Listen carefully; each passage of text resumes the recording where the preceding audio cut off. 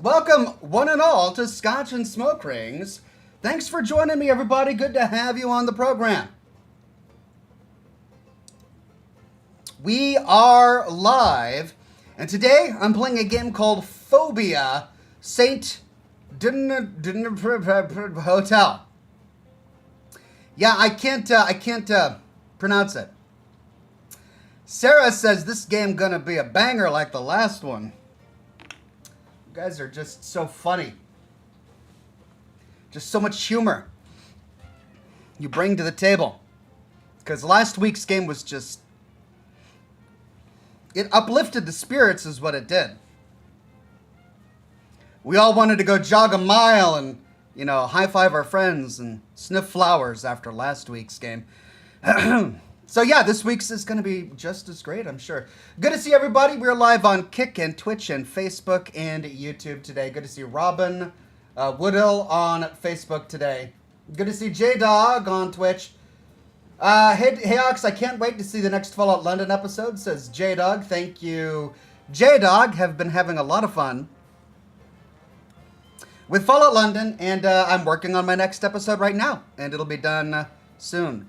HTC says wrong mic. It's not the sound is hollow, like you're in a tunnel, says Norrell. It's because I'm trying something new. Like if I get close to the microphone, you can hear me okay. You know, but I'd have to do this. Like I don't want to spend the entire broadcast just looking up like this going, "Hi everybody. Oh, this pop filter tastes so good. Hi." No, I want to be able to move around and all of that. So there is a drawback to this new microphone. Sean says echo.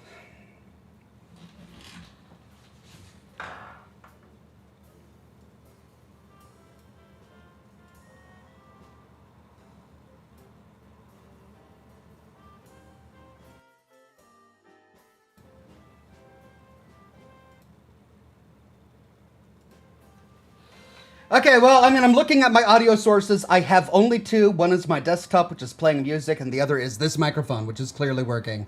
So I think it's just the microphone. I think you guys are not used to this microphone. That's better, says Clow. I didn't do anything. I literally did nothing. I did nothing. How is that better? I mean, I muted the audio source and then turned it back on. Clow Big says, whatever you did, fixed it. You're kidding me. I didn't... All right, yeah, I planned this the entire time. I'm in complete control over my own broadcast here, is what I'm saying. I know everything that goes on, including what just solved that problem. Vince M says, good evening, Ox. The last game was really mind-blowing. For sure. Looking forward to tonight's stream. Cheers. Thank you very much, Vince M. Jackal Wise says, I have arrived. Excited for another Oxhorn stream. Excited to have you here, Jackal Wise. Good to have you on the program. We've got Speed Racer on Kick. Hi there, Speed Racer. They trolling you, says Speed Racer. Yeah, I'm starting to think so, because I didn't do anything. I literally muted the source and then unmuted it, and they're saying that fixed it. I don't know.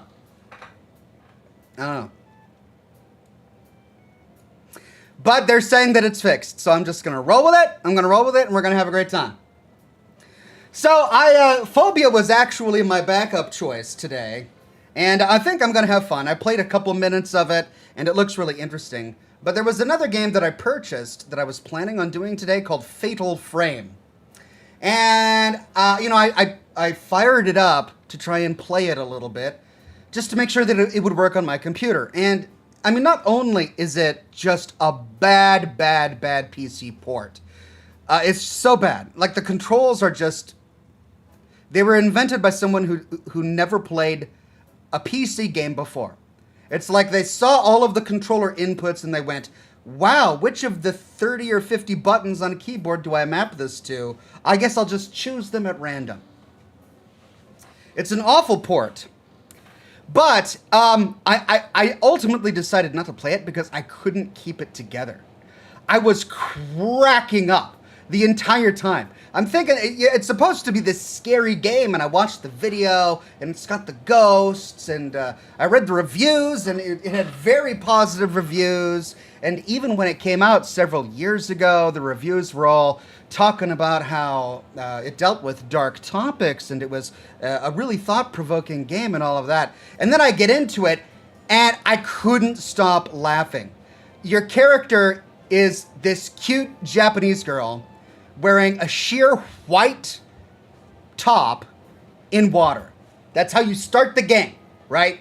Sheer white top in water. Then a bunch of ghosts start, pulling out of the water. They start sitting up in the water, and they all have boobs. They're big boob ghosts. Big boobs, just tons of boobs everywhere you go. And then you've got to navigate around this water filled with the boob ghosts. And then you get to this hallway, and then they teach you how to run. And then you're running down the hallway, and you hear this awful noise. And what is it? It's a boob monster. It's another boob monster. It's another female boob monster. And then this black liquid starts to come up. By the way, your character is also in a mini skirt. You're in a mini skirt in the water, wearing the sheer white top, and then this black liquid starts to creep and crawl up your legs, and then under the dress, and then it's up your face, and then you pop out of existence, and you appear with your partner, because you're going to be a detective in like a cave. And who's your partner? A lady with giant boobs. It's just like everyone in this game is just boobs, boobs, boobs. I'm just cracking up the entire time. I couldn't get through it with a straight face. So no Fatal Frame. Instead, we're gonna play Fobia. I'm pretty sure there's no boob monsters in Fobia. Like, I get it. You wanna see some sexy in your games, and that's fine. But if you have too many giant boobs, it kind of defeats the purpose of having giant boobs. If everyone has giant boobs, then no one has giant boobs, because they're all the same size boob. Right? This is not complicated, right? Did we not learn anything from Resident Evil Village? There's only one character with giant boobs, and the entire internet went crazy over her, right? And she was this dominatrix character, and she was a vampire, and she was evil, and people loved it. They just lapped that up. There was only one though. Could you imagine if every enemy in Resident Evil Village had just giant boobs? The werewolves and the troglodyte monsters and the vampires and the walking chests of armor. I mean, it would be too much is what it would be. Way too much. So, yeah, we're playing Fobia today because there aren't any monsters with boobs. That was my experience trying to find a game for today.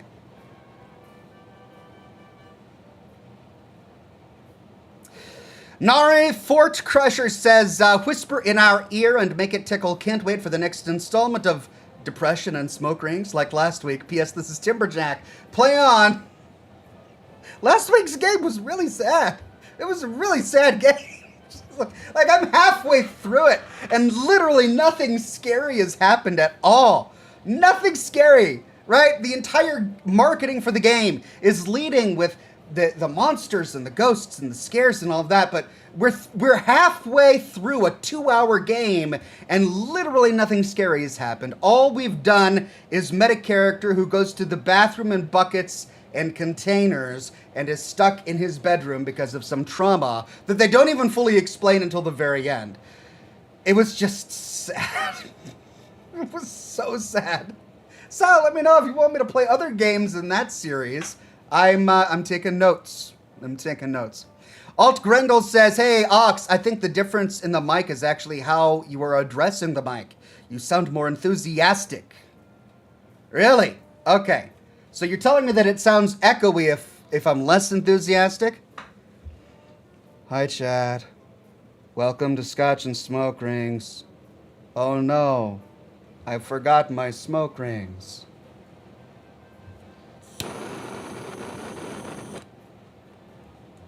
Here it comes, chat.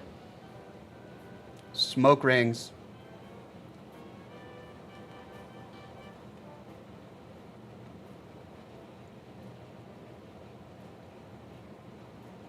That was the problem? I got to be energetic. Okay. I will try to maintain energy during the broadcast. Kara Aerosmith says, I came in at Boob Ghost. Lol. Hiya, Ox. Hiya, Kara. There were too many Boob Ghosts. It was just not the game I was expecting. Real Sus Boy says, Ox, have you ever used a cigar-flavored vape? No, I never have. You know, it's interesting. It's the flavor of the cigar is not the biggest appeal. I mean, it's one of the appeals. There are different ways you can age a cigar and many different flavors you can create depending on how you age the tobacco in a cigar. You can make it taste nutty or chocolatey or spicy or old and grassy. Like, it depends on the flavor that you want to get out of it. So there definitely is a flavor, but people smoke cigars for a variety of reasons. It's the tactile reasons for me. It's the touch. It's the heat of it. It's the sensation of the smoke. And you lose all of that with a vape, in my opinion. I don't know if I could ever actually get into a vape. So a cigar-flavored vape probably wouldn't do much for me. Kara Aerosmith says, any new sounds on the board? Oh, if there are, I forgot about them. Let's see.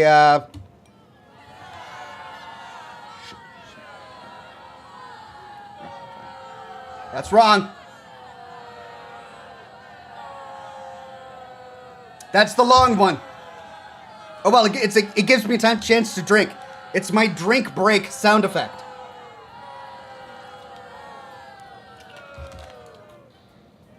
Okay, there was that one, and then...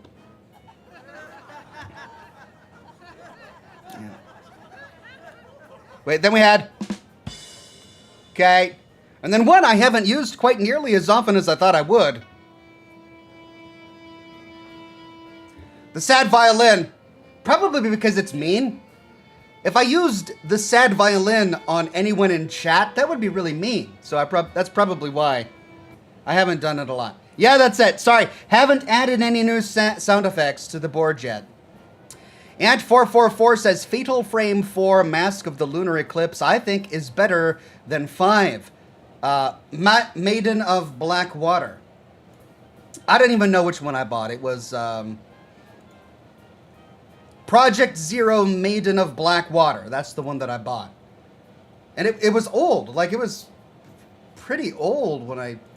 It wasn't a new game. I forget when it came out.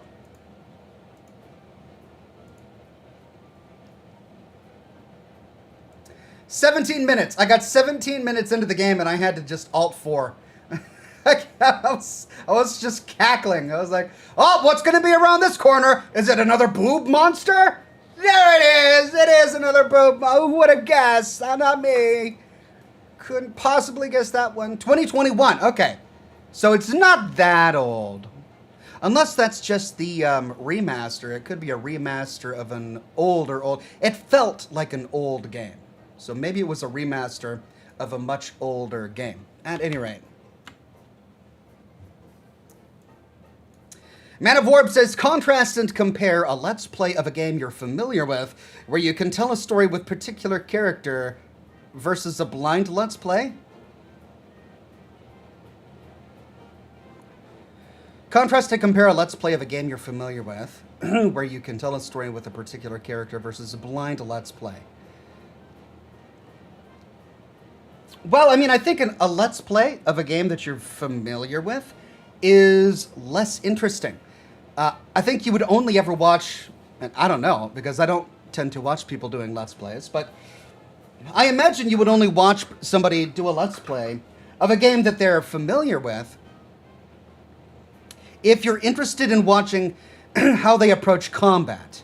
If it's a multiplayer online combat game and you're more interested in seeing how they deal with certain survival situations and navigating areas and dealing with threats, that I think could make sense. But if we're just talking about a single-player action RPG game, the plot of which you already know, if you know that the person playing already knows what's going to happen, I think that's less interesting.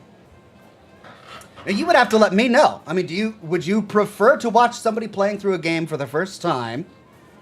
Or would you prefer to watch somebody playing a game where they already know everything that's going to happen? I don't know.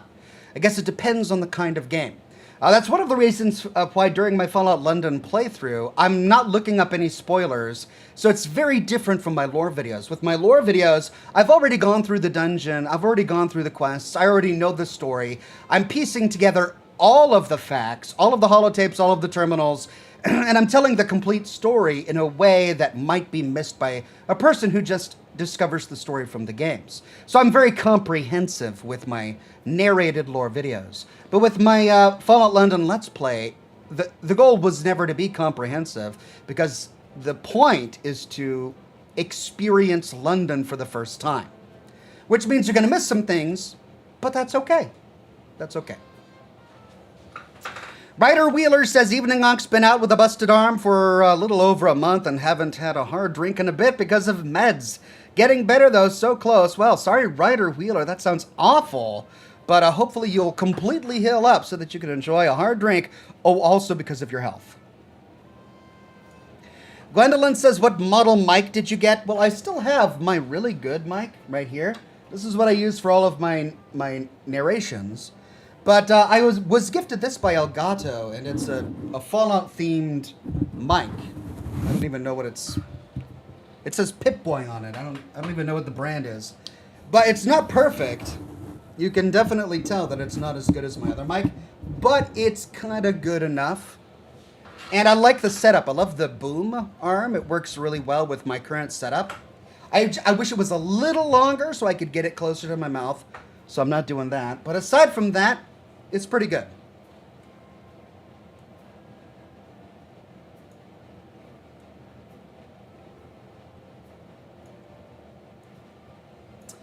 Dark Lord says, hi everyone. Hey there, Dark Lord. Good to see you, my friend.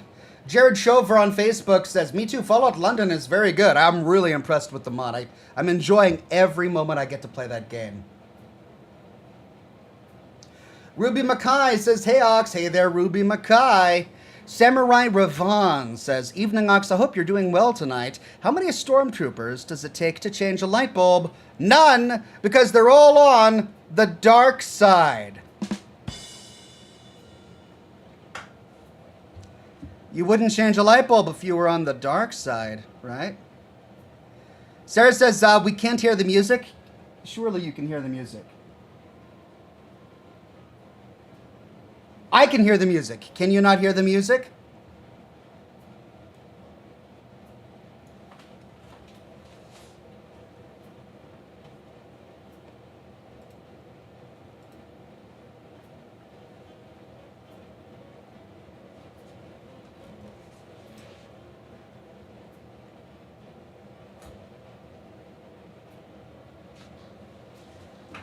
You can't hear the music, but you can hear me.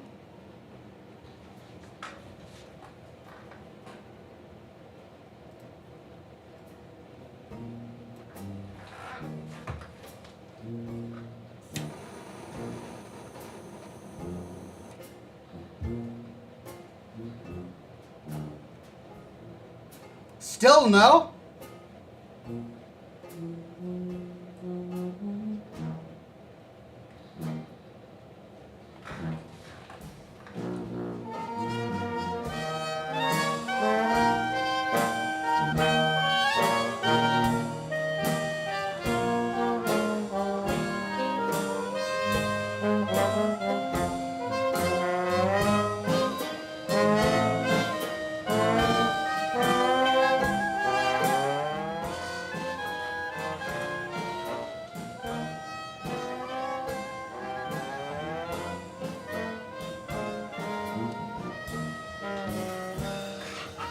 All right, how's that? Gosh, it sounds really loud to me. It sounds really loud. Is that too loud?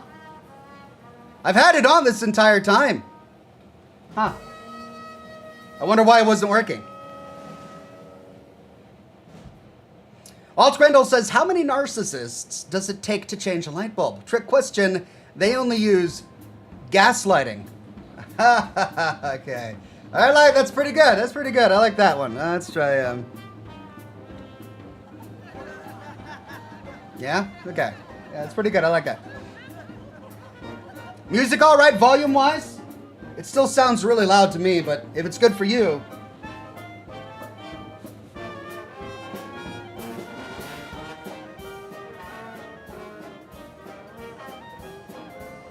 It's good now. Let me tinker with a few things.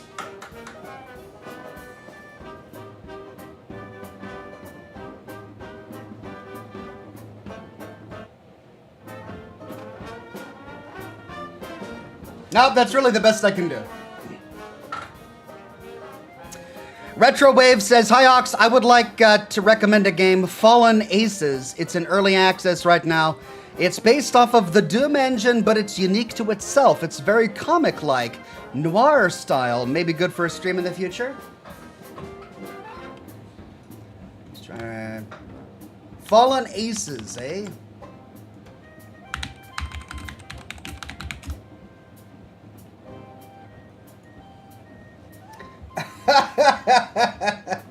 Oh my god. See what you mean. I mean, it's a Doom style game. Old school Doom style, like not new Doom style at all. Pretty interesting. Cool.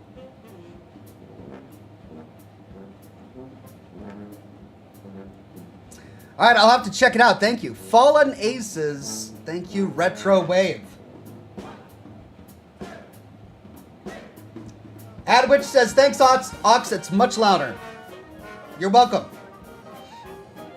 Jared Shover says it's too good. All right, another fan of Fallen Aces.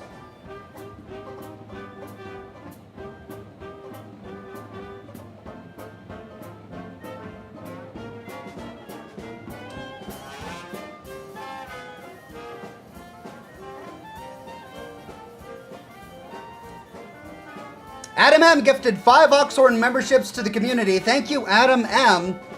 And congratulations to Sebastian Sanchez, Laura Elstad, Russell Romig, Jeremy M, and Hellcat. Thank you again so much, Adam M. And congratulations all. Sarah says, "Ox, you're for real having fun with Fallout London?" I am for real having fun with Fallout London. It's not canonical, so of course I'm not going to incorporate it into my headcanon, but it's so well done that it might as well be.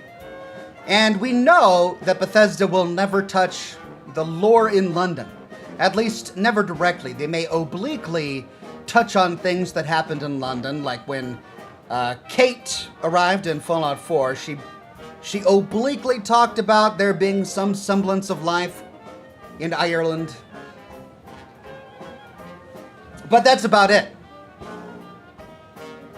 So, as far as, anyone knows, why couldn't this be canonical, right? It's just, they put such an attention, they gave such great attention to making sure that everything could work in the Fallout universe that I greatly respect what they've done. So I'm really enjoying it. Man of Warb says, "Came upon your short video of Horizon Forbidden West where Enutaru pokes at her cactus. It made me rewrite the ink spots 'I don't want to set the world on fire' to describe that situation." I'm sure it would. Yeah, that sounds like something you would do, Man of Warb. And I remember that moment a lot because she was just sitting there poking a cactus. That was her gardening. Just harassing a cactus by poking it. Poor cactus. Julian Z says, "Hi Ox, so good to see you on the Scotch and Smoke Rings. Can't wait for more Fallout London. I must find out more about the cute Thulus. What is tonight's game about?" I don't really know. Pardon me, I know it has something to do with exploring an old abandoned hotel. That's really all I know. Wade Speakerman says, "Here's a joke for old people. What do Ginger Baker and 7-Eleven coffee have in common? They both suck without cream."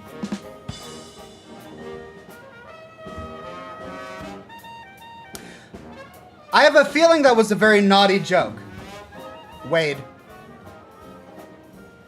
I have a feeling that was very naughty, but I don't know how. So I'm just gonna warn you. Keep it cool, all right? We can get to the line. We just don't want to cross the line. There's naughty and then there's naughty. As long as we don't venture into naughty, we're all right, okay?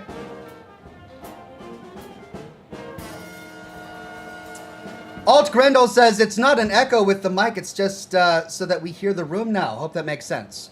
Okay, but you all told me a moment ago that it was fixed. I know that you guys can hear the room a little bit. You can hear the echoing in the room because it's a brand new microphone and I'm not sitting right next to it like I have been for the past 7 or so years. So I'm trying something new and I hope it's not too distracting. It's not naughty, says the chat. Oh, okay.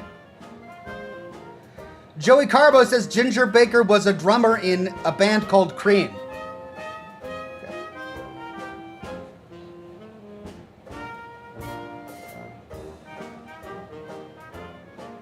I see, they both suck.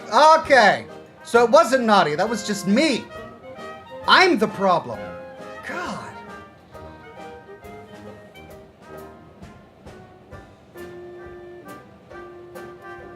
Feel bad?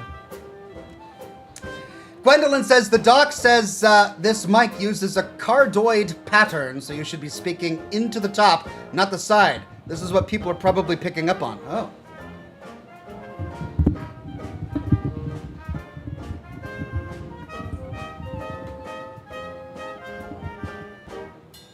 Okay, how's that? Is that better? I'm speaking directly into it now. I'm not speaking into the side. I'm speaking directly into it.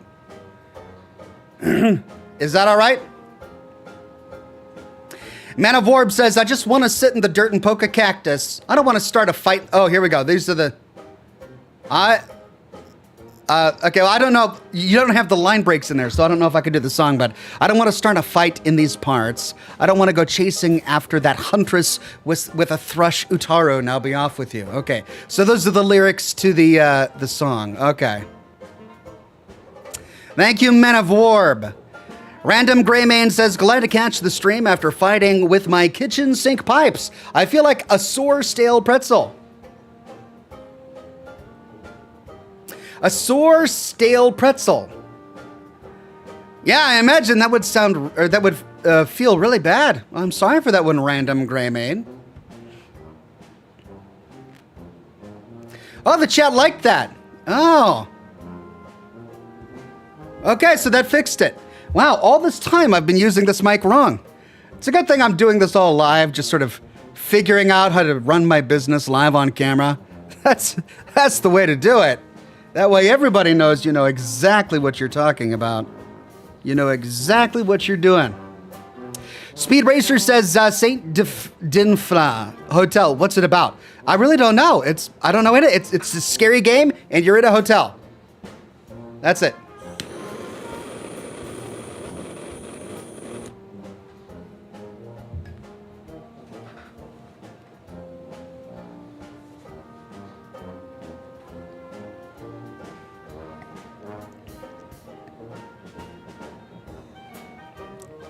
Alt Grendel gifted 5 Oxhorn memberships to the community. Thank you, Alt Grendel, and congratulations to Joey Carbo.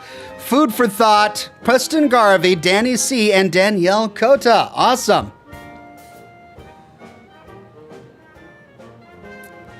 Merdin Philippe says, fast-forwarded through the first 15 minutes of Fatal Frame. No boob monsters. Looking through Maiden of Black Water, one character is busty, but not the ghost. What's Ox talking about?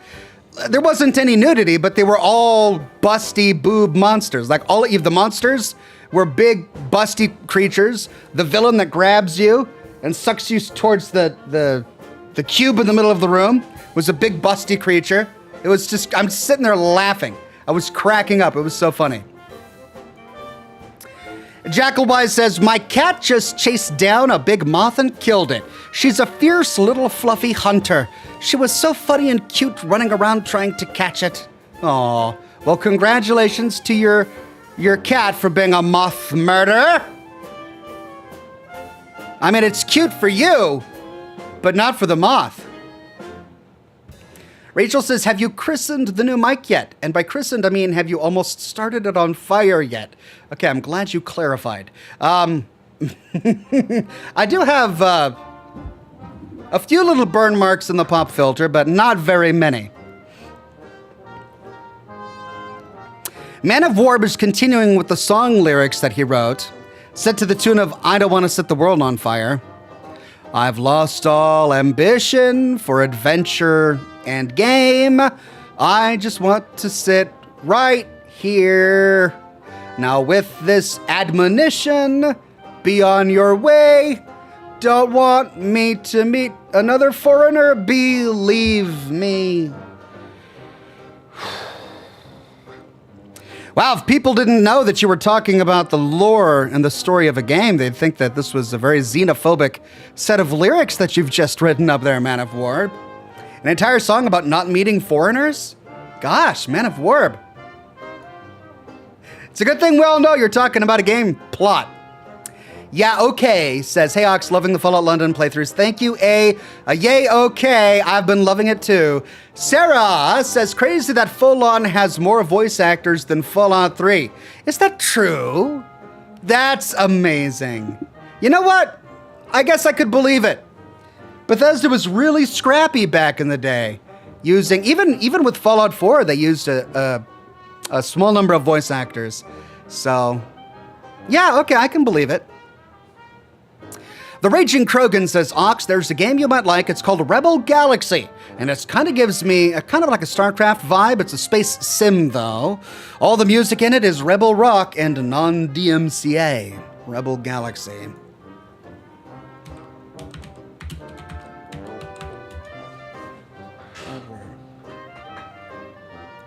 $2015. Wow. Still, we've played old games before and loved them. From Mass Effect to, I don't even know. Mostly positive reviews. Very positive historical reviews. Okay, cool. I'll add it to the list. Thank you, my friend.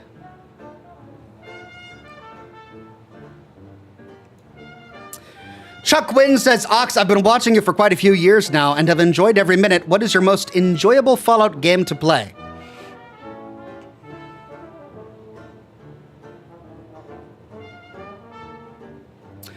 Well, that's difficult because the older Fallout games have so many glitches and performance problems. Fallout 3 and Fallout New Vegas, Fallout 3 in particular, they can't be played unless you install a bunch of mods that patch it and make it, 64-bit aware and all sorts of stuff like that.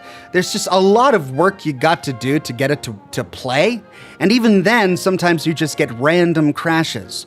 So I would say that I really enjoy exploring the Capital Wasteland in Fallout 3. I think that's a lot of fun. I think the personalities and the quests and the stories in Fallout New Vegas are some of my favorite storytelling I've ever seen in any game. But Fallout 4 is the best rounded. It performs well. Load times are really abysmal in Boston, but aside from that, it's not crashing to desktop every 10 minutes or so like it does for me with Fallout 3. And it's got a really good fleshed out story as well. So probably Fallout 4.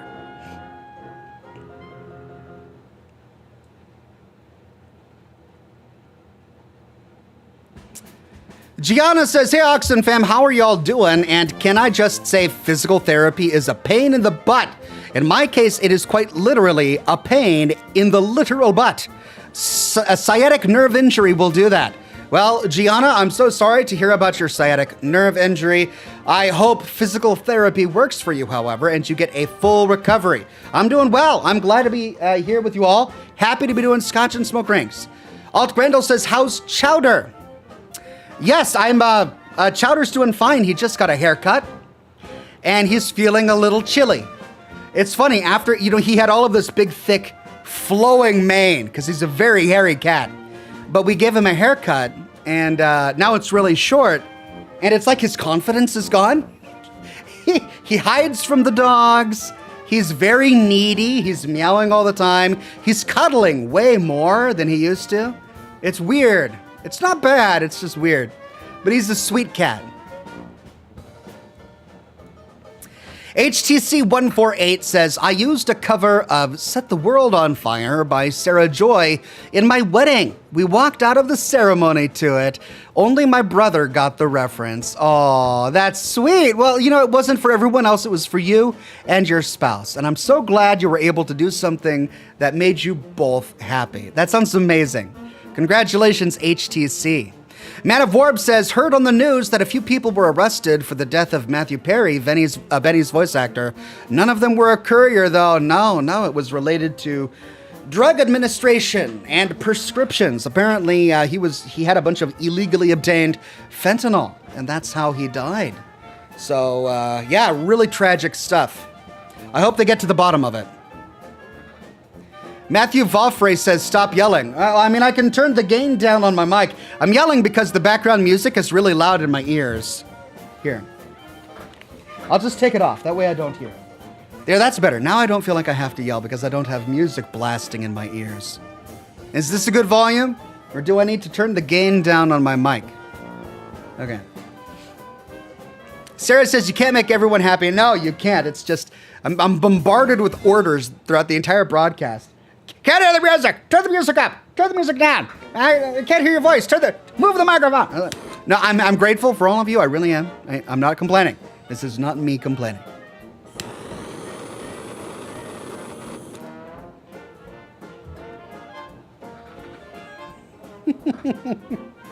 Better, says Chad.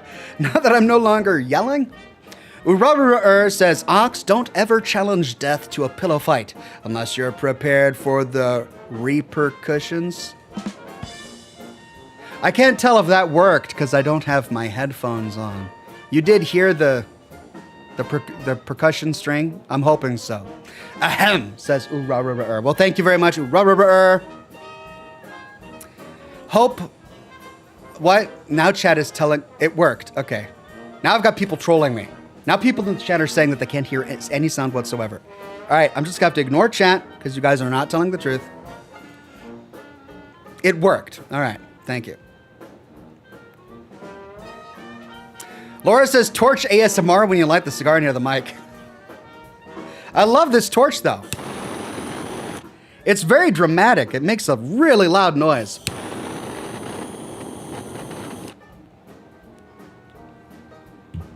I love everything about it.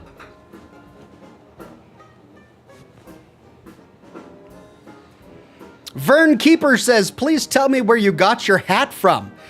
Well, this hat is it's a relic, really.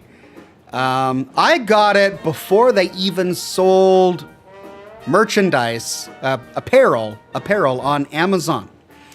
This was back when all they sold on Amazon were books and sometimes DVDs. I had to find an online shop called Mike the Hatter. And I don't know if it still exists. Every time I mention it, people will tell me that it still exists. But this was 20 some odd years ago.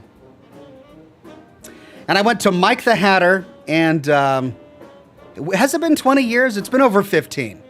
And I found this hat and I bought it, and I've used it ever since. It probably needs a good wash, as it's never had one.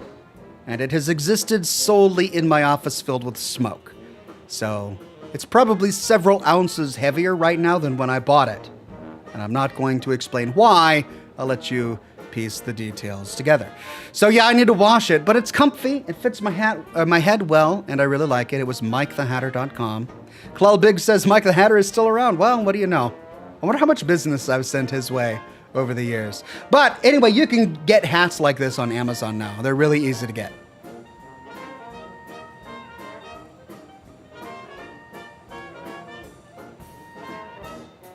Man of Warb says, Ox, you should play the Reaper noise from Mass Effect whenever anyone says the word Reaper, or similar sounding such as Ripper or repercussions. That's a very specific sound effect for a very specific trigger. Like, I'd have to take up an entire slot on my soundboard just in case somebody happens to say a word that sounds a little bit like Reaper. And then, man, I've got the sound for it. I don't know. That's very specific. Maybe. Robert Cizirma gifted 5 Oxhorn memberships to the community. Thank you so much, Robert. And congratulations to Kent, James, Rally Kiss, G. Slater, and Cat Bugs. Michael Ewan says, are the Folon views good enough to keep going for now? The problem with the Fallout London videos is that they go down over time as the series goes on. And that's the way it is with any series. When I did the full story of Fallout 1 and Fallout 2 and Fallout 3 and all of the Fallouts, you take a look at the first episodes, and some of them have millions of views. You take a look at the last episodes in the series, and some of them have, hundreds of thousands of views, and they've been online for a decade, right? That's just the way it goes. And I think that's the way it is with any series, even with Netflix. If you were to sit down and watch a Netflix series and then gauge the watch time of the entire series, most people will start it, and less than half of them will actually finish it. And that's just the nature of human viewing, of how people view stuff online. So I know the viewership is going to go down. I just hope that it finds a steady median where there's at least tens of thousands of people who will routinely and habitually show up to watch each episode as I publish it. Really, I kind of need each episode to get at least over 50K in about a week for it to make sense. The last 2 episodes haven't quite gotten there yet. So we'll see if I continue with it. I want to, because I'm personally genuinely enjoying playing Fallout London. But I had to put my full story of Fallout 4 on pause in order to accommodate it, and I may need to jump back to that if the numbers don't come in. We'll see. Rachel says, if you were a poltergeist, what item would you possess to best haunt people? A whoopee cushion. You could really make good use of a whoopee cushion if you were a poltergeist. Preston Garvey says, was Mike mad? Well, I don't know if he was a Mad Hatter, but he was definitely Mike the Hatter.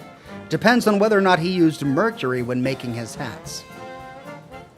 You'd have to ask him.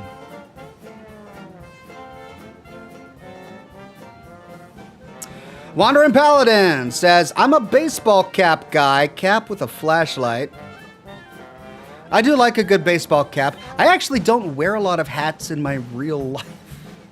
I used to. When I was a younger man, I used to wear hats all the time.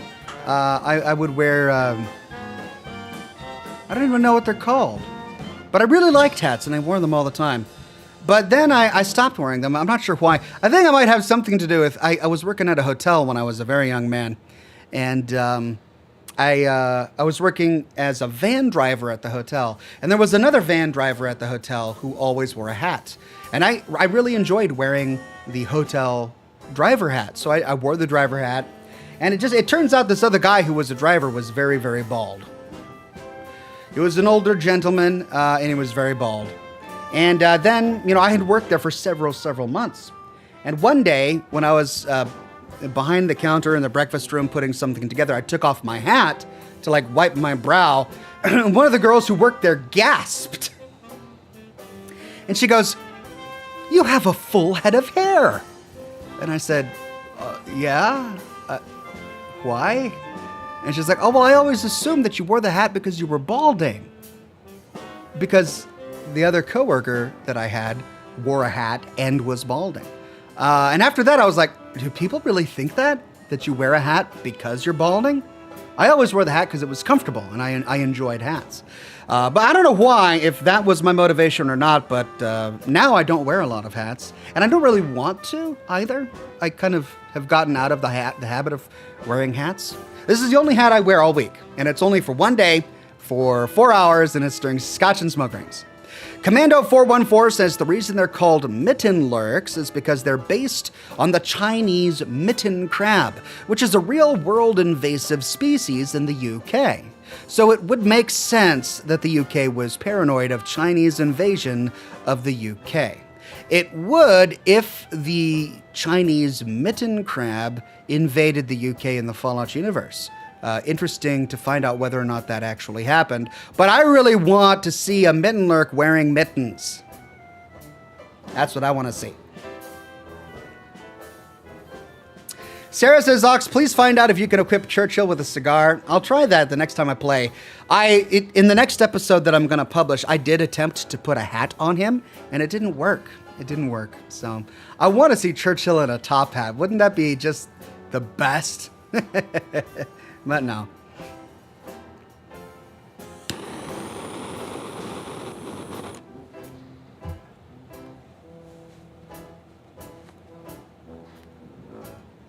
Vince M says,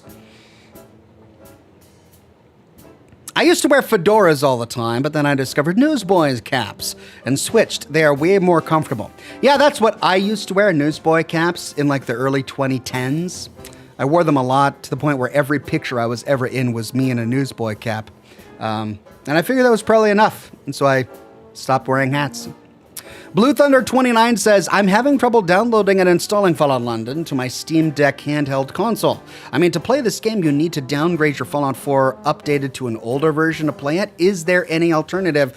Sadly, there is no alternative. You have to downgrade your Fallout 4 installation. Now, they give you clear instructions on how to do this in the Fallout London installation. Sadly, it's really, I feel so sorry for the Fallout London guys because they were working so hard on this mod. And then Bethesda comes out with this 4K update literally weeks before they were going to release the mod, and it completely ruined everything that they had built. Frustratingly. But yeah, the nice thing about Steam is that Steam keeps a copy of every version of a game on its servers. So they have older versions of Fallout 4 kept on the server. Now, you can either use a version that you've kept, or you can download the version that's kept on Steam servers. And Fallout London, the team, they explain and they show you how to do that, how to download the older versions of Fallout 4. I don't know if you can do that to a Steam Deck. I only ever did it on the PC, and it took a little bit of time because you're downloading gigabytes and gigabytes of additional data. But once it's done, that's the only time you have to do it. Then you make sure that your Fallout 4 installation can never be updated by Steam automatically, and you're good to go. Yeah, okay, says, I'm a huge book fan. I love the Star Wars Old Republic series and others. I would love to read Fallout novels. Why do you think Bethesda refuses to license any such work? It pisses me off. Lol. I don't know. I would love to write Fallout novels. I am a writer. Like that's what I wanted to be ever since I was a child. I self-published a couple of books, one of which was a fantasy novel back when I was a young man. I always wanted to be a writer. I would love to write Fallout novels. I don't know why. I could only speculate. Maybe it's because they wanted to maintain the continuity of their universe, and allowing a writer to start making canonical decisions within the universe is going to make it difficult to keep track of everything. This is the problem that the Star Wars franchise now has due to the tens of hundreds of novels that are out there in the Star Wars universe. Commando414 with a very generous super tip. Thank you so much. Commando414 says, The Lusty Frontier Maid is based on Skyrim's book called The Lusty Argonian Maid, but the word frontier is also based on the most controversial New Vegas mod for Fallout called Fallout New Vegas The Frontier, where it had some messed up NSFW stuff. I remember when Frontier came out, everyone was hounding me to play it. And I was tempted. I almost did. And then the reports came out of all of the not safe for work, messed up stuff. And I was like, yeah, I think I'm going to skip that one. And after that, the entire idea of playing a fan-made story-based mod really put a bad taste in my mouth, to the point where I didn't really want to cover Fallout London. But I'm so glad I did, because it's clearly a completely different philosophy behind Fallout London. It's not just, they're not in it for shock value or anything. They really wanted to create art. And that's what this is. It's just the artistic expression of a bunch of professionals and diehard fans who are making something beautiful. And that's why I love it. They put so much attention to the continuity of the world that I haven't seen in very many other story-driven mods. So it's not perfect. There are things, and I point them out as I play the mod, but it's still so well done that I'm thoroughly enjoying it. I'm so glad I played it. Blue Thunder says, so does that mean I need to buy Fallout 4 Game of the Year on GOG to be able to play Fallout London? No. You download the free Fallout London mod on GOG. Then, if you already have Fallout 4 installed on Steam, you simply copy over the Fallout 4 installation, the Fallout London files that you downloaded from GOG, and you paste them into your Steam Fallout 4 installation directory. You overwrite all of the files, and you're good to go. Do that after you downgrade to an earlier version of Fallout 4. They have this all listed on the installation website. Man of Warb says, Googled Fallout novel. Only result was a military thriller about a Navy fighter pilot who gets drawn into the India-Pakistan conflict. I mean, there are lots of things called Fallout. I mean, there's even a Mission Impossible movie called Fallout. But yeah, in terms of canonical works in the Fallout universe, there's nothing. All right, we got about 10 minutes, and then we're going to dive into the game. 10 minutes to get your questions in. Roman Granados on Facebook says, hey, Ox and chat. Hey there, Roman. So good to see you, my friend. Toby Noble says the Nick Valentine novel would be cool. Wouldn't that be cool? I'd love that. Jessica McDonald says maybe they're afraid that the writer will write a better and clearer lore than they come out with. It's a very different medium. The lore of the Fallout franchise... So there's a stable, continuous world upon which they build a story. And you've got the primary plot, which is supposed to make sense as you go down the rails of that story. But then there's the world building that goes on around the primary plot that adds so much more to the universe, which is why I started making videos to begin with, because so many people miss it. And it's because of that I think many people think that the storytelling in Fallout is subpar. But I disagree. I really enjoy the storytelling in Fallout. I think Fallout 3 had good environmental storytelling, bad character storytelling, and mediocre plot storytelling. I thought Fallout New Vegas had excellent character-driven storytelling and world building with poor level design and really bad environmental storytelling. And Fallout 4 is a good mix between the two. It's not perfect, but the environmental storytelling is 10 times better than Fallout New Vegas, and they have way more characters that have character quests and fleshed out personalities, as well as primary plots and side quests. It clearly is a step up from Fallout 3.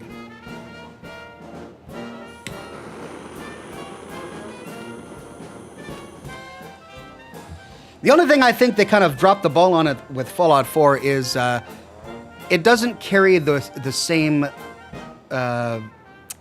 the essence of Fallout 3. Fallout 3, and maybe it's just because it's a completely different place on the planet. It's Washington, D.C. So clearly, Washington, D.C. was hit with awful, awful nukes, and it's probably taken a long time, the way magical Fallout works in the Fallout universe, for it to recover.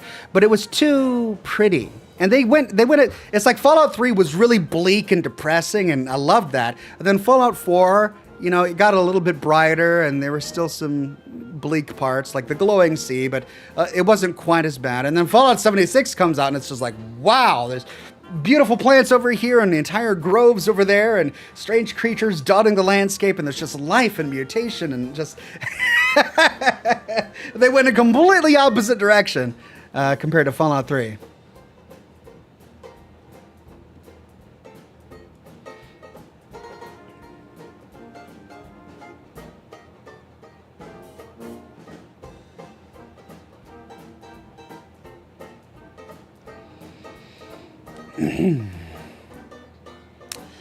Jessica McDonald says, not sure about you, but to me the song Hotel California reminds me of the DLC Dead Money from New Vegas. Just read the lyrics and look at what happens in the DLC. Yeah, maybe. But Dead Money is a great example because the story of Dead Money is superb. It's so tragic and the characters are so fleshed out and wonderful, but playing it... Like, actually playing the DLC is a burden because of the fog that's everywhere and the ghost people and the level design within the Sierra Madre. It's just a maze. It's a nightmare to actually explore the Sierra Madre. But once you get into there, it's got a wonderful story.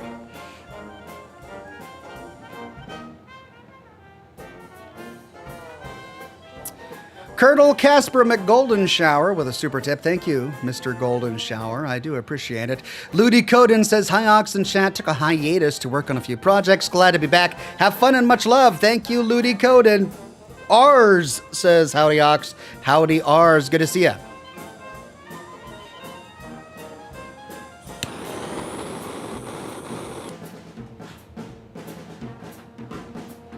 Five minutes.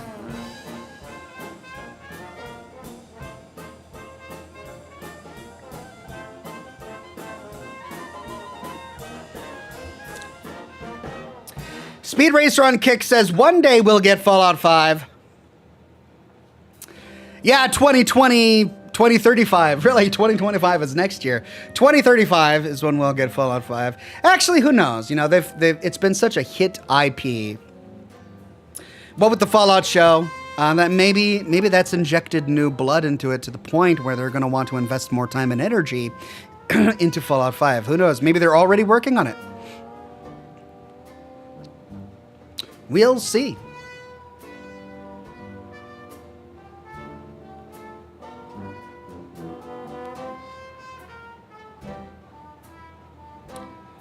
Yeah, okay. Says, I want a visceral, grounded Fallout game so bad. You know, I'm with you. I really am. I'm with you. I want a visceral, grounded Fallout game so bad too. And I think the developers of Fallout 4 did as well. And I feel so bad for them because I remember... I remember when the survival part of Fallout 4 came out. When Fallout 4 came out, it didn't have a survival game mode. A hardcore game mode with food and water and all of that. But then I remember when the hardcore game mode came out and Todd Howard is talking about this is what we intended Fallout to be, and we wanted it to be this hardcore experience and yada, yada, yada. And nobody plays it. Like, nobody plays the hardcore survival mode of Fallout. Some people do, but literally nobody plays it. And then Fallout 76 comes out, and they really wanted it to be this brutal PvP game where you log in and there are lots of people everywhere and you never know who's gonna waylay you in the streets and rob you, like back in the old Ultima Online days where you had to be very careful and there were robber barons around every corner. That's the kind of game they wanted. They wanted it to be a rough experience with just brutal gameplay. And I remember when we went to the resort as part of the event, they were talking about that, and we got to play, and we would stop in the streets, and they would say things like, "This is one of the guns. This is a Gatling plasma, but you're probably not going to be able to keep it for long because people are going to they're going to want this, and they're going to kill you to try and get it." And then they had the whole Fortnite thing where they wanted the battlegrounds, and they really wanted Fallout 76 to be this hardcore, visceral, difficult experience, and literally nobody wanted that. Players of Fallout 76 wanted a playground where they could dress up in cute costumes and go to each other's camps and donate goods and do dances. That's what they wanted. And so that's what the game has become, essentially. And if you look at the original lore of Fallout 76, which I really enjoyed, even though I know that it was a bad idea to create a game that didn't have any NPCs and literally everyone was dead. At the beginning, I really enjoyed wandering around Appalachia and finding holotapes and notes and skeletons and piecing together this story of this awful plague and everything that had happened. And they really wanted this to be a hardcore, brutal world. But the player base didn't. They just wanted to have a playground, a Fallout-themed playground where they could have communist Chinese power arms armor and, pets and crazy mutations and every kind of dance and 15 different thousand skins for weapons and all. That's what it's become. And, I'm not going to hate on it. I know it kind of sounds like I am, but I'm totally not hating on it because there's definitely a place for that kind of thing. But I kind of feel bad for the devs because it's not the game they really wanted to make, but it's the game they ended up having to make.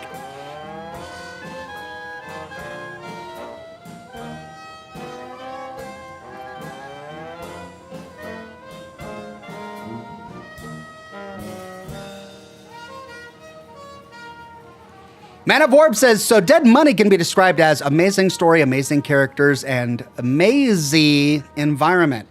Yeah, I mean, once you explore the Sierra Madre and you get to understand the level layout, it's not so bad. But when you first start exploring, it's just so overwhelming, and it's just a big maze, and the fog is so unforgiving and brutal that it was just a nightmare at first. And it's so oppressive. It's overwhelming oppressive. It's the music, too, and the sound effects in the Sierra Madre, the sort of droning, thumping. It's really terrifying. It's on one hand, it's great because it's genuinely a terrifying, oppressive, brutal experience to be in. And yet you still have to be in it to try and get to the end of the DLC. So, Ranker 1138 says, the Fallout Tabletop RPG guide and modules are canon and have lots of lore about the followers of Adam in the Commonwealth a few years before Fallout 4. That's fascinating. Perhaps I should dive into them to better understand the universe.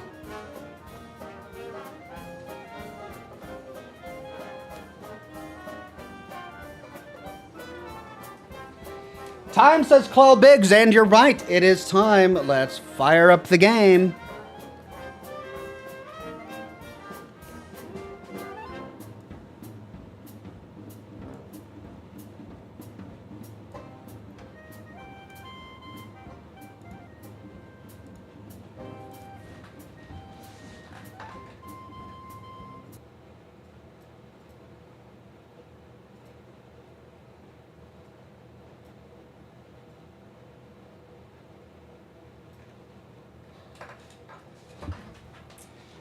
All right, let me know if the sound balancing is not very good, because I'm actually really still confused as to why the sound didn't work very well earlier. Ooh, please don't. There we go. Alien Face says, hey, Ox, I really enjoyed watching Still Wakes the Deep. I'll be picking it up soon. Stay amazing, Ox. Thank you, Alien Face. I enjoyed Still Wakes the Deep, too.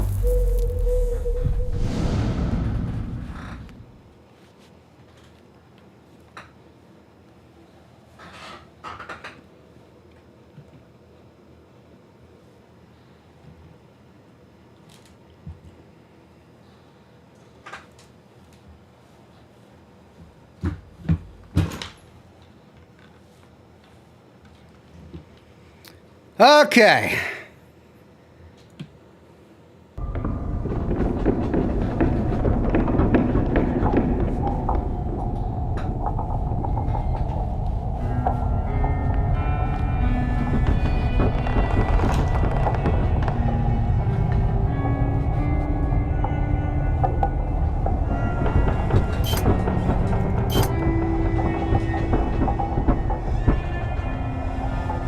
Here we go.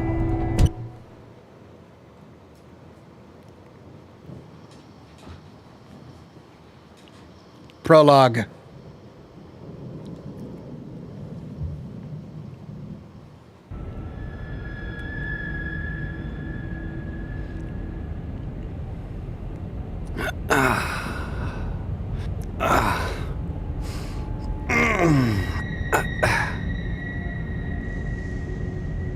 Shit. Where am I? Sarah says that the game may be a bit too loud. Let me turn that down. No. I have to get out of here. Right, I turned it down about 3 decibels. Let me know if that sounds good. Okay, when I experimented earlier, it was really, really dark, and so I actually bumped up the gamma.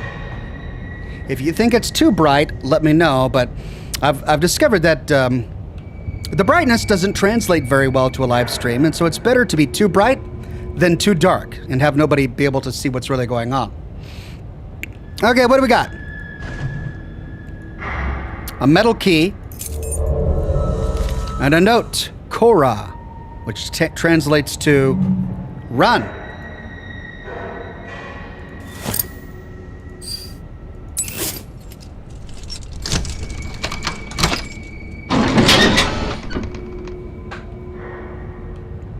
Seems like no one else is around. Now's my chance. All right, we wake up in a cell block. We've got a bunch of other cells. Ooh. Okay. They're all labeled. I was in cell 7, but we've got 6, 5, 4, 3, 2, 1. A burst pipe, and this looks like the way out. Let's see what's over here on the table. A note. Dear member of the Sacred Trail, the new guinea pigs are ready for testing. The procedures will begin immediately. The Sacred Trail counts on your collaboration for the proper registration of the patients. To the principle of free will, Dave Menzies.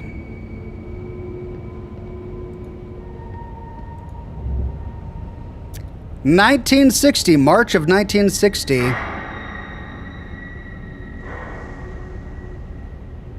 So we're Wednesday, the 11th of March of 1960. In Spain?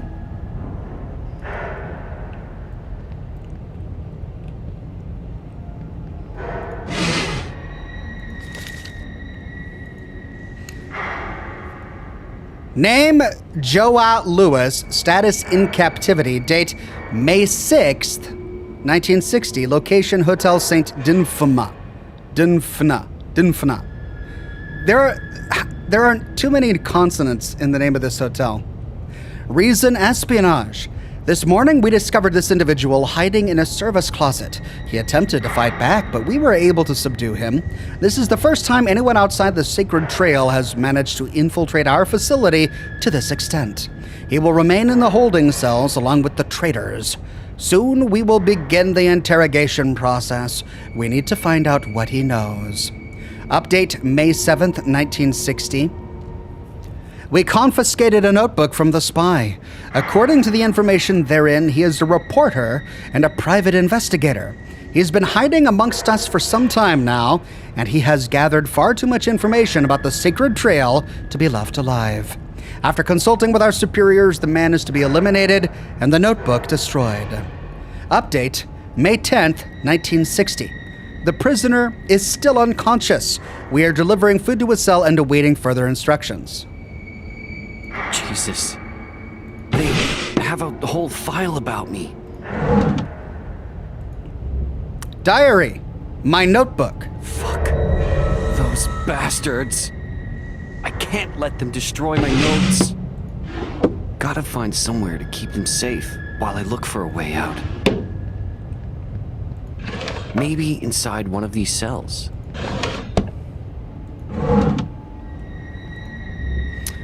Old book, What to Expect of the Future.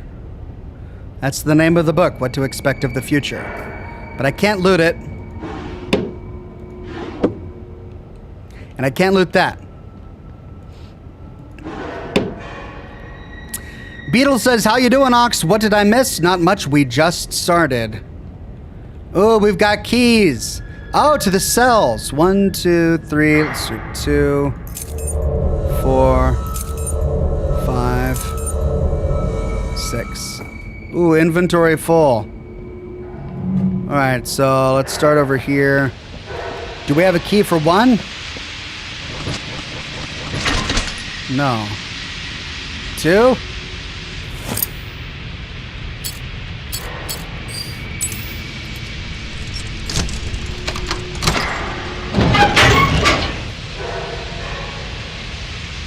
God, it's dark.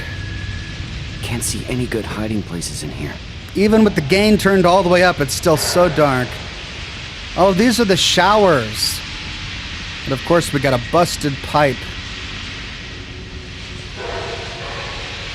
Right, let's try 3. 4.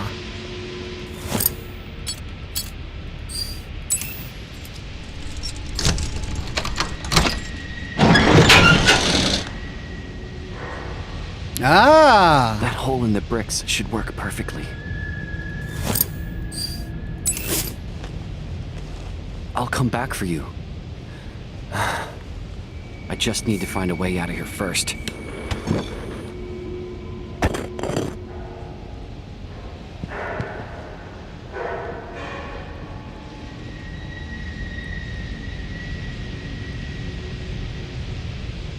Well, we've got more keys than that. We had 5 as well, didn't we?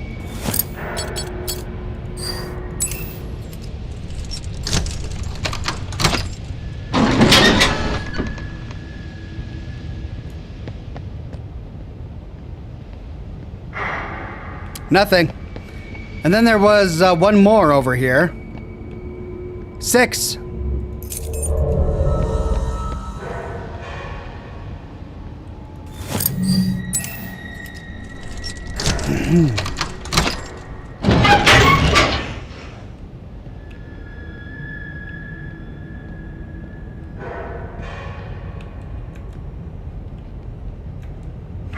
Nothing. Nuka Tom says, tonight on Scotch and Smoke Rings, our narrator finds himself late driving in San Jose at speed limits that should probably be illegal, with passengers screaming at him to slow down for the love of God. That being said, let's see where our hero in Homeric headwear finds himself tonight. Homeric headwear. I like that.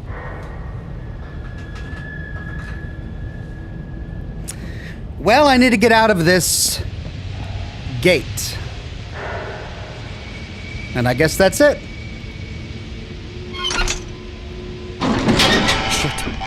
Shit. Whoa!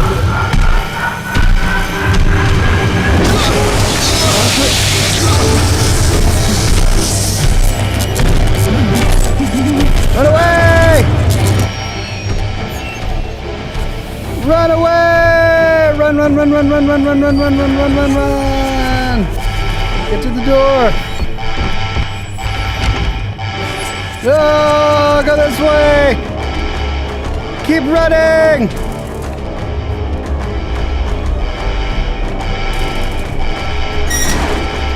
I'm not stuck! He's right by. Oh!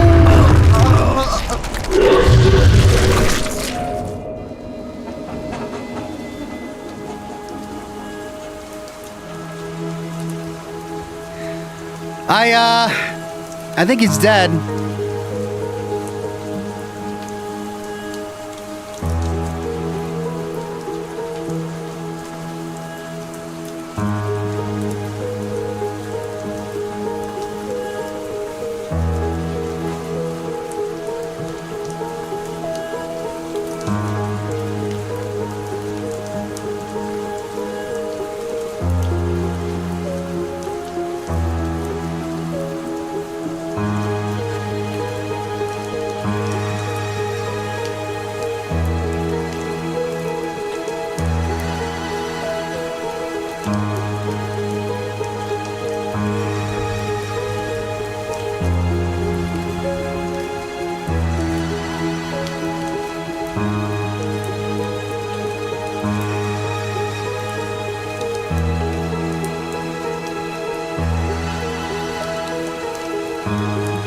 Hotel Santa Dinfna.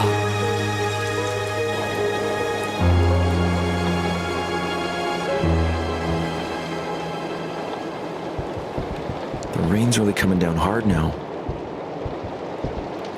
Okay, it's the same guy, but apparently at a different moment in time. Chat is telling me to turn off the lights. Okay, I can do that. Be right back.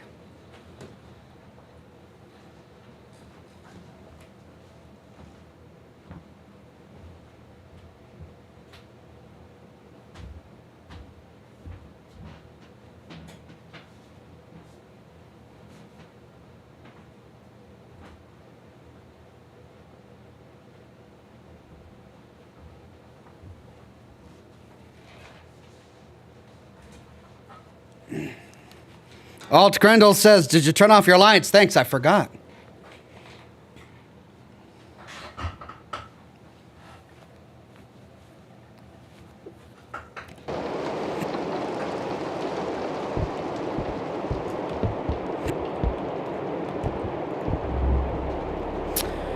September of 2009? It's September 11th of 2009. Why did they choose September 11th? Really? But wait, the guy died in 1960.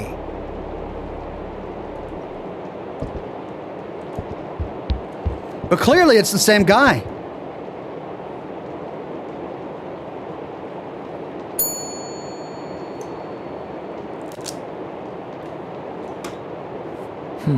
Seems like nobody's here.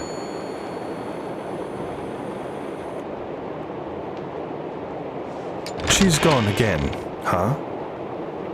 My apologies for keeping you waiting. Oh, it's no problem. I actually just got here. That girl. Always running off somewhere. Right. So, should I just wait here, or...? No. I can take it from here. How does the old saying go? If you want something done right. Do it yourself. Ah, precisely. So let's see here. What is your name, sir? Lopez. Roberto Leche Lopez. Roberto, Let's see. Ah, here you are. And to what do we owe the pleasure of your visit, Mr. Lopez? Tourism? Work? Or simply looking for an escape? Work, actually. I'm a journalist. You wouldn't happen to know anything about the strange things people have been reporting around here, would you? Room 610, Block B. The elevator is just through those doors, straight ahead on the right. Oh, okay. I truly hope you're the right person, Roberto. Please, enjoy your stay. Right. Thanks. The right person. Yeah, that was weird. Chat is complaining about screen tearing, and I'm not seeing any on my end. So no screen tearing. All right. 610.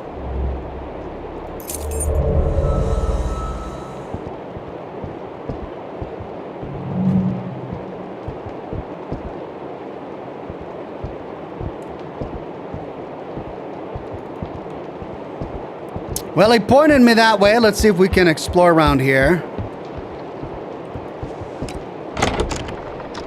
Yep. He was evasive about our question. Then he said something weird about us being the right person.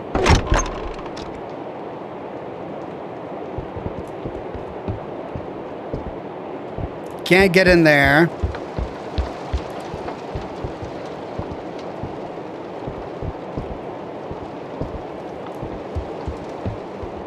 Oh man, I can't get back there? Oh.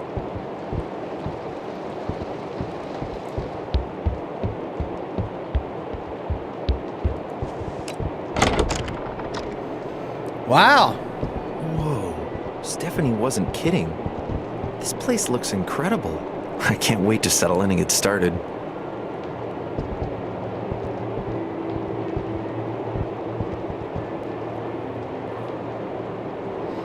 Nuka Tom says, careful, Ox, he's British and dapper. You're either dead or about to be.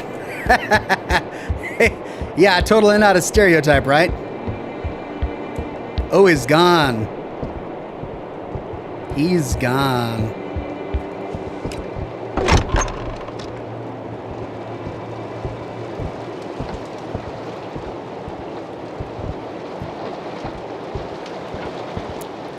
The candlestick in the den. Mr. Plum. Professor Plum. Old book, The Eternal Night.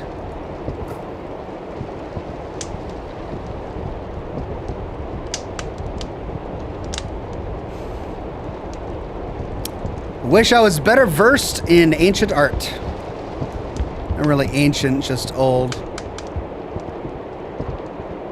Not creepy, so not creepy.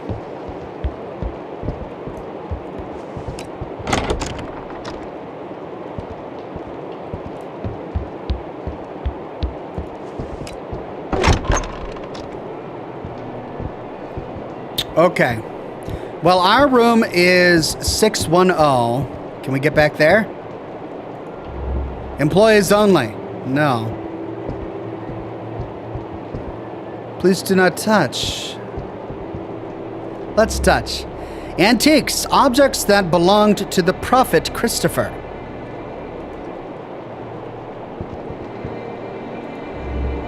Enigma machine, used to encrypt texts in the early 20th century. What? Tres Trilhas Gazette, May 17th, 1950. The life and death of Christopher the Prophet. In 1918, a man known by only his first name, Christopher, arrived in Santa Catarina to coordinate mining work on his family's land. This endeavor generated employment for local immigrants and was the catalyst to the founding of the village of Tres Trilhas, which would eventually become the city we know today. In 1920, there was an unfortunate accident at the mining site where more than 20 men were buried alive. Their bodies were never found. After many weeks and many unsuccessful excavations, Christopher decided to erect the St. Dinfna Hotel over the site. Because, of course, the best way to honor the dead is to put a hotel over their grave. Everyone will like that, right? Totally ceasing all further mining activity on the land. In his words, no amount of wealth can compensate for even one death. What happened here must never be forgotten and will never be repeated. I am definitively closing the mine and will give all necessary assistance to the families of those who were lost. The citizens of Tres Trilhas are my people, and I do not wish to cause them any suffering whatsoever. The St. Dinfna Hotel has sheltered the families affected by the accident for years. It has also greatly strengthened the city's tourism, offering high-quality lodging to any and all visitors to this day. The Sacred Trail, a group founded by Christopher, was later born in the St. Dinfna. I never intended to become a holy man. My intentions were, first and foremost, to take care of my people and make our city a safe haven for everyone. God gave me the mission and the opportunity to develop great wisdom and use it to better the lives of others. We live in a blessed place. Even after all the terrible times we have been through, the Sacred Trail has become what it is today thanks to the collective efforts, determination, and faith of my people in reaching the goal of the common good, the goal of attaining freedom through free will itself. Sadly, in 1945, Christopher was mysteriously killed by a mortal stab wound to the chest. Mysteriously. God, I wonder how he died. The crime was never solved. The killer left no clue. The knife only contained fingerprints from Christopher himself. His murder caused commotion and outrage among the inhabitants of Tres Trilhas and still divides opinions to this day. Most believe that, despite all his efforts, benevolence, and wisdom, Christopher met his end at the hands of someone who had never forgotten the incident at the mine and wanted revenge.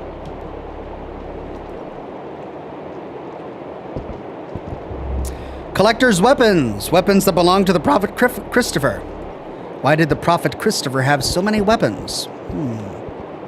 Employees only.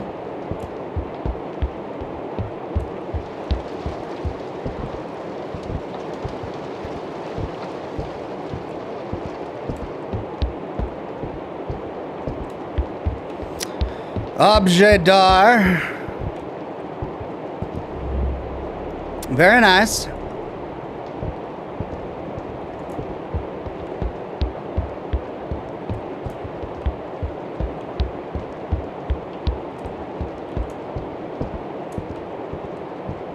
Elevator. Well, we can't use the elevator. Doors locked.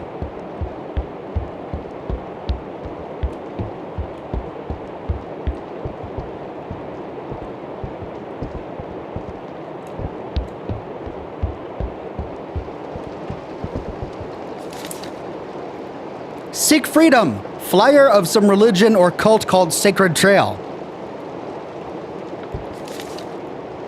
Be free. Find the cure. Piano concert at the St. Dinfna Hotel Theater, September 18th. That's in 7 days. Theater night at the St. Dinfna Hotel, September 19th. That's in 8 days.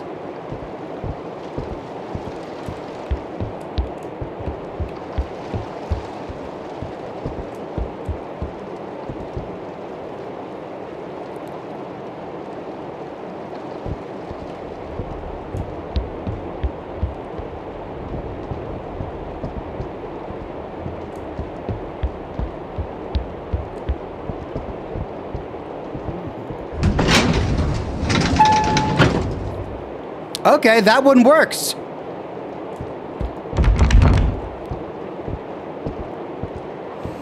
We'll check it out later.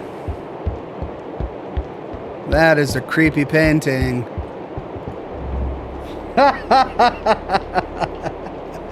You get into places like this, you start exploring, and they all have really creepy paintings on the walls, and you wonder, gosh, I wonder if this is a haunted place. Oh, can't go up. Oh, adviso. Warning, closed for cleaning. Well, let's respect this. We could easily leap over it, but let's respect it and not go any further. Instead, let's take the elevator.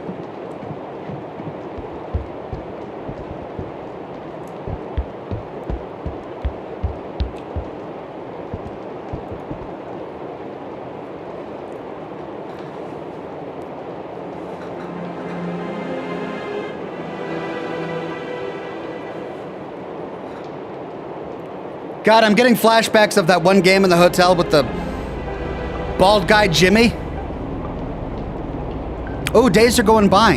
It is now the 14th, 15th, 16th, 17th, 18th. God, an entire week and I still don't have anything useful for the report. All I've done this whole time is run myself around in circles. A shower sounds amazing right now.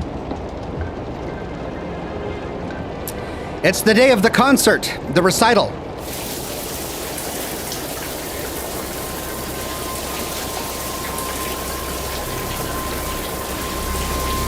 Huh?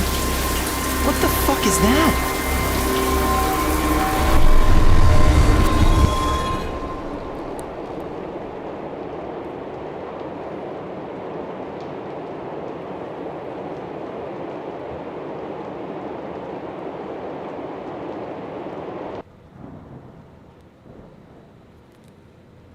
A portal in time? The hotel.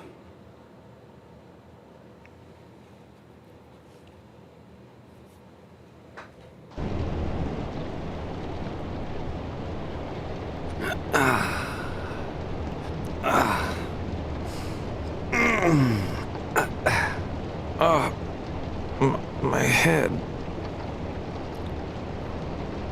What just happened?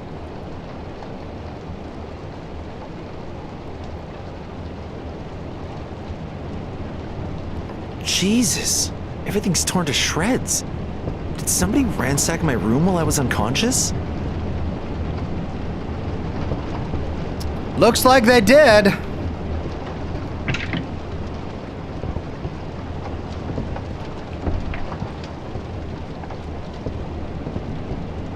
Dear God, so many cabinets. All right, safe combination.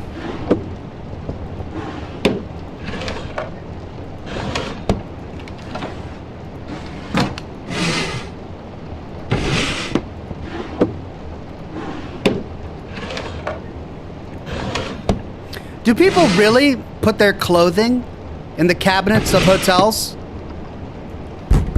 Hello? Who's there? I'm not home. Shit.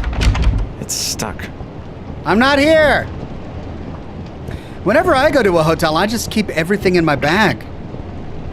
I never actually meticulously go through it all and organize it into the closet. Okay, we need to get the combination to the safe. Add slots? Oh, my inventory. Okay. Crap, another freaking... Ugh, all right.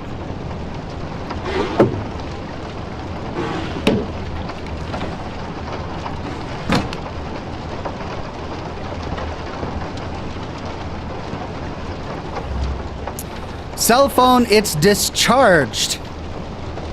So, no charge on the phone.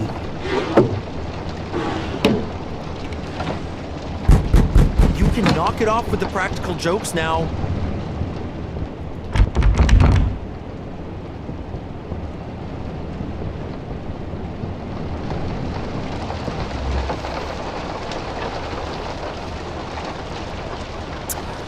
September 7th, 2009 at 3:05 p.m. from Roberto to Stephanie.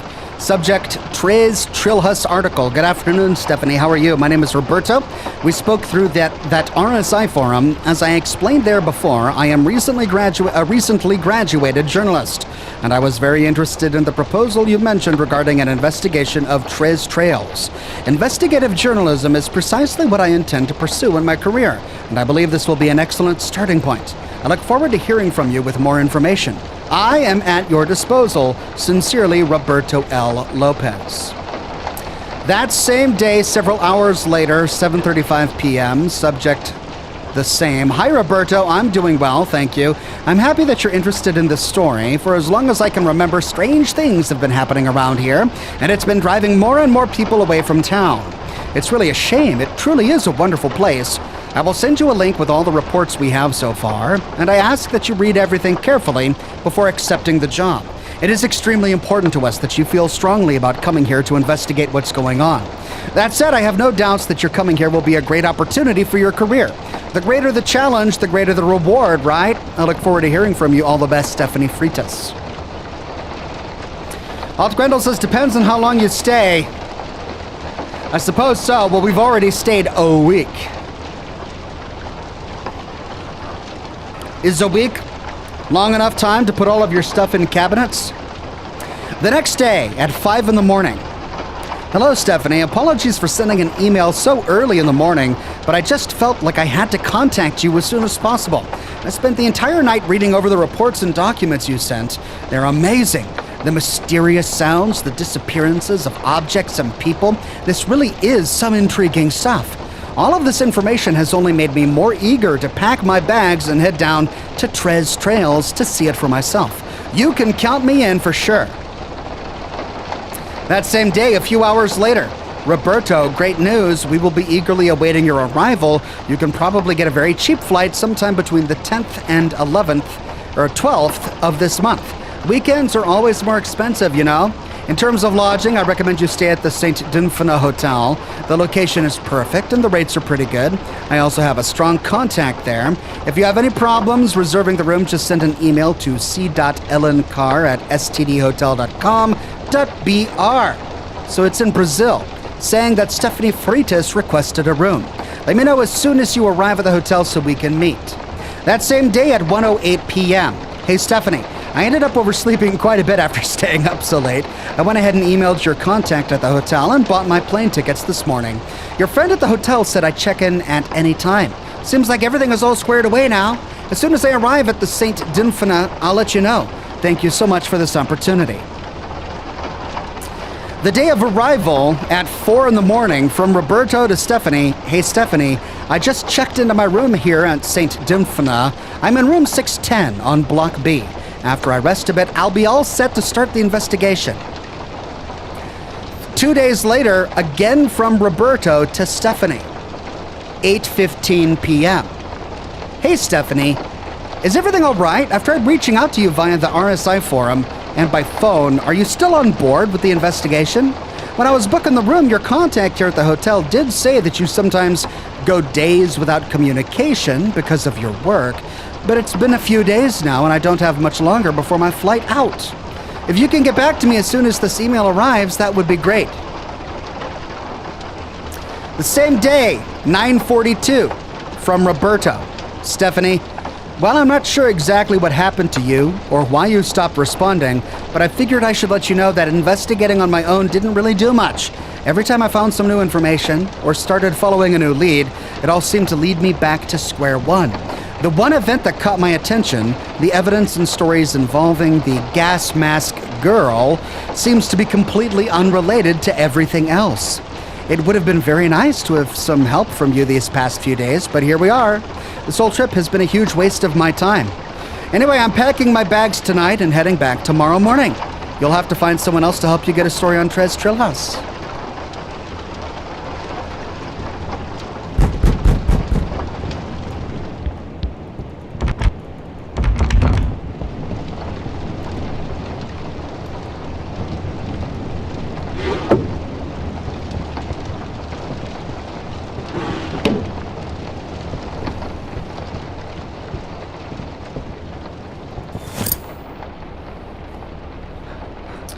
No key.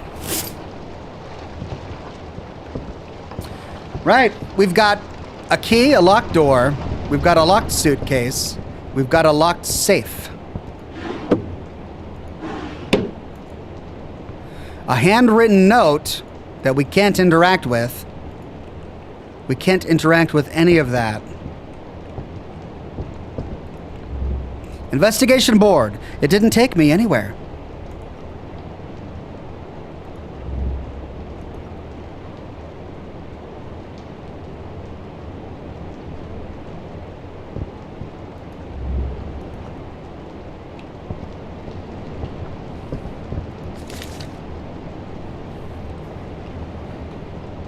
Colonel 87th says, "Hey Ox, my job's all good." Oh, that's great, Colonel 87th. I'm so glad you came back with an update. After that accident. I'm glad you still have the job. Roberto, before you leave, I left some items here that might help you. Inside the envelope, you'll find a pocket watch. Whenever you find a wall clock, use the pocket watch to synchronize the times. If I'm right, this should create a bridge to that point in time, allowing you to return there if you ever need to. Also, I found a special camera lens in my travels that should allow you to connect to different realities, to different points in time. You can use it to see things no one else can. I hope we finally get to see each other again soon. Love, E. Well, this just went from aspiring journalist to supernatural detective really fast.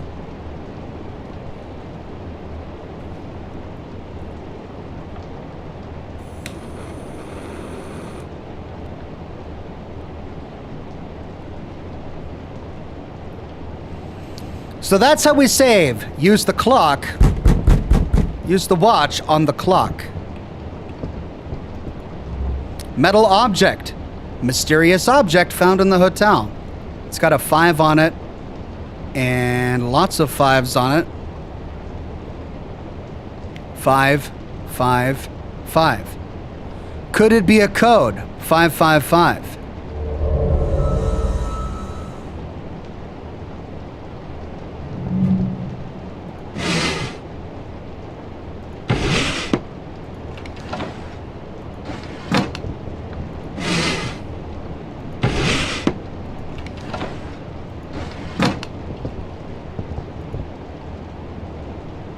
Yep, save. Okay, well, let's try this one.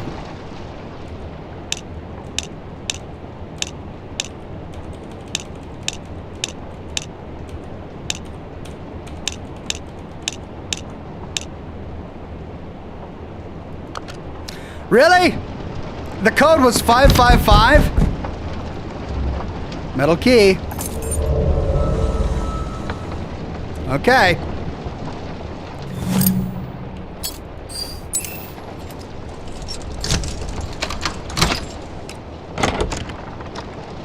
Oh, bug. Oh, gross.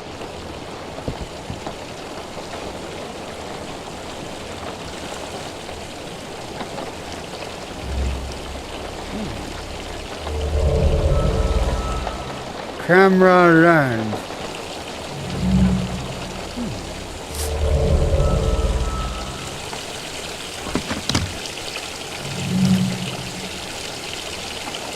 Six white shirts, 2 black pants, alarm clock, shaver, brush, 6 underpants, 6 pairs of black socks, 3 ties, camera and lens, shoes, safe password 37251.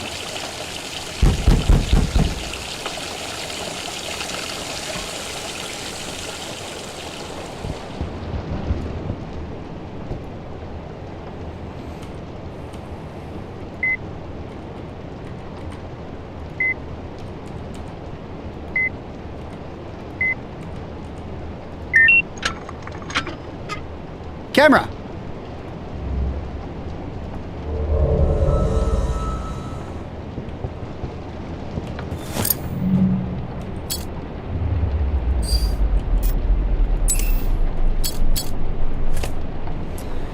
Using the camera, press C to see through the camera.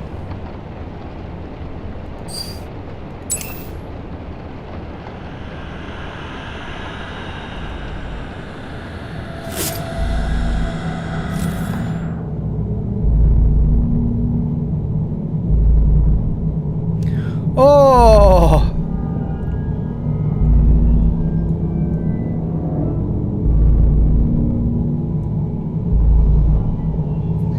I mean, I can't read Spanish. Or Portuguese, I guess. Fia está próximo. Something is near?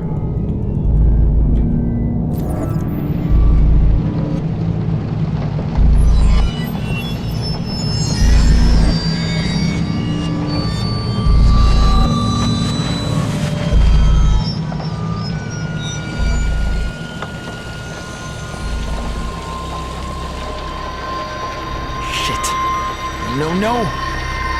Again.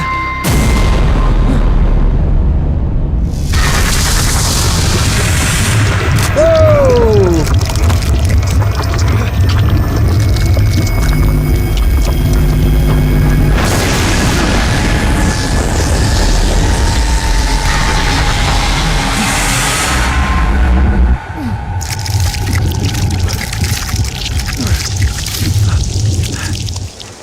Well, that was a child.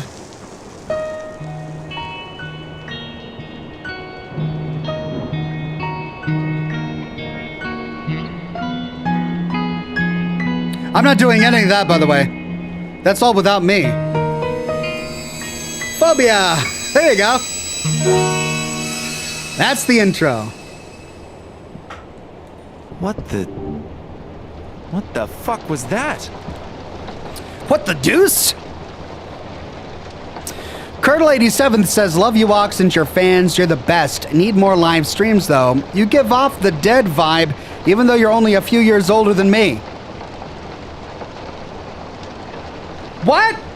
Are you saying I give off the vibe that I'm dead? Are you saying I'm too old? I'm 43. I'm not too old. I'm not dead. I give off the dead vibe? Thanks, Colonel 87th. That was a really nice comment for a while. Then it got not so nice. I give off a dead vibe. What even does that mean? Alright. You give off a dead vibe? What does that even mean, man? Oh, the door is open. There you go. O film está próximo. I can't read Portuguese, man. I don't know, man.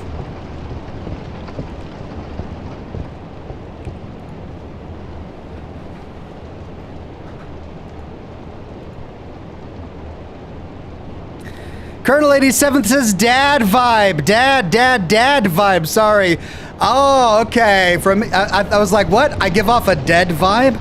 I give off a dad vibe. Well, thank you, Colonel 87th. I am a dad. It's my natural go-to state. I'm so glad I can be here to give off a dad vibe. It's certainly better than giving off a dead vibe. Thank you, my friend.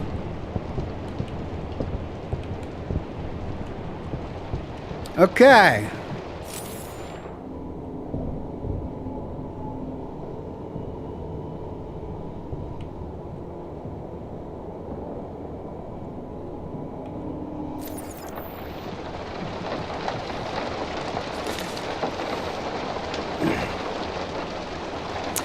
It is important to know how to use bandages properly. I suggest that everyone always have some gauze and adhesive plaster nearby so you can combine them. This helps a lot if you need simple bandages. If you can find some alcohol, add it to the simple bandages to increase their effectiveness. For now, that is all we can do until help arrives. Dr. Roger Leitato. Well, I've got the plaster. Ooh, I need a key.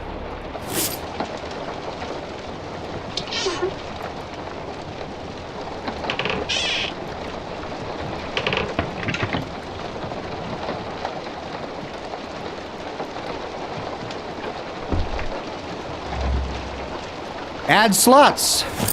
Nice, that gave me an extra slot. Okay, I need a key.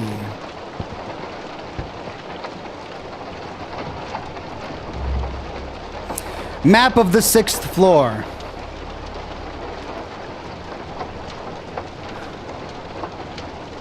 So we're 601, right? 610. So we're here. There's 611. That means it's blocked. Oh, we got a fire.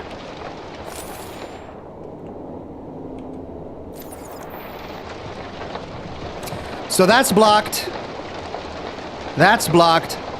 Passage in 608. A key in 606? Someone has been here before and gone through this same thing.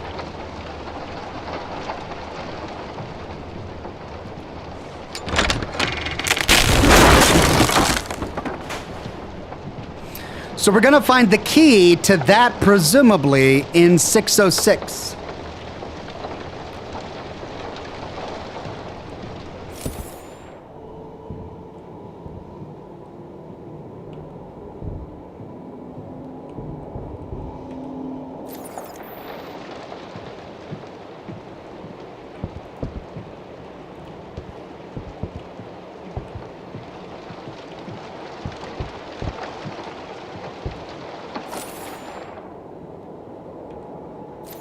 Whoa! Did you see that? A light appears when I bring up the camera. Look at that.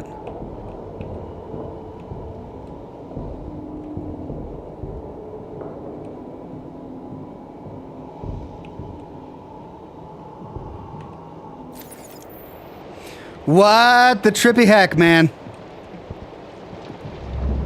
A painting of a landscape with Fibonacci's geometry. 55, 34, 21, 13, 8, 5, 3.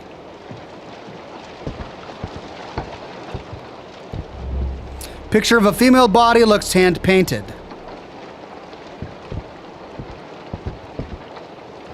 Alt Grendel says, chat says the wall reads, the end is near. Proxima, near.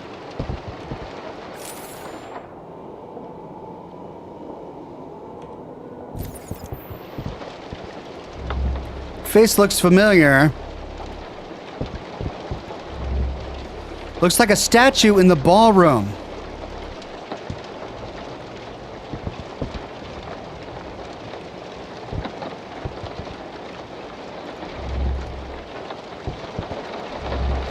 Fibonacci and the elegance of mathematics.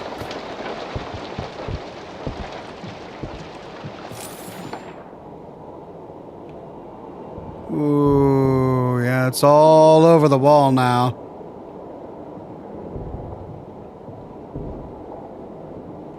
A big old pipe.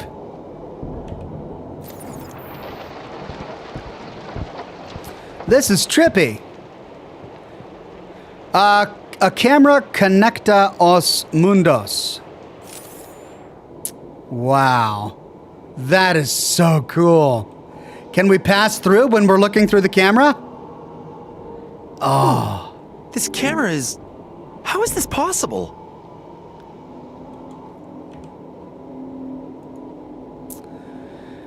Start of investigation. I took several photos of accessible areas of the hotel and gathered some information on my investigation board. Talking to city dwellers, I found out that there is a myth about a girl who was murdered in the city. They say her angry spirit has terrorized the hotel ever since. Since its foundation, the city has suffered from mysterious disappearances, from a coal mine accident to a famous investigator. Mystery of the missing miners. The Tres Trilhus mine remains closed after a mysterious accident. Reports indicate a collapse which buried 20 miners. The families are waiting for the owner of the mine, Christopher, to make a statement. Famous investigator missing, July 1960. That's us back in time.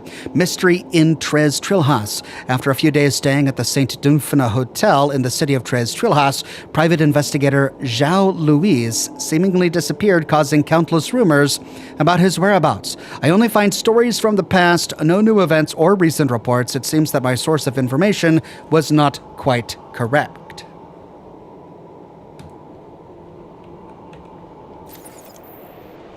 Oh, so cool.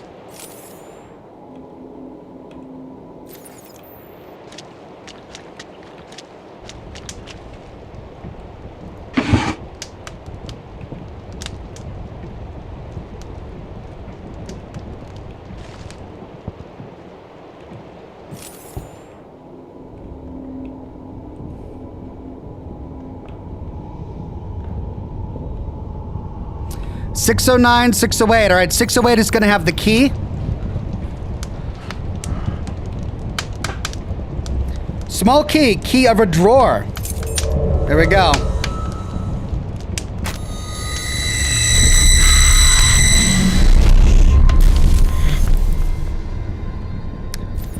All right, there was the girl with the mask.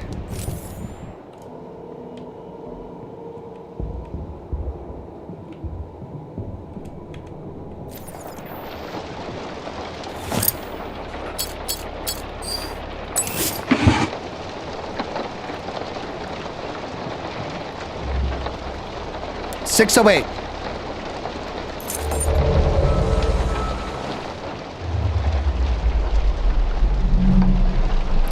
Let's explore 609.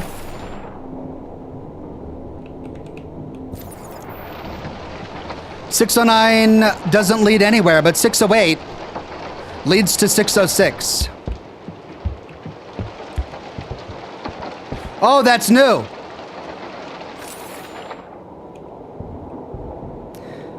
Now a camera, no.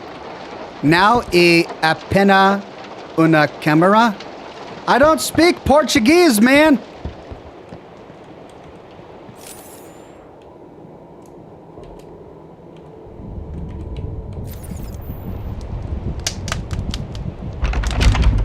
$609 is locked.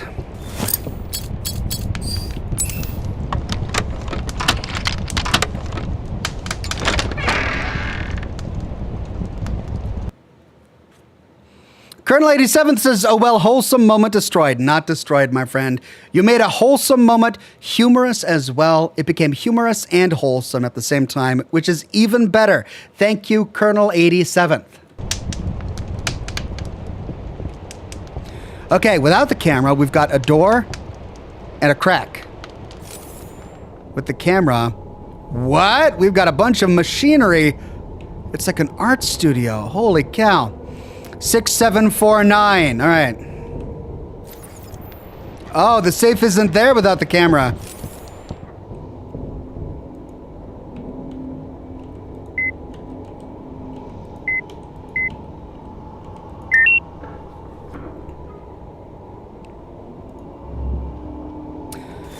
Add slots. Simple bandage.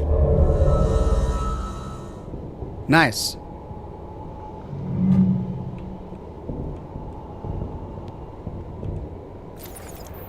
Trippy. So trippy.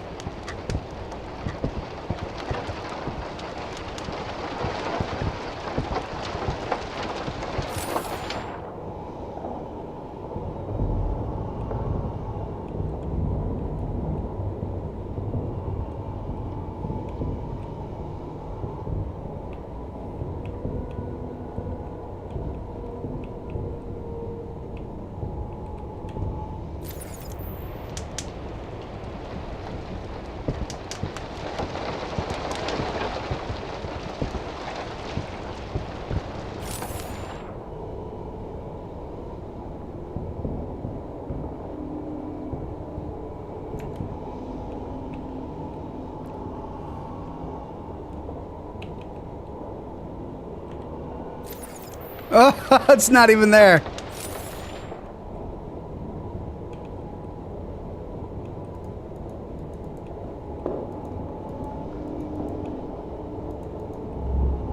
Arm! God, it's a severed arm. What's going on here?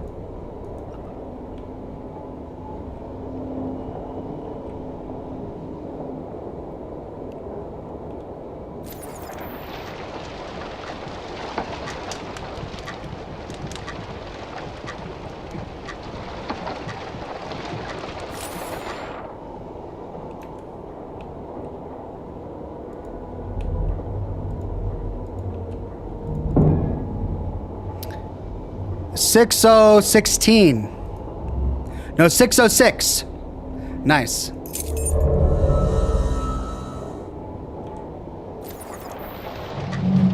What an interesting mechanic.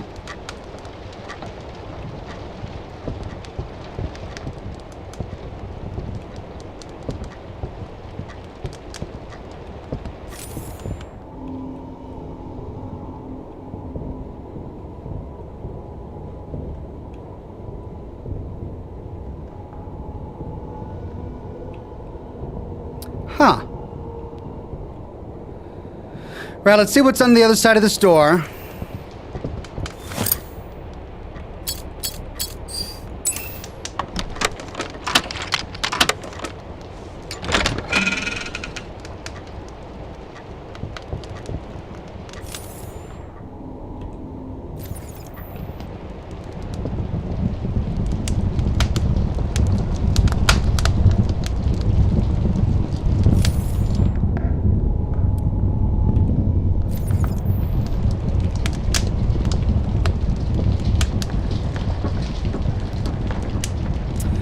Okay, so 607 is going to be blocked. Can't get into 607. Stairway is going to be blocked, but we can go upstairs on the other side over there. 604 question mark, elevator question mark, 603 question mark. All right, we need to explore the other rooms. Ludi Coden gifted 10 Oxhorn memberships to the community. Thank you so much, Ludi Coden, and congratulations to Danielo Jonathan, Big Help Energy, Ludi Coden, Cam C, Caramel Biscuit, Michael Peck, Semper Veritas, Gary Lalonde, and King Thorns. Also, Toxic Sean says, my man Oxhorn, thanks for the last week, the guide on Fire Up a Cigar. Can you go into more details on how to inhale and puff? How to exactly smoke the bastard, haha. Yeah, so you don't actually inhale. That's the difference between cigars and cigarettes. I mean, there's more to it than that. Cigarettes are made out of paper, and they've got filters, and there's plastics and chemicals, whereas cigars are just comprised of leaves. Nothing in it but leaves. And you don't inhale cigar smoke. You bring the smoke into your mouth, you suck on it like a straw. Like you bring water into your mouth like you're drinking from a straw, only you don't swallow it and you don't inhale it. You taste the flavor of the tobacco smoke and then you expel it.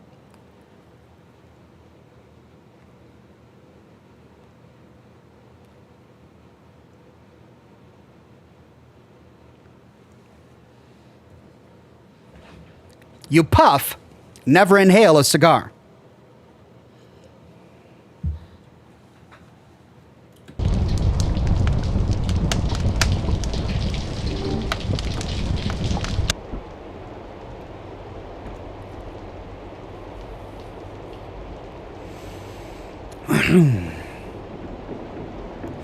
I only find stories from the past. No new events or recent reports. It seems that my source... I mean, is that it? Oh. Another day lost. All information that Stephanie told me about apparitions and strange events seems like a lie. I didn't find anything to report, much less any evidence that something has already happened. In the end, after a week here, I can confidently say there's nothing to investigate. I was supposed to meet Stephanie tomorrow, but I'm not going to do that. I'd rather just go home at this point. If this is what being a journalist is like, I should have chosen my second option. Things are getting stranger and stranger. A girl wearing a gas mask has appeared. I can't explain how or who this girl is. All I know is that I can't remember what happened in my room. Everything is turned upside down and my head hurts. Could she be this ghost girl they are talking so much about? The camera connects the worlds. There are things that I can only see through this lens. What kind of world is this anyway? The hotel is completely destroyed. I must have been unconscious for at least a few minutes, hours at most, but how could everything be like this in such a short time? Where did everyone go? I feel lost and scared, but at the same time, I have to keep calm. Something very weird is happening here, and I have to find out what it is. After all, that's exactly why I came here, right?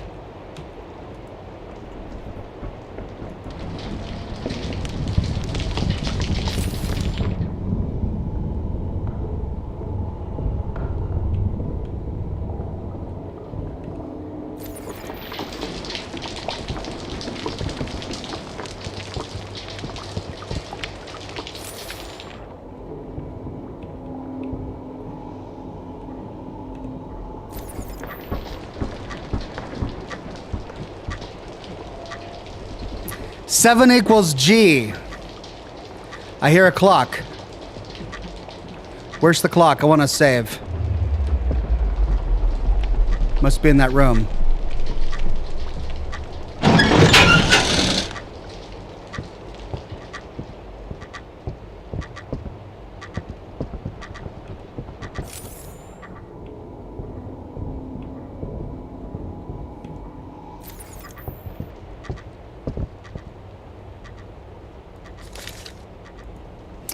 I tried my best to get out with everyone here, or everyone else, but I ended up getting stuck up here.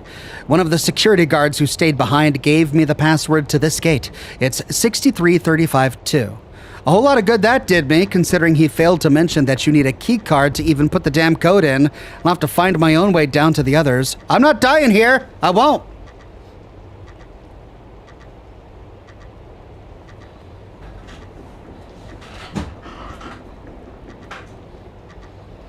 Colonel 87th says the nicotine is absorbed through the gums with a cigar. That's true. And gums are a harder material than lungs, so they absorb the nicotine more slowly. 67352.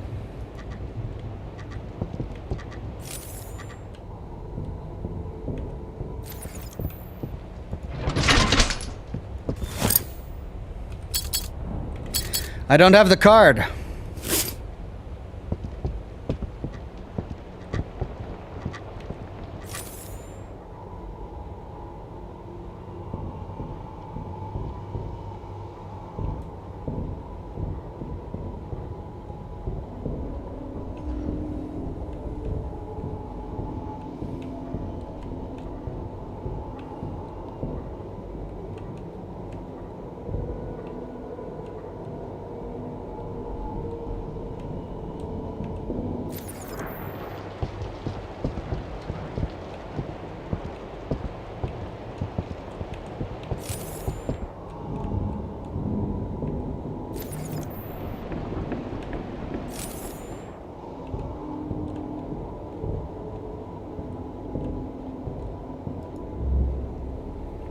The door is stuck. With the correct tool, I can try to force it open.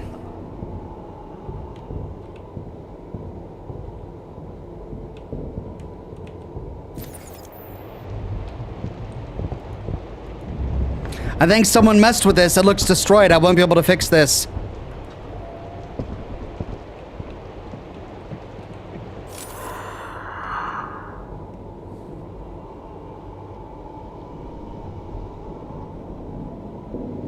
Man, don't give me spooky ghost noises, please. I just want to solve the mystery without the spooky ghost noises. Alright, 604. Service 6.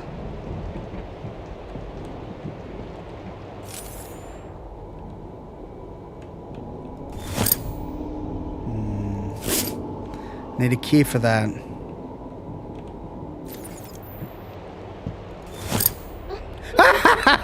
Kid. Okay, I need a tool for that.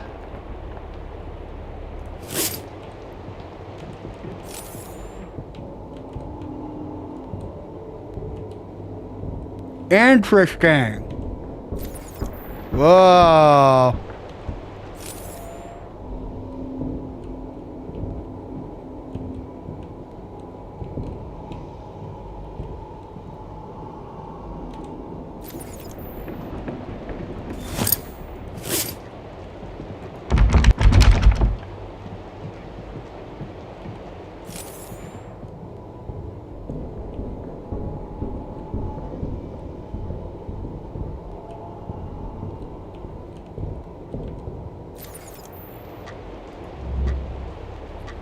Gauze. So I can combine tape with gauze to make another bandage.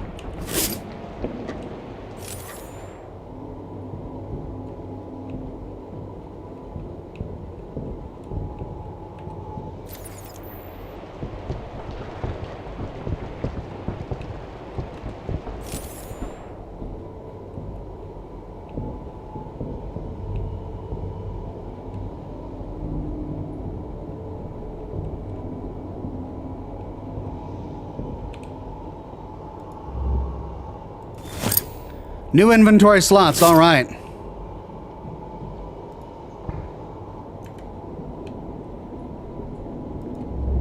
More adhesive plaster.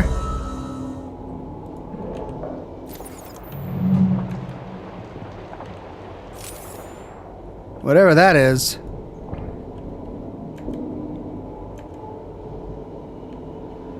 All right, I need more gauze.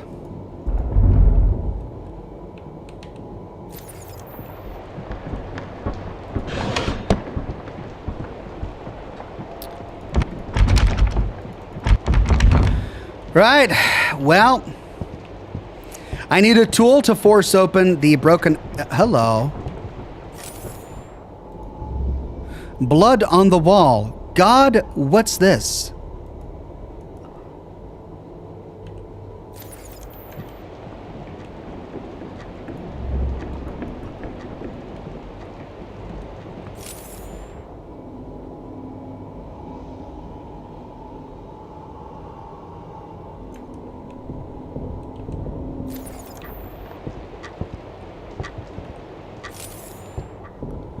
Where's the clock? I hear it so loud.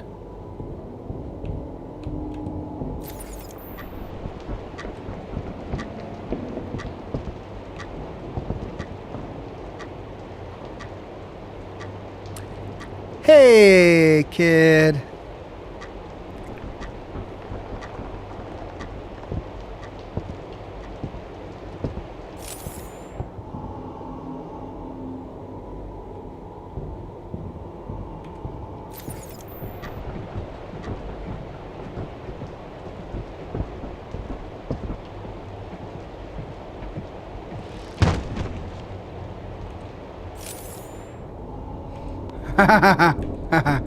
Okay. Okay. Yeah. No. Hey, yeah. Okay. Right. Yeah. Where's your clock? Okay, kid. Oh, there's gun! Where's this gun? Oh. Okay.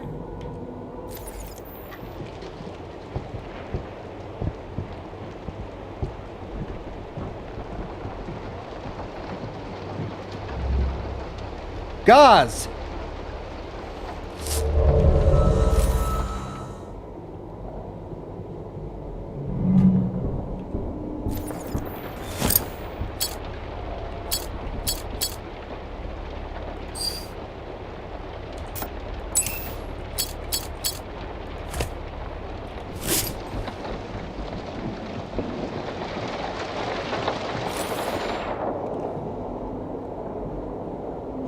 Oh, there she is. Hey, you. Hey, you. Hi. And she's gone. Of course.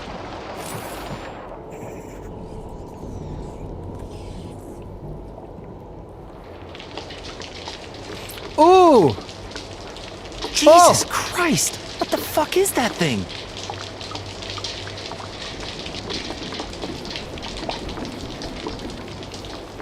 No, no. Oh, great. Fun times.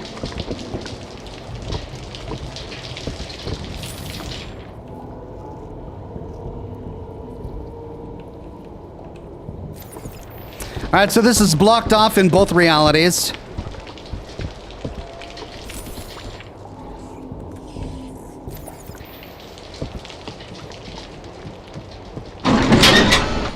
There we go.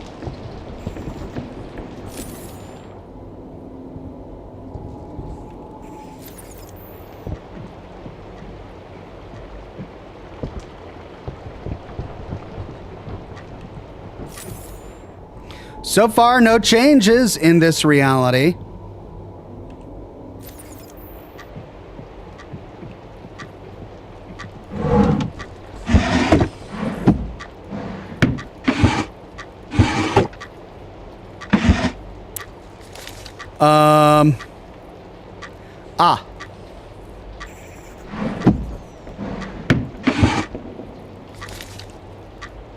A pattern.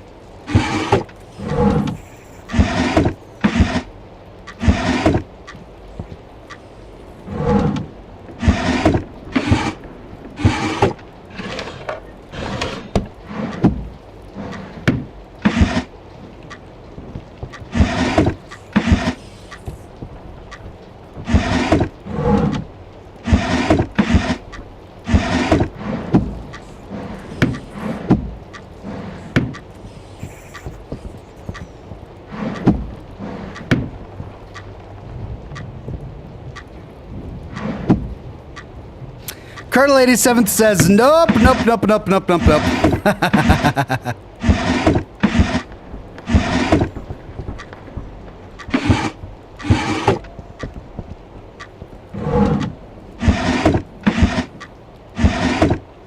Interesting that I can't open that top one.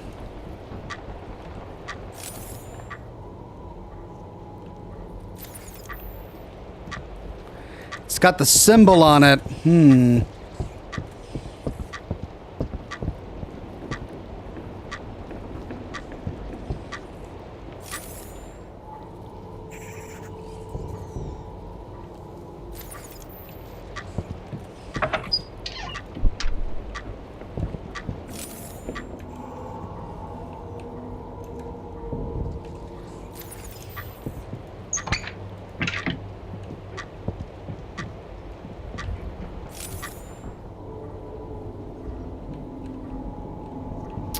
Okay, well, we found some notes that say a pattern, whatever that means. And we can't go through all of the cabinets, just some of them.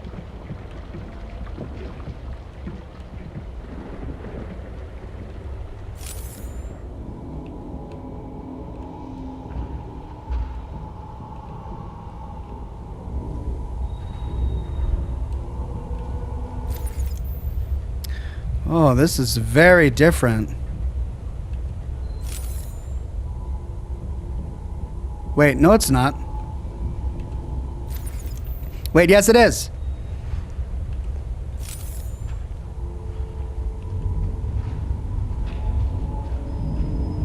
Aha.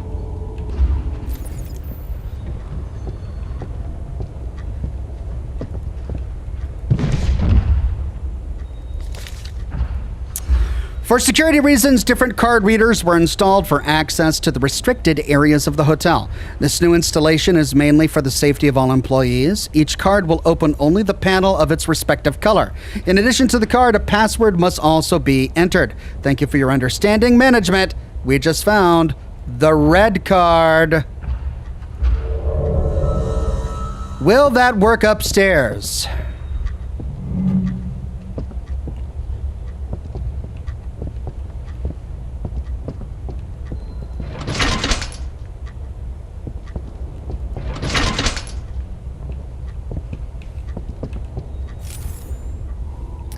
There's a staircase on the other side of that.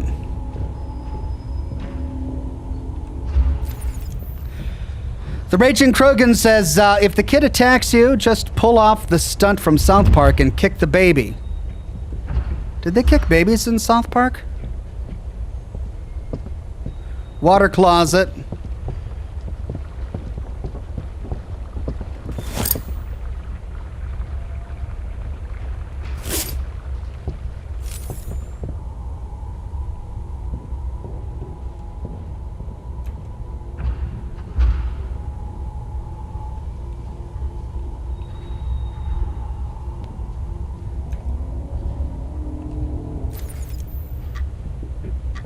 Oh. You know, I haven't found a clock to save at in a while.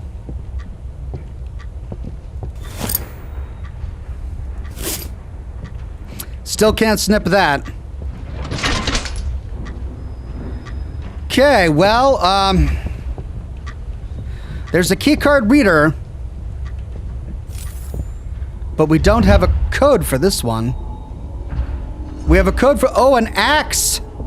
Can I take the axe? I can't take the axe. I mean, the axe would allow me to chop off that cord. I can't take the axe? Oh, man.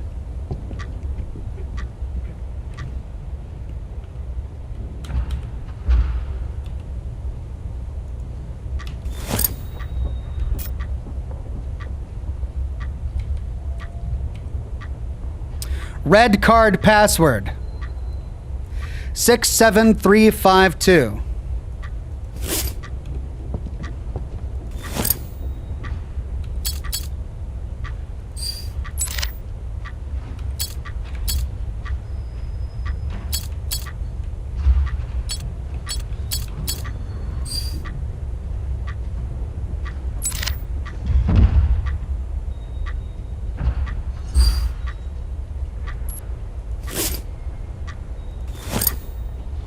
I guess it's not the red one. Okay. Well, we gotta go upstairs then.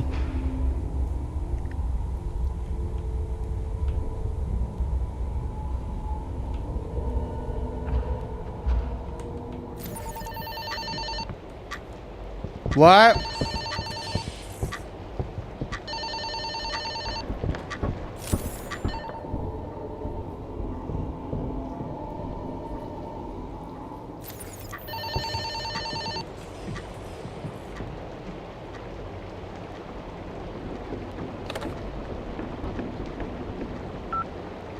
Hello? Who are you? What are you doing here?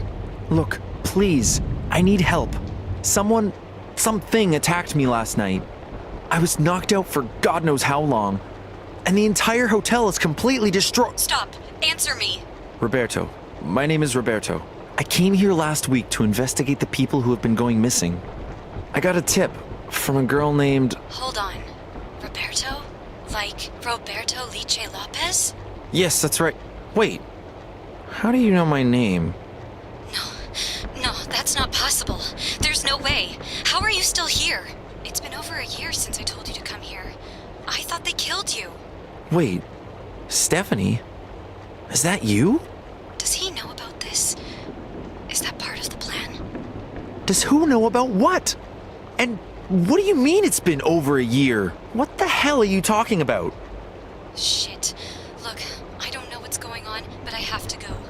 Try to find your way down to the first floor. I'll call you once you get there. And listen, be careful. There's no telling what could still be luring around the hotel. What do you mean? Wait, hello? Hello? Stephanie? Damn it! What the fuck is going on? Well, first floor it is then. Give me a gun! It's been over a year? What does Stephanie mean by that? First she disappears, then the hotel is destroyed, and now she tells me I've been in here for over a year?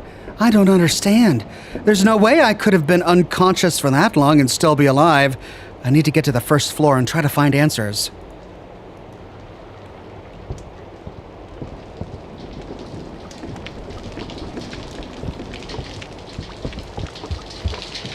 Six, 7, 3, 5, 2. 7 equals G.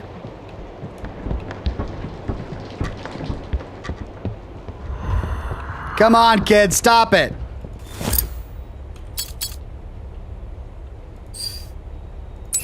Yes.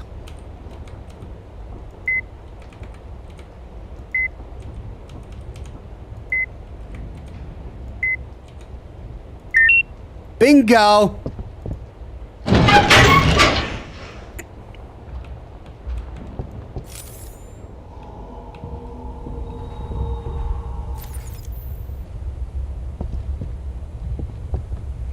Water closet. Locked.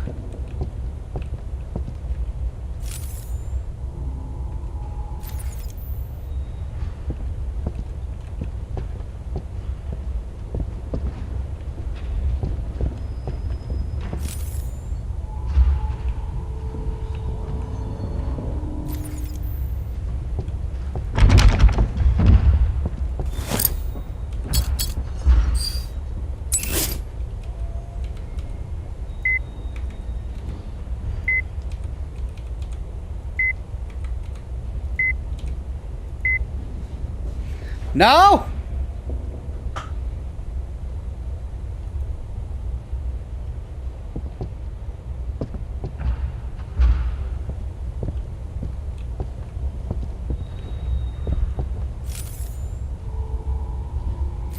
Os portoes foram abertos iso elen now preview. Don't even know what that means.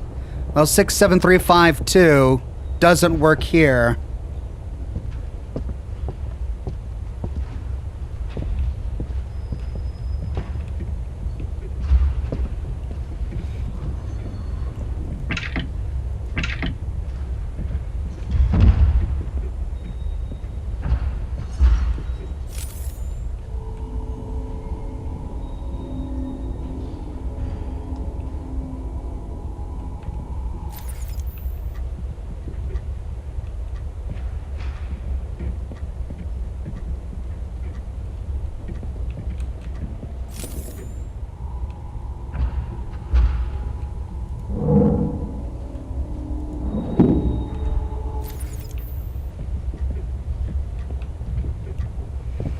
Oh. Oh.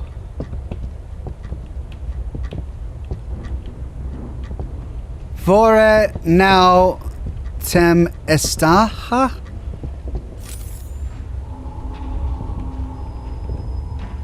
A gun! H8.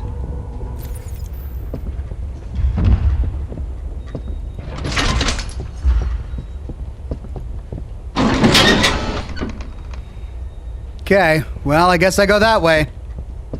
I can't read that, though.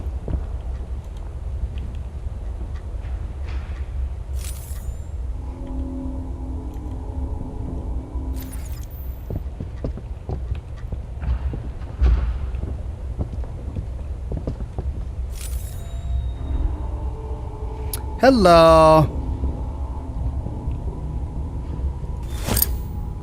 I need a hook. I need a hook to open the top. Well.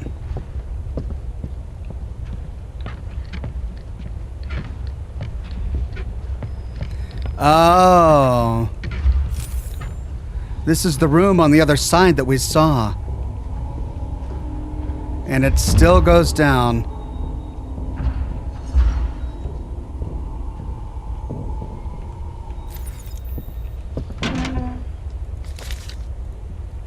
Announcement, dear administrator, here is the password for this locker. AFDHGA. Remember 6 equals F?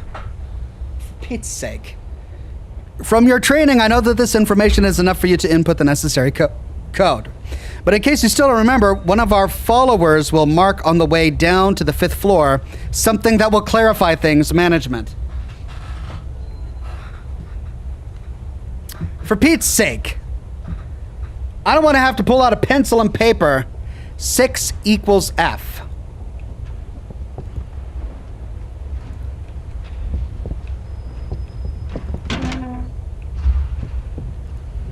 Hey.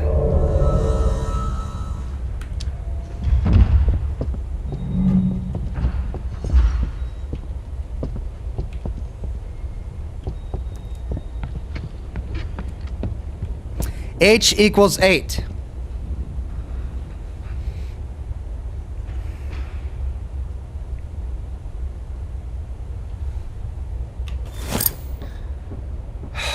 For Pete's sake.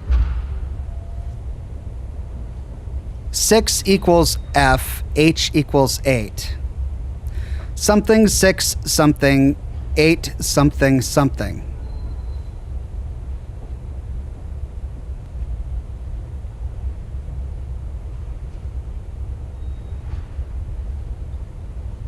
Six, 7, 8, F, G, H. So G would be 7, 8, 7.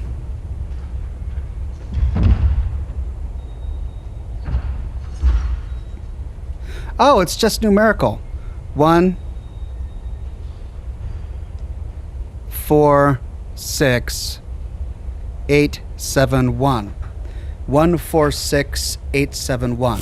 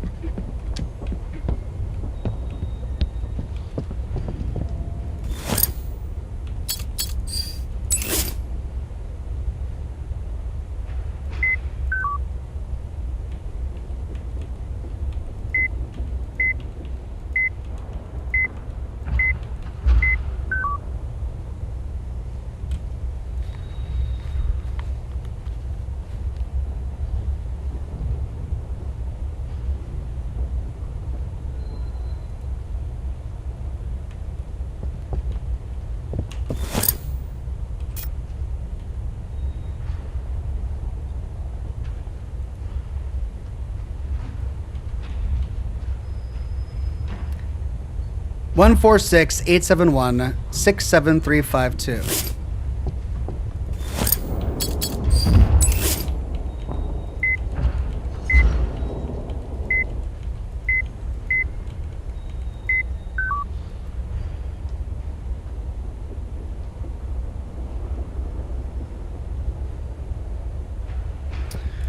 Right. Well, guess we go down.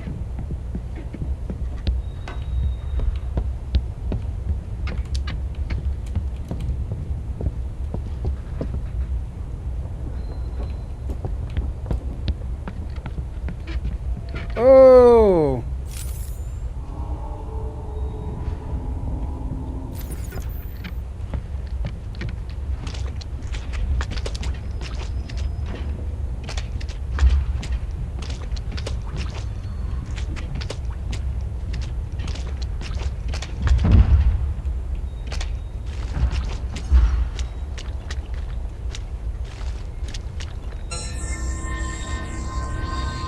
Upgrade item. Points to be used in equipment improvement. You picked up an upgrade item. Go to the Improvements tab in your inventory to use the points to improve your equipment. Okay. Camera. Camera. Increase the distance of the night vision. All right. I need 10. I've only got 1 point.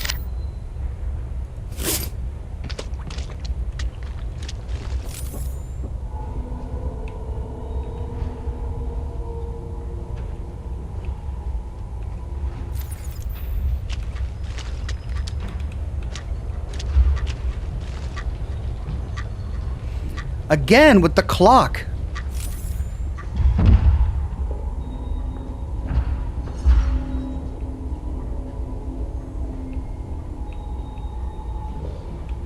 Ah. I need a hook.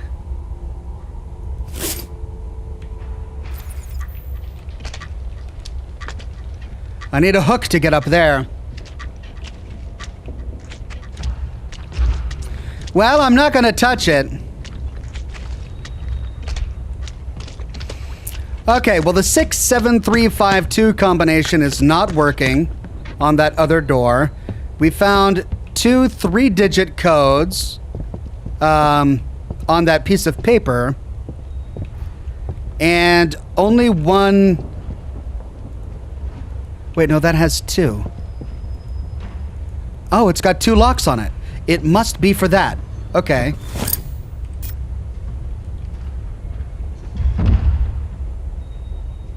AFDHGA 164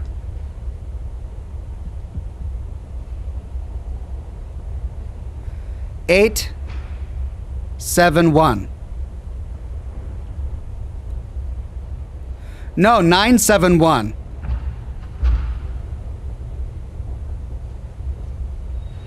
No, 7 8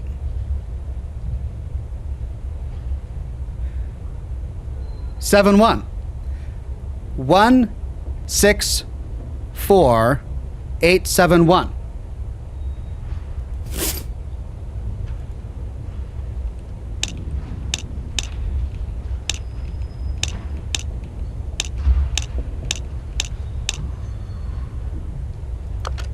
Is that not what I did last time?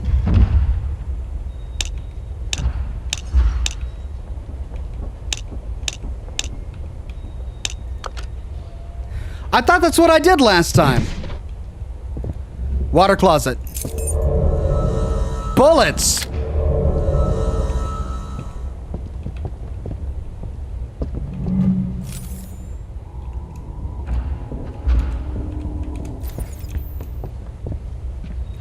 Hey, bunny.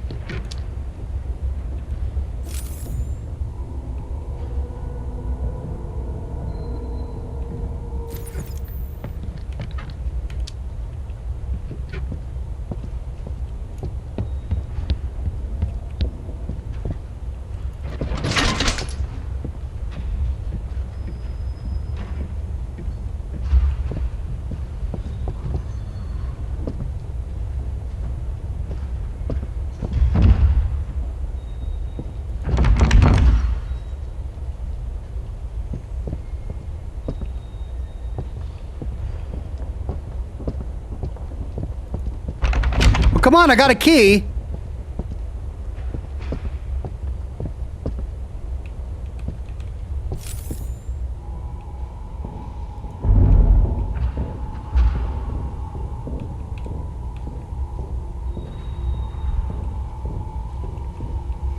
And there's a bunny here.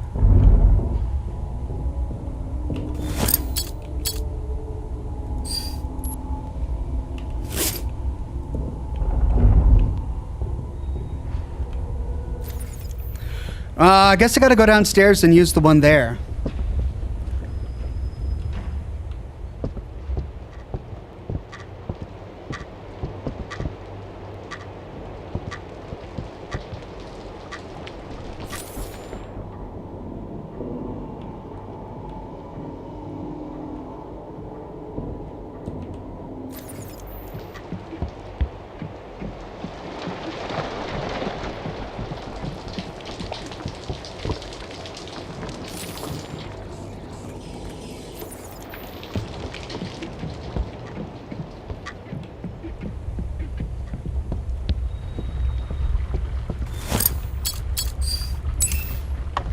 Yep, that was it. Oh, great. Great.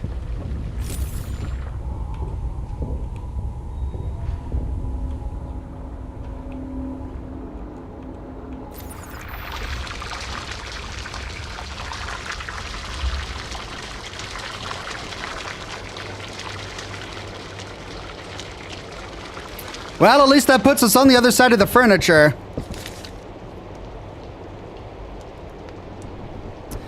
The elevator took a while to break down, but it finally did. And now I'm stuck up here. I remember the others saying that there should be some extra parts located on the 5th and 6th floor service areas, but there's no way I'm looting around this damn hotel by myself, not after what I've seen. We saw that service area room on the 6th floor, but it was locked. We need to find a key to it or find a way to burst in. Bloodwolf282 says, is this game trying to be Dead Space with the writhing gelatinous flesh blobs or what? And the box, you only did the left side combo the first time, play on Ox.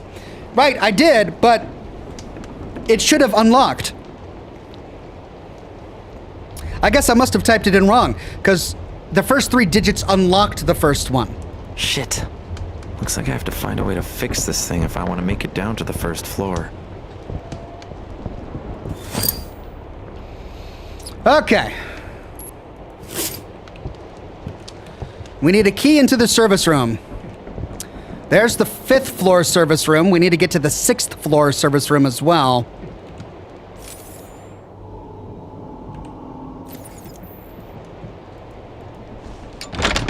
Yay! Unlocked. All right.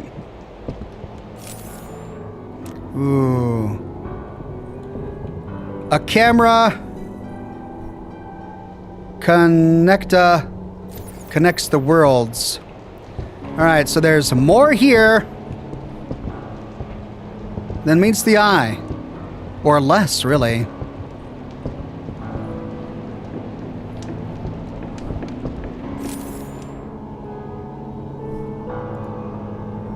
.603. Electronic circuit.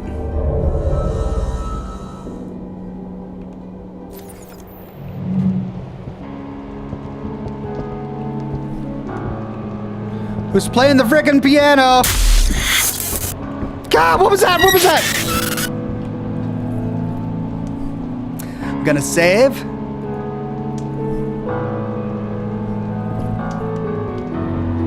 What's with the frickin' piano, man?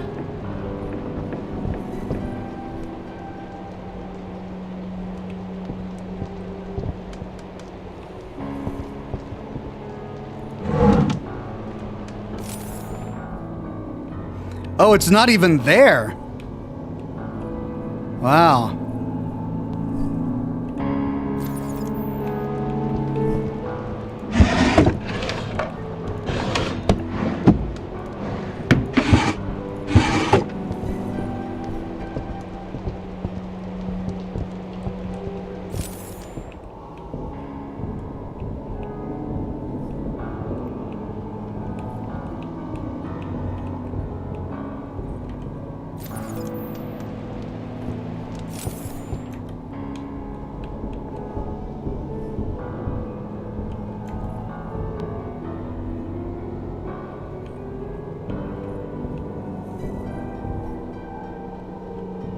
Okay, I think I got everything.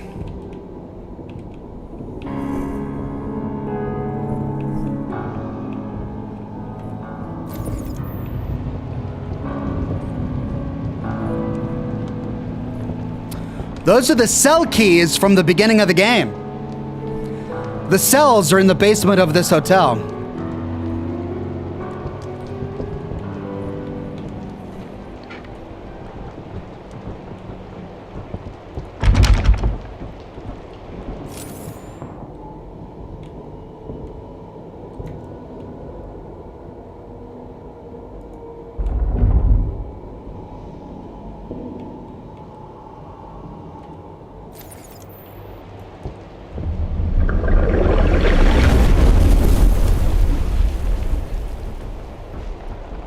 Totally normal. Totally expected at this point. Thank you, creepy girl in mask. Adhesive plaster.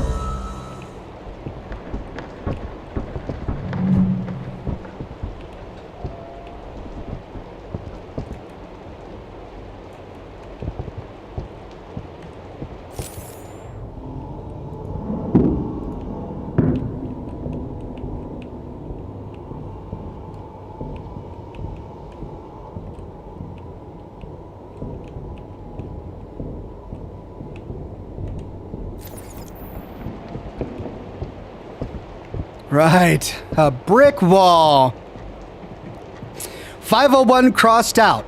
Something in front of 503. Ah, yeah. The bookcase is in front of 503. So we can't get in there.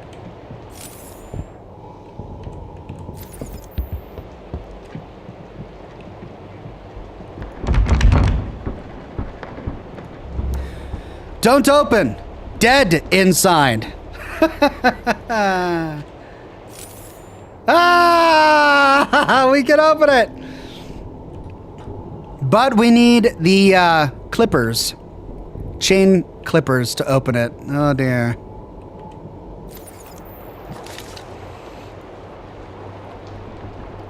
Jessica Kindred says, where do ghosts go on vacation?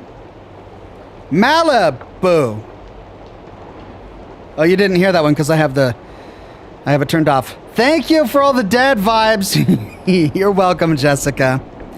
Dear customer, all toolboxes have a standard password for emergencies. Always keep this document with you so you can open your box even if you forget the password.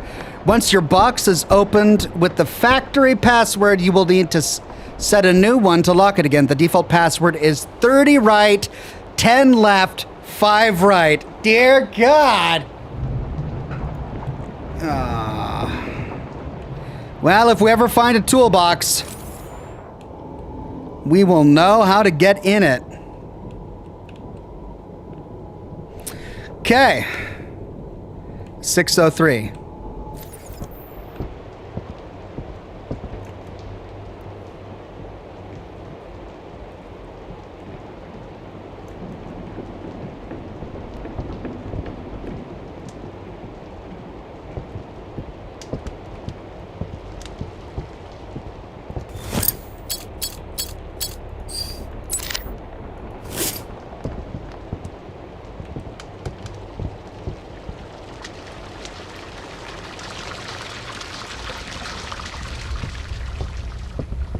Okay, why is that little bunny appearing and following me around? Little bunny. I don't like you, little bunny.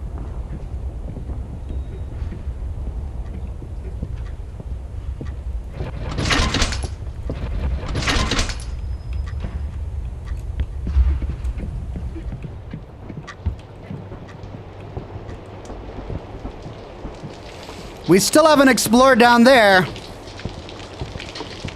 But that's where the bugs went, and I don't want to.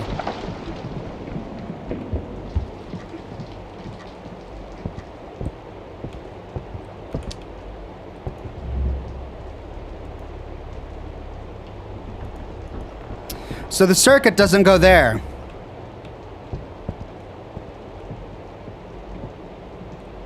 .603.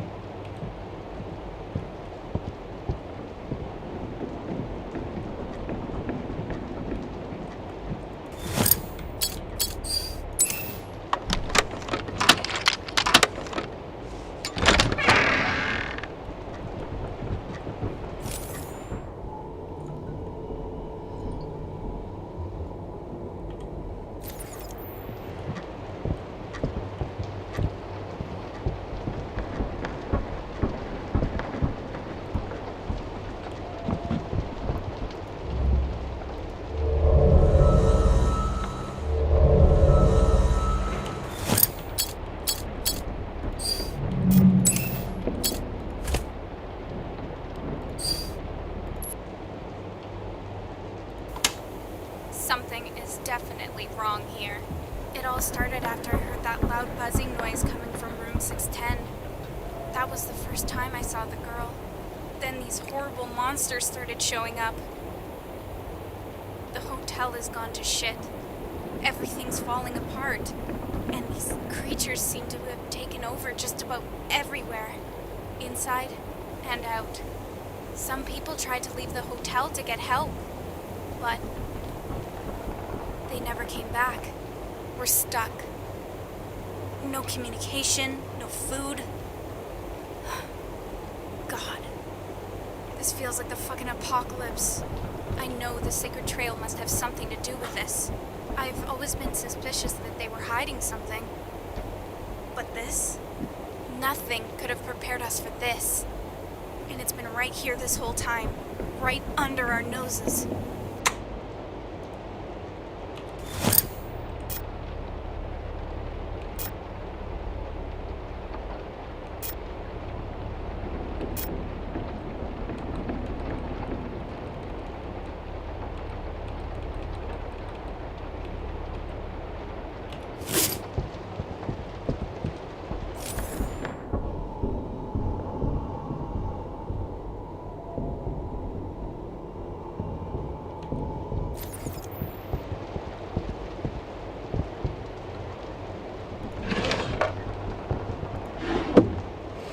So this must have been Stephanie's room.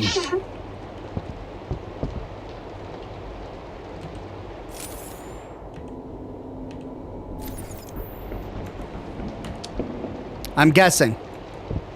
But then why the baby carriage? Oh, there we go.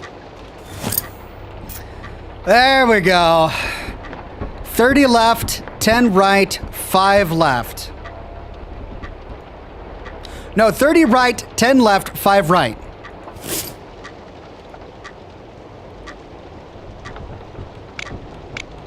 Oh, that's good.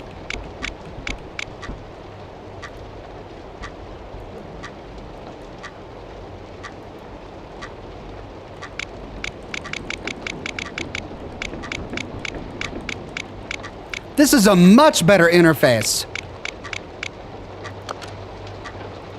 Oh, yeah, there we go.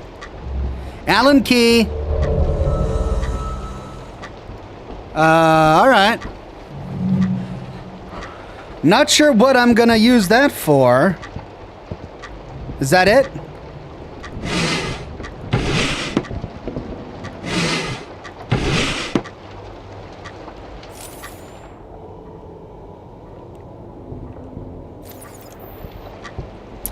Colonel 87th says, dead vibes, the shirt coming soon?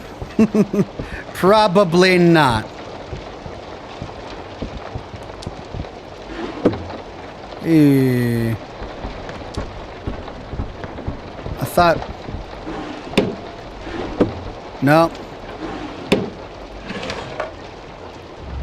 Bullets. Gauze. Inventory full. Shoot.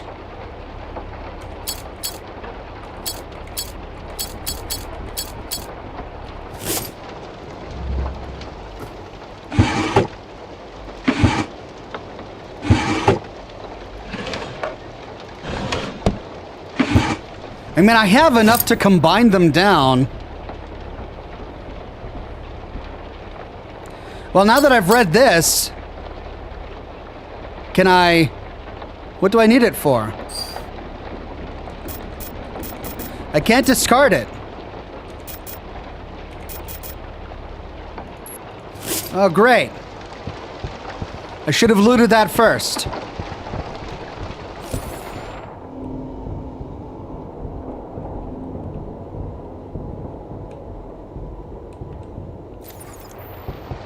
Okay, can't get in the bathroom.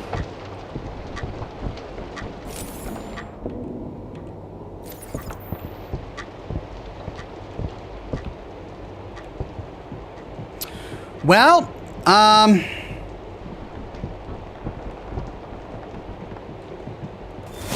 we use the Allen key on that? No. So,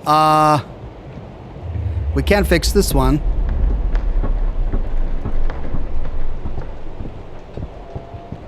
Guess we go down.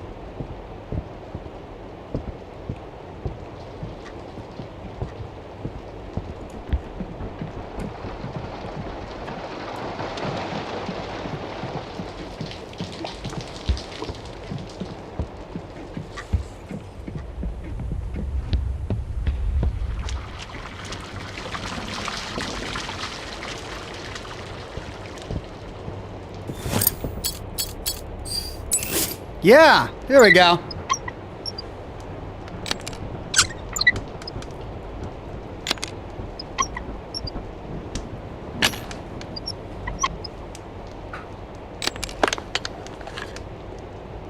Oh no, it's a freaking puzzle, man. No.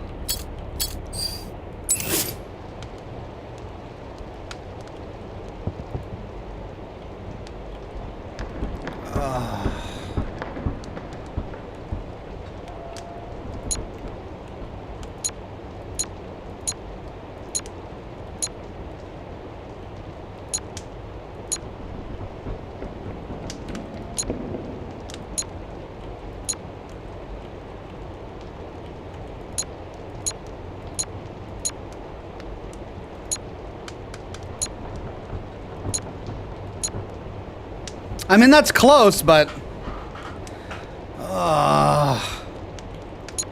Okay, we can't make a perfect connection with any of these if we do that. So it's got to be that. But even that is an imperfect connection. We can make a perfect connection there, but with no other choice.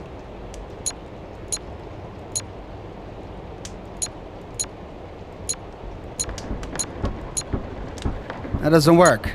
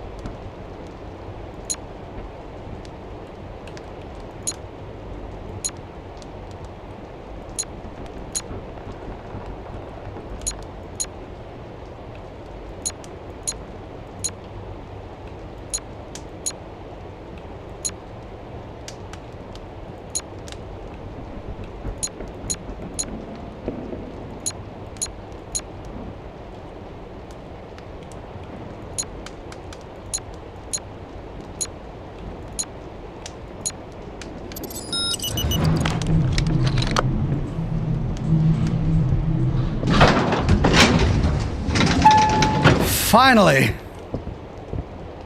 God damn it. Of course it's missing all the buttons. Guess I have no choice but to go up. 7.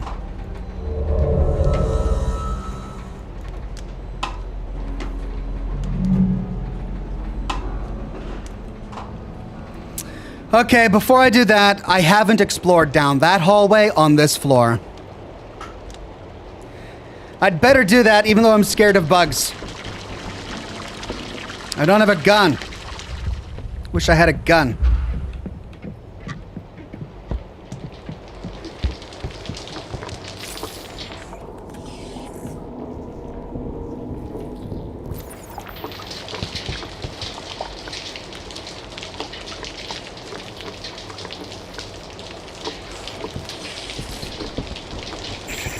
I should save. I should save. Where was my save point? I forgot. Was it in 603?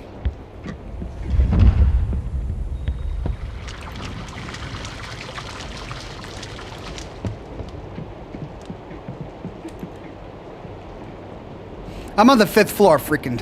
Stupid freaking.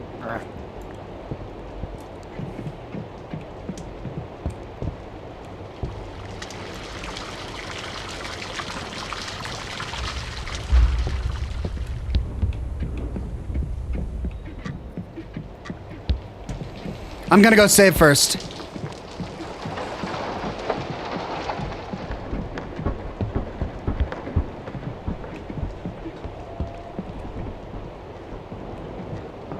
No, it wasn't 603.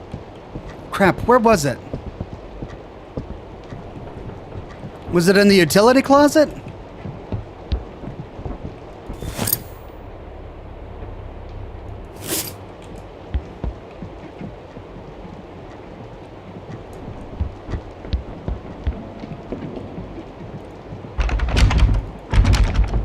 I forgot.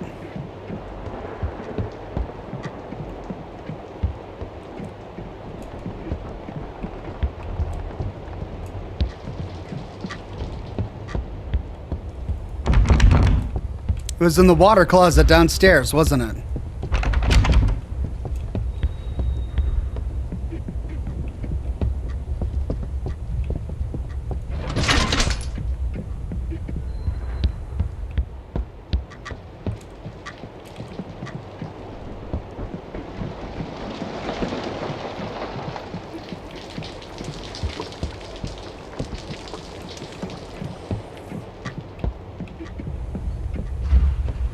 No. I forget where it was. 610 says chat. Oh yeah, there was one in 610, wasn't there? Okay. Yeah, I gotta go all the way to 610. All right, I'll try that.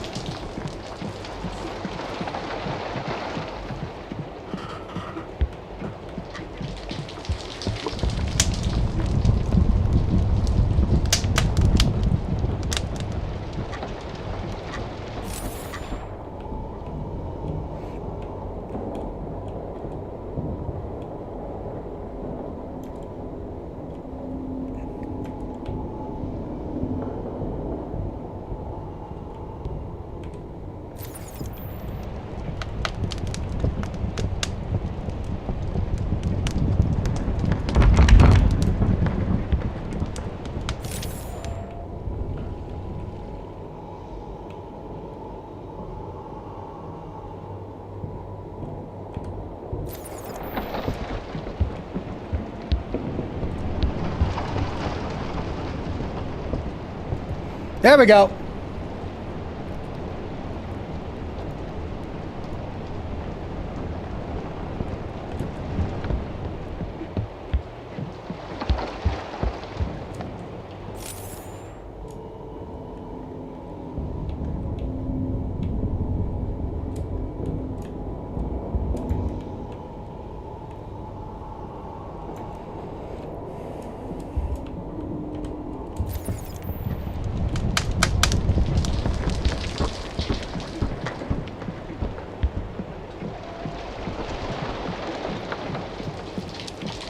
Okay.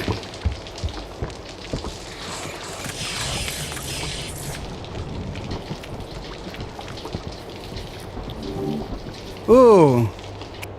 Q added to notes. I encountered some of these strange spiders around the hotel.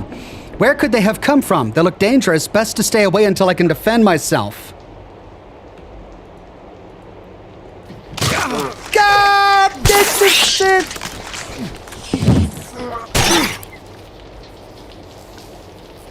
Right, lesson learned. Don't go this way just yet. Ha ha ha ha.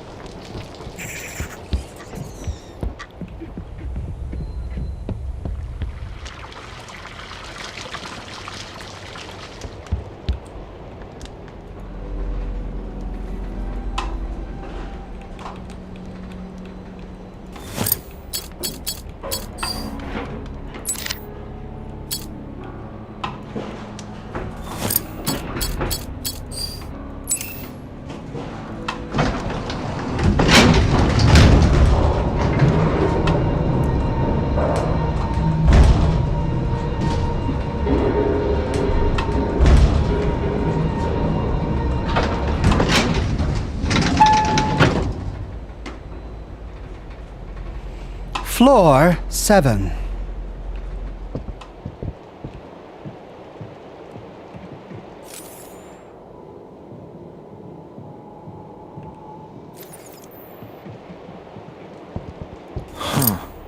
Bit of a weird place for a chessboard.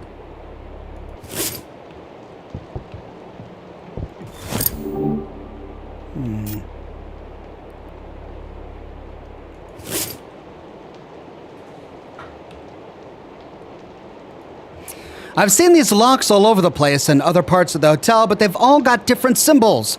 There must be some kind of special key needed to open them. Well, if there's one thing I've learned in my profession, it's that beautiful and complex locks always hide the most valuable things. The doors on the 7th floor are different from the rest of the hotel. Very intricate and impressive by comparison. I wonder if these rooms are special in some way. I wonder...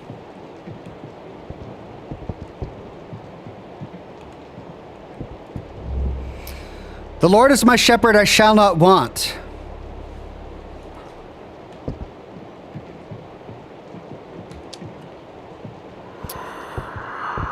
He maketh me to lie down on green pastures. Oh, what did I do?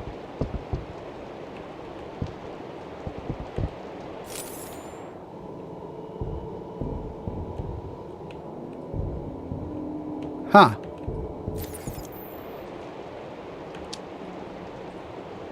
Is that bookshelf on tracks?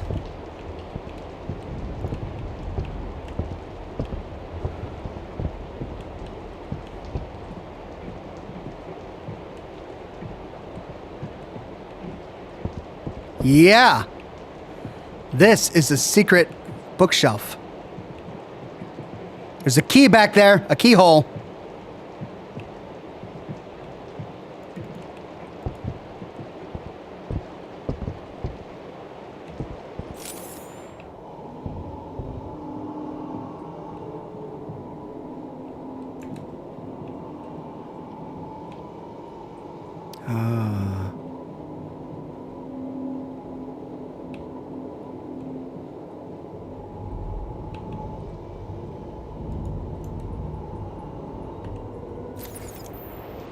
No, they're just red.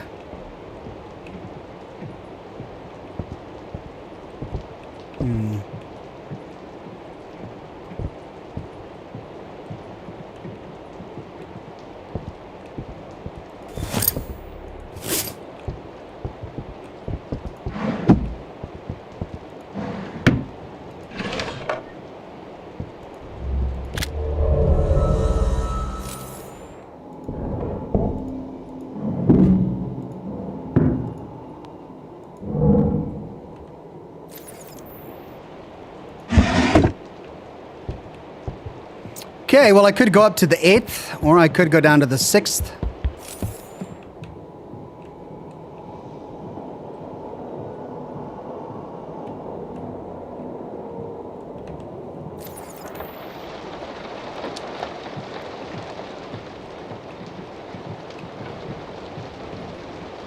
There's notes everywhere in Portuguese, and I can't read them. Hey! Upgrade item +1.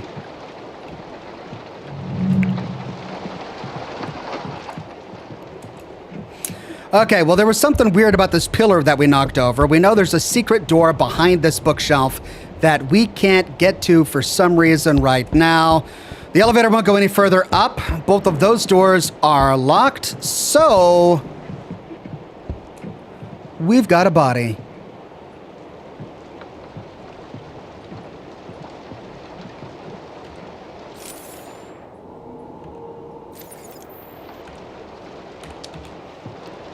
Jesus Christ, that's not a human.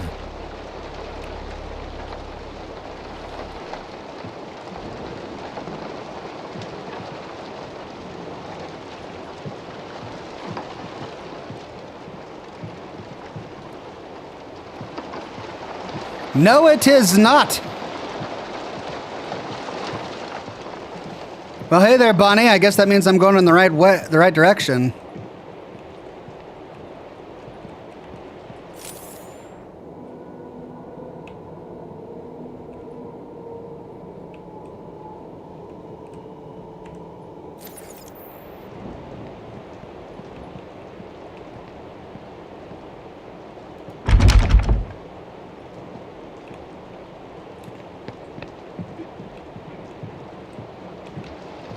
Floor 9.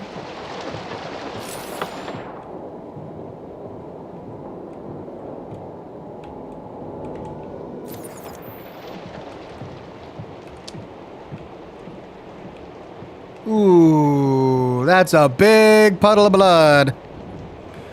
Well, this is where he died. Bullets and a gun. Just pull the trigger and aim for the heart. Yes!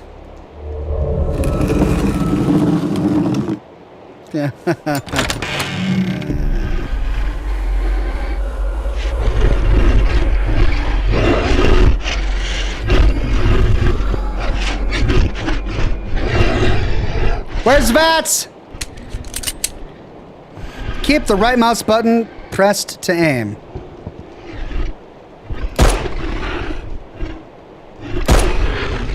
Fuck me. Where the hell did that thing come from? Okay. Okay, I'm alive. I'm good. 3 bullets to kill 1.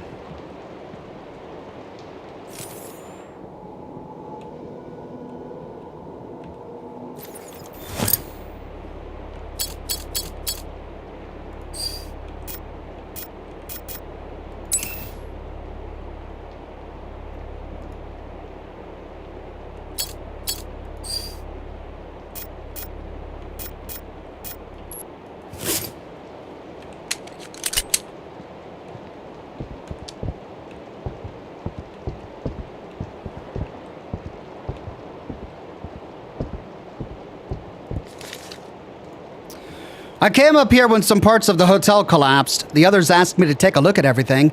If my calculations are correct, the structure of the hotel should be much safer on the lower floors. I would also recommend using the stairs as much as possible. The elevator is far too dangerous in these conditions. I find it very strange the way things are falling apart here. In general, this type of hotel usually has a heavily reinforced design. It's almost as if there's an unusual destructive force at work here. In any case, stick to the lower floors. Going higher up only spells trouble. Roseanne Lacerda.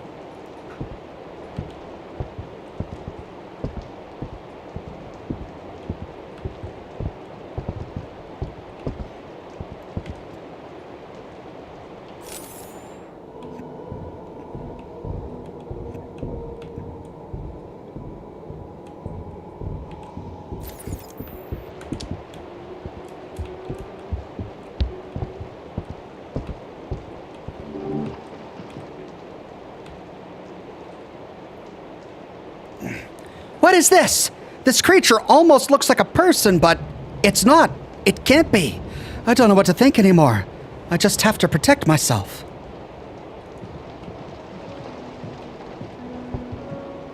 Who's playing the piano?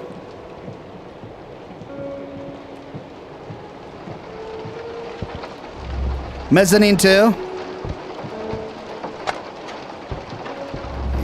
Mezzanine 1. Okay, well, I guess we go over there.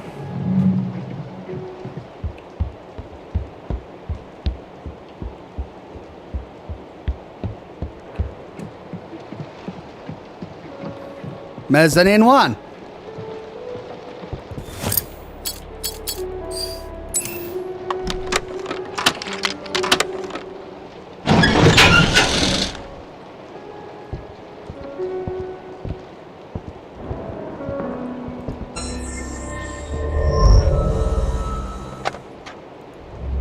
White Queen.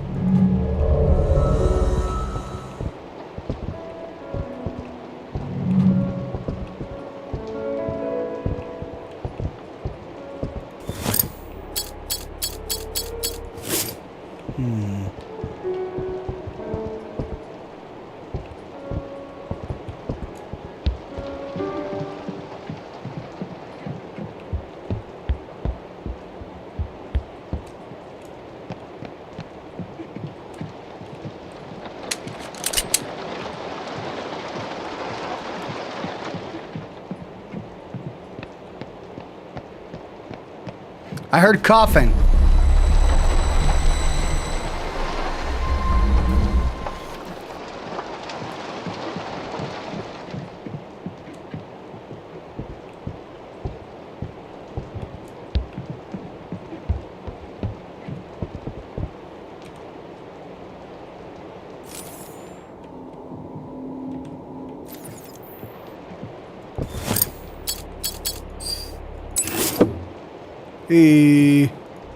More bullets. S6. 6th floor service room. Oh, God. All right, well.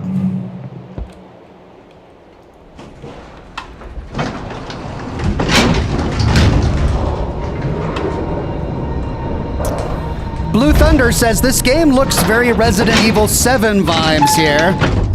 Yeah.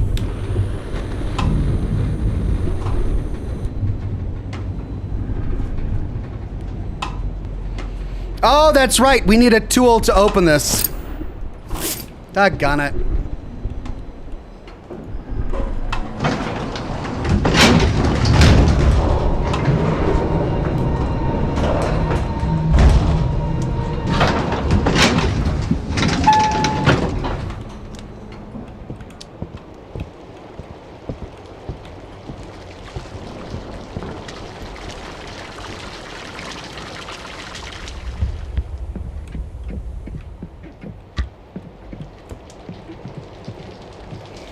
Well, we now have a gun. We could go down there.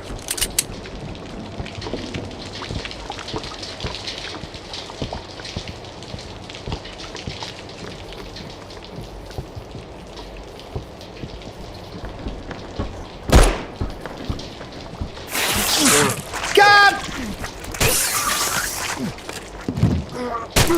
Where did that guy come from?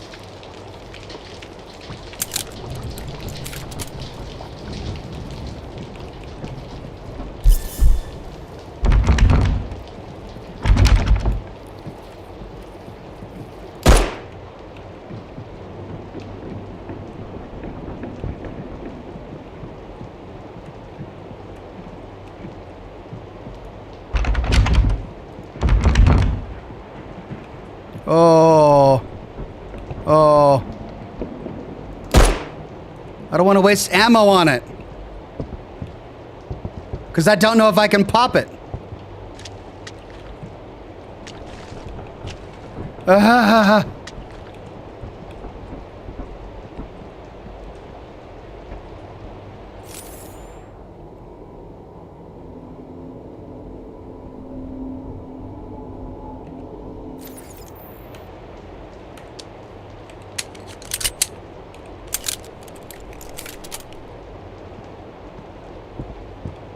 Hey!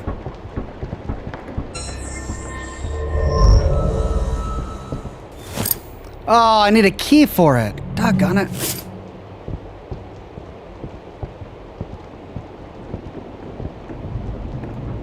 Small alcohol. Inventory full. My God.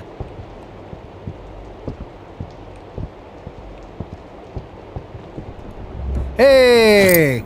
One more slot. Nice.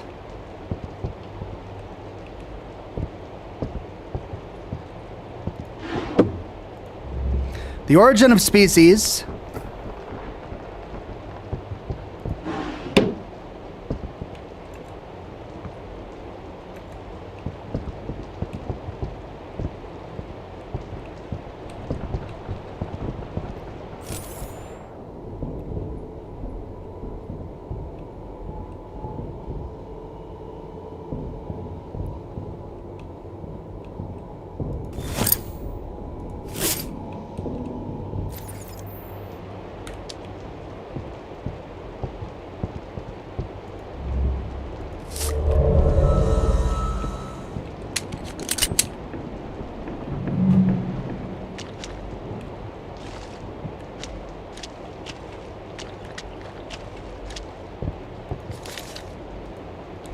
Like everyone else, I had seen so many things about this town on the internet, but of course I never believed any of it. I mean, it's the internet, right?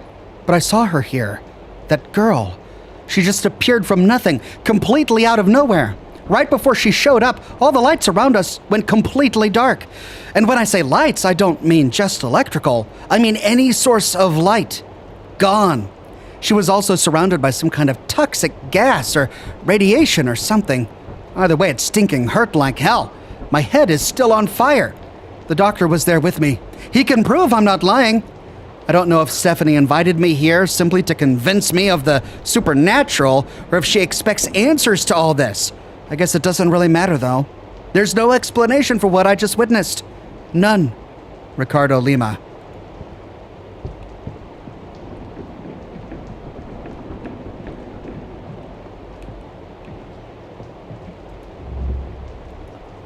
Inventory full!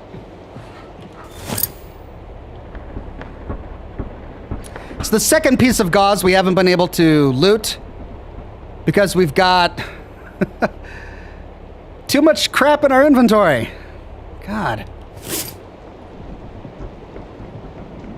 The other one was in 603, wasn't it?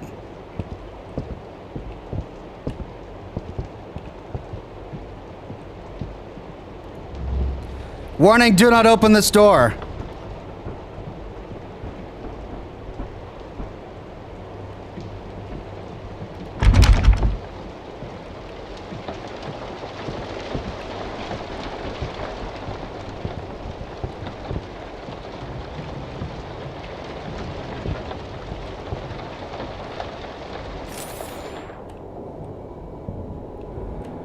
Well, we increased our bag size, so that's good, I guess.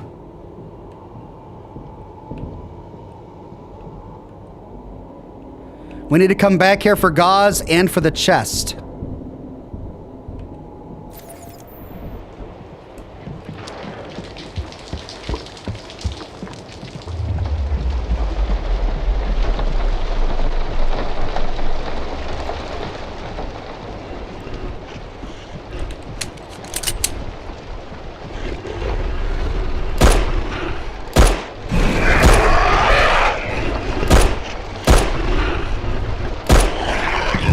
God, it just took so much of my ammo. It's brutal. You gotta hit the heart, but it moves around so much. How can you hit the heart? Oh no, I'm done. I'm cooked.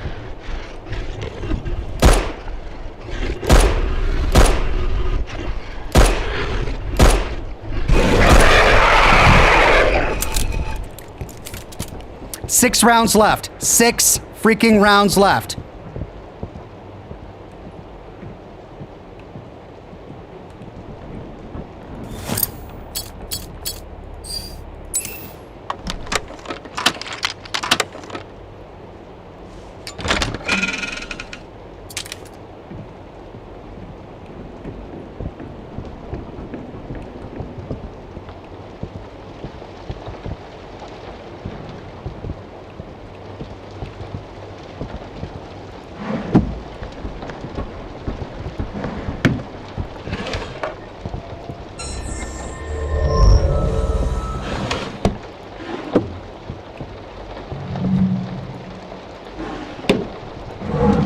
Hey! Yes. 3. Well, I'll take it. I wonder what it costs to upgrade my gun. Increase the rate of fire. Increase maximum ammo capacity. Improve the accuracy of the shot. Accuracy is going to improve my ammo retention, so...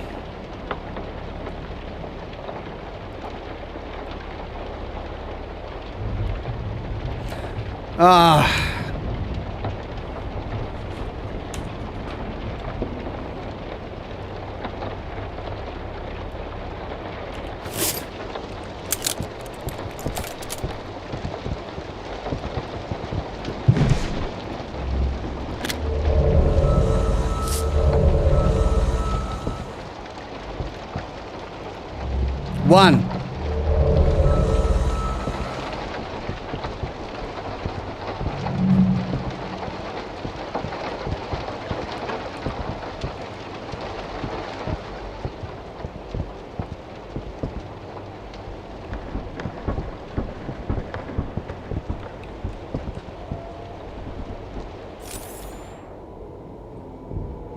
Oh, hello.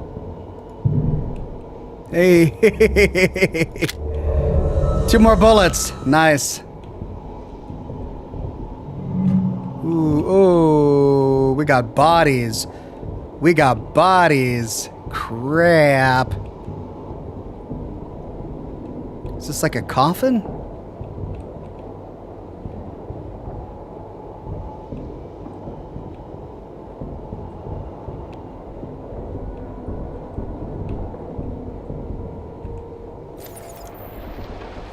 Right, well.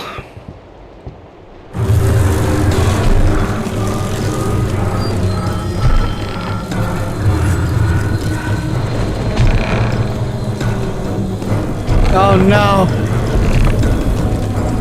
Oh no.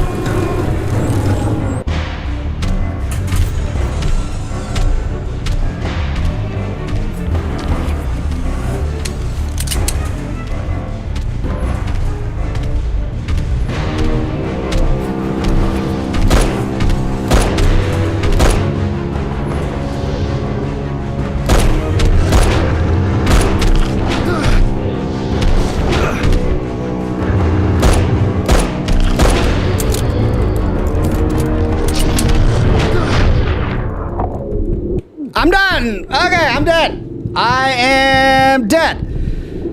Okay. And I'm back here. Oh, for Pete's sake.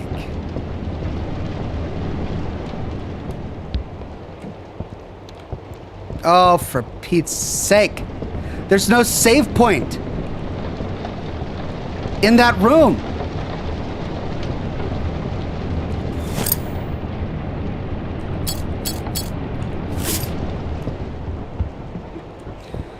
Run, says chat. Yeah, where? I couldn't run. Like, the only way out was to run past him. I was stuck. I ran down the only hallway I could.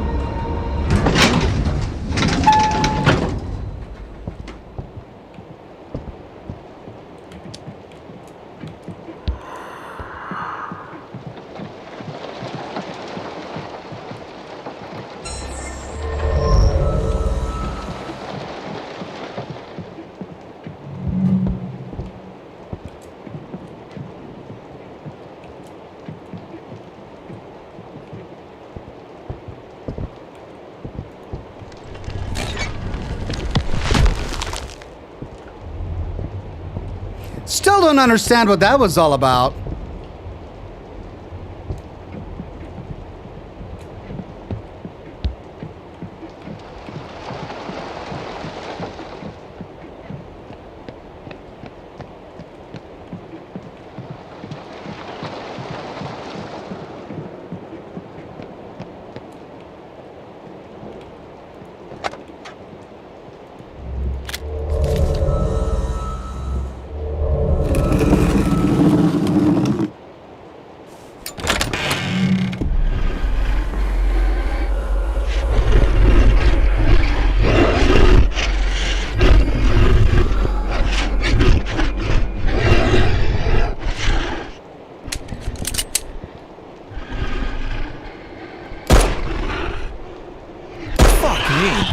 Where the hell did that thing come from? Okay. Okay. I save a lot of ammo I'm good. if I aim for the heart.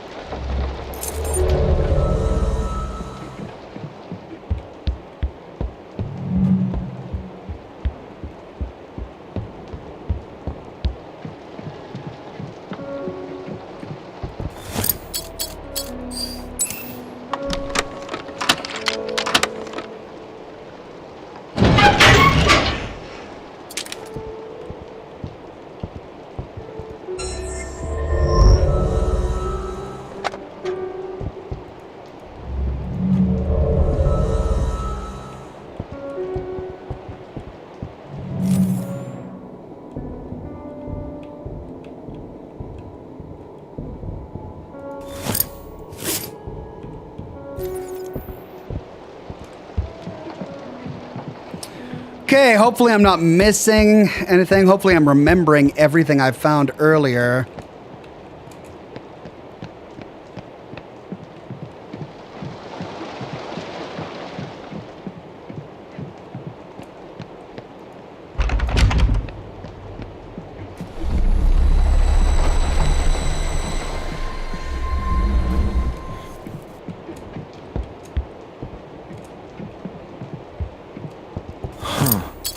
Bit of a weird place for a chessboard.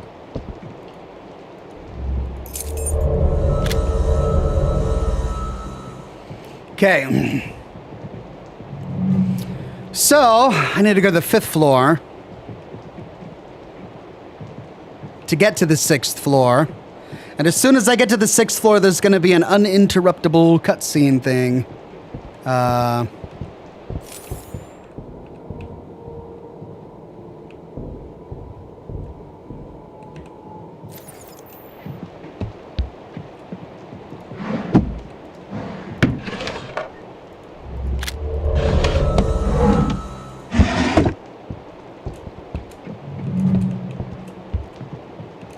Okay.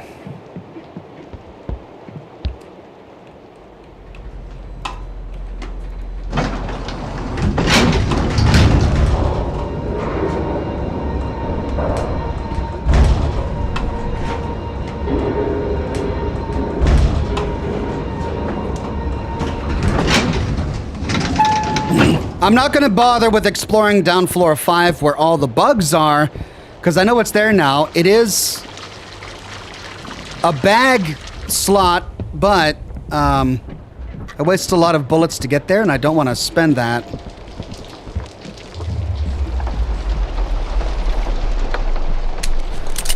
I want to go save, but the only question is how many enemies will I have to fight through to get back to my save spot?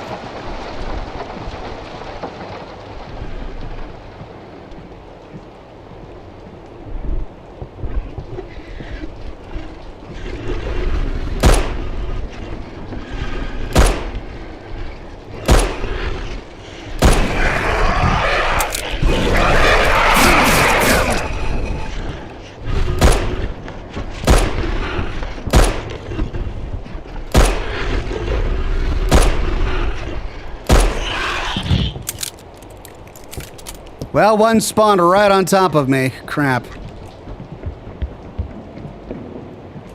Okay, let's try and get to my safe spot.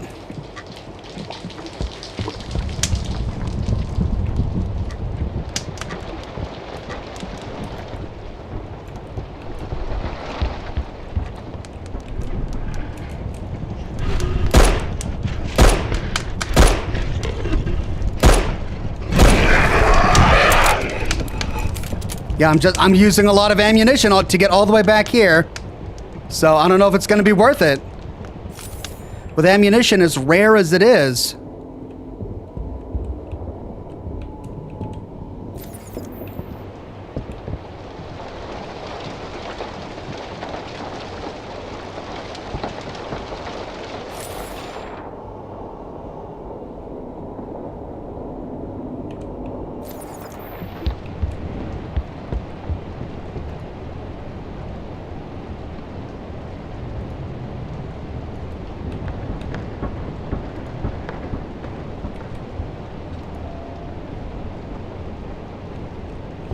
Okay.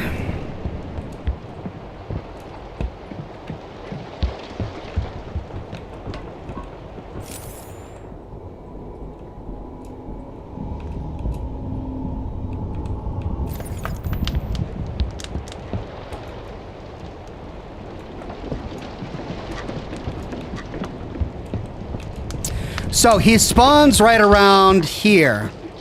I could try to dash down the staircase really quickly. I could try to dash past him to get to my bedroom. If I try to dash down here...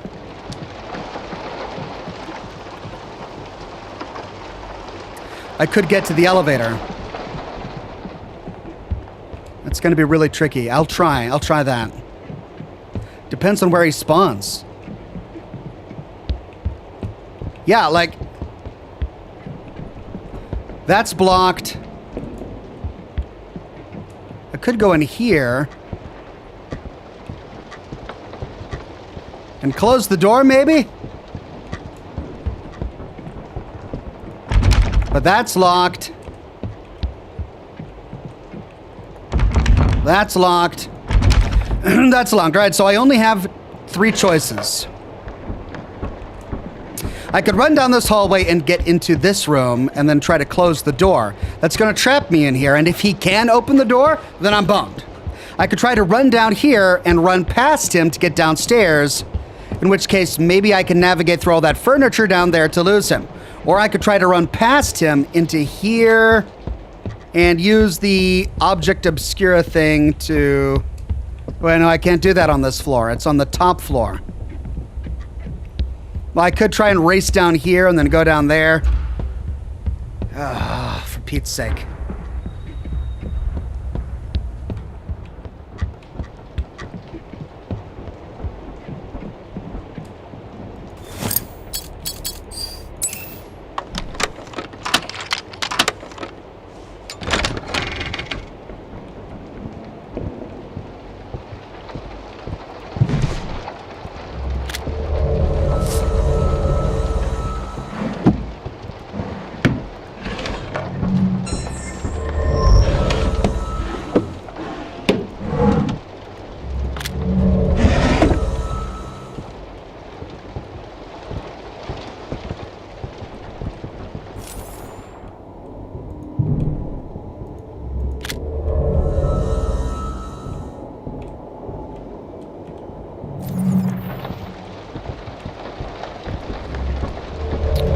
Okay. Yeah, if only I could find a safe spot here. All right, we're going to try and run downstairs first.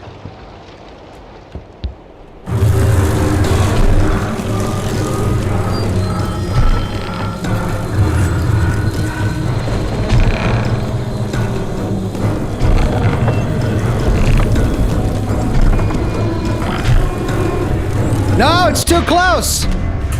It's too close.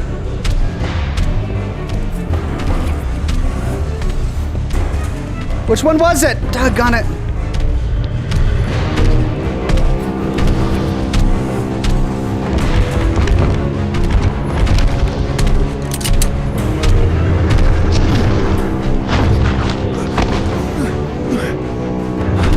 Oh! There we go.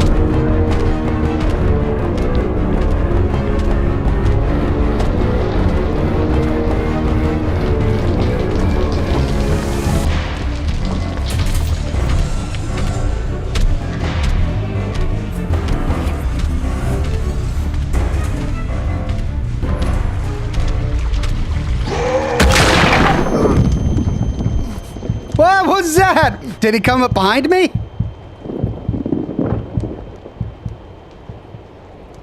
Did I die?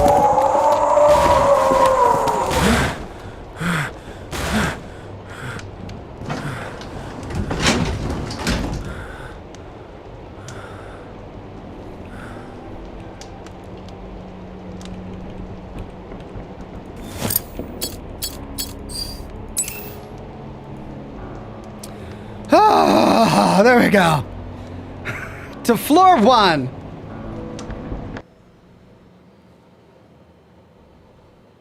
The house in the woods.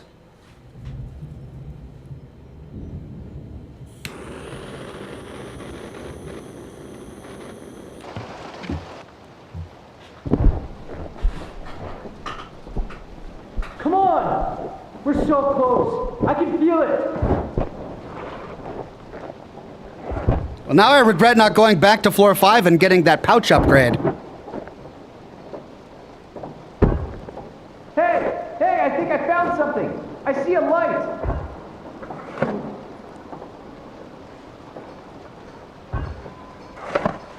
Matthias!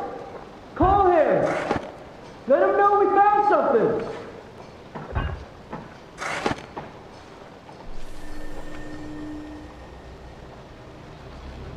Hey, it's getting brighter.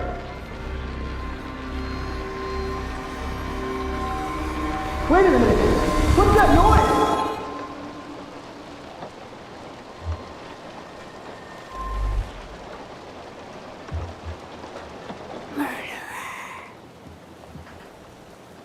Murderer?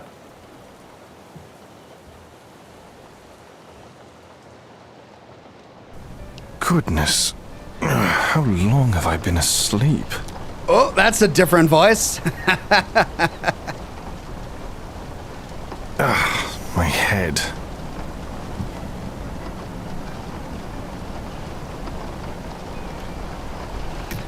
Well, I'm all sorts of confused right now.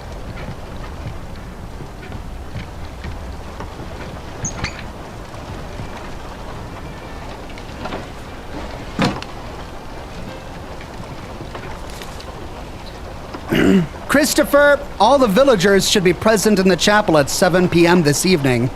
We need to talk about what happened in the mine, about that sphere. Please bring it with you, Matthias. Another meeting at the chapel this evening, How curious. I don't recall anything about this sphere I'm supposed to bring along. Christopher, is that the guy who founded the cult, the religion thing?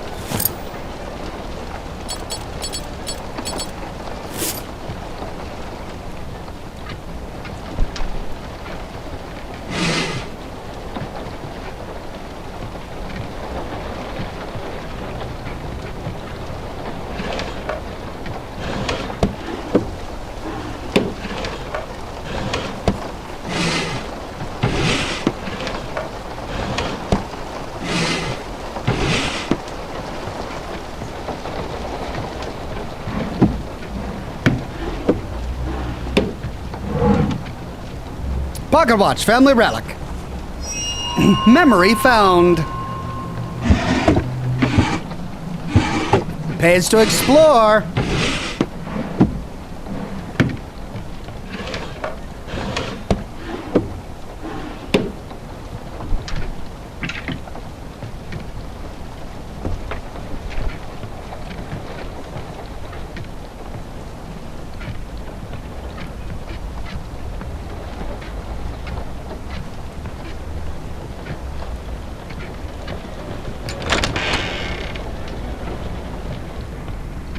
Well, if I do have this sphere, I suppose it would be in my office.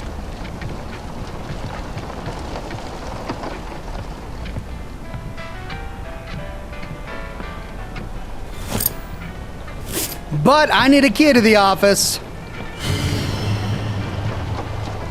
Shadows. Shadows in the dark. And I don't have a flashlight. I've arrived well at Trez Trails. I've already conducted a few meetings and the workers seem like good men.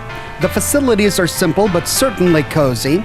Besides lodgings, the village has an administration cabin, a small chapel, and even a bar for the workers to socialize and enjoy their time outside the mine. But I digress. I want you to know that I'm fine. Everything here is under control. I now understand that there is no reason to be afraid of the future.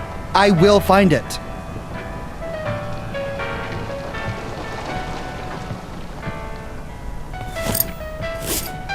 Need a key for that, too. Why are all of my drinking glasses lying about? Someone at a party.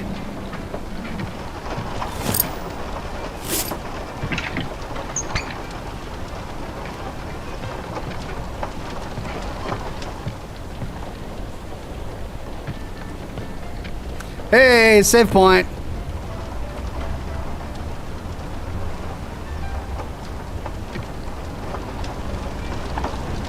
So what would happen if I didn't find the stopwatch? I mean, by sheer luck, I explored every single drawer in the place. Would I have not been able to save? Horror Stories book.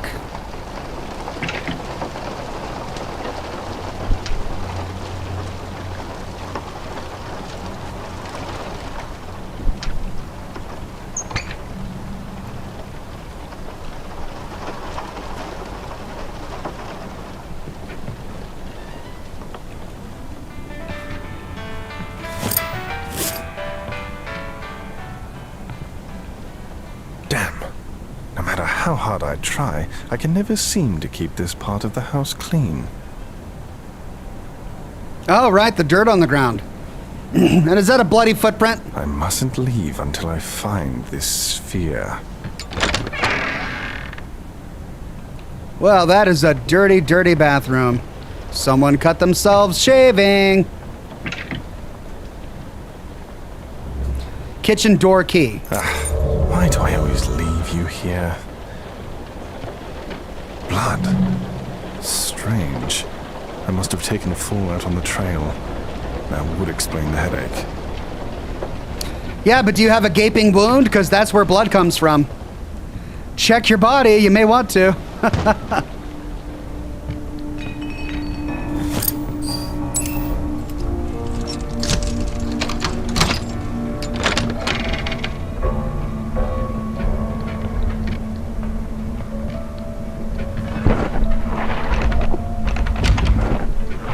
Okay, what are all these sound effects, man? 1920! September 1920. Yeah, this is Christopher, the founder of the cult. Office key.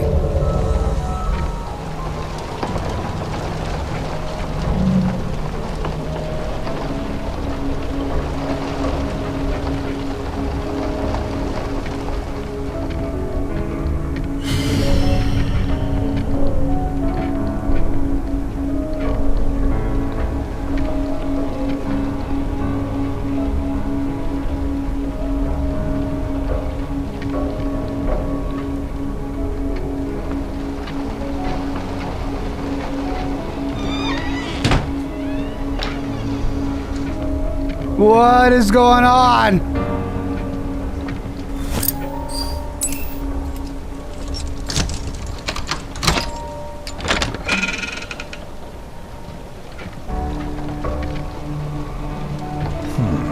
No sphere anywhere in sight. Perhaps I should check if I locked it away in the gun cabinet at the bottom of the stairs.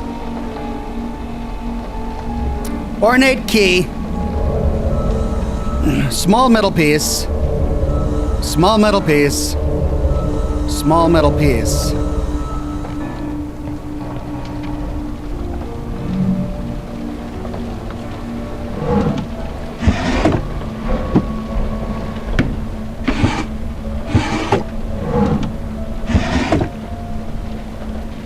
There's the Enigma machine in 1920.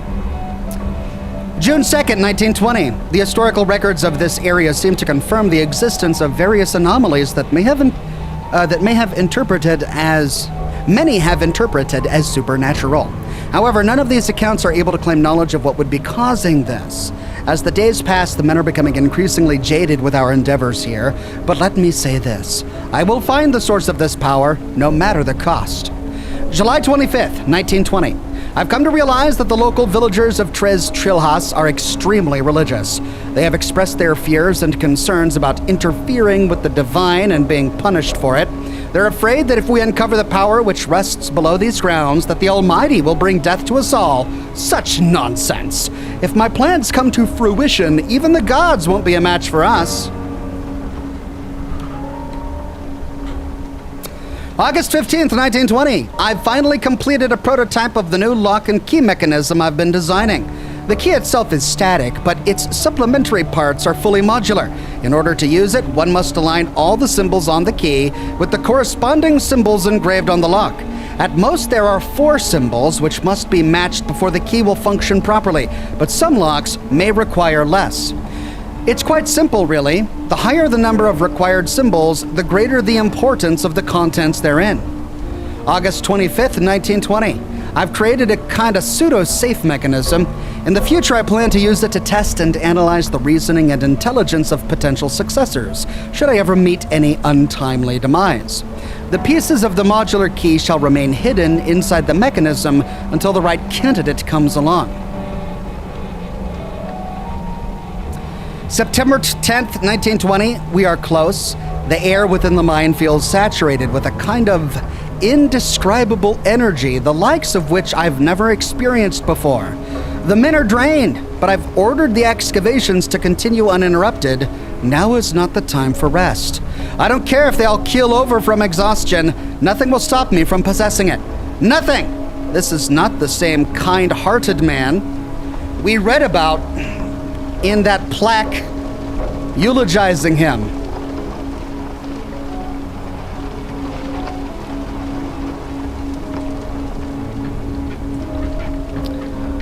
Right, gun safe.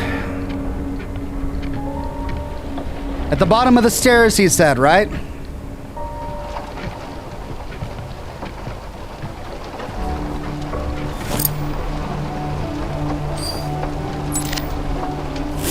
Or that.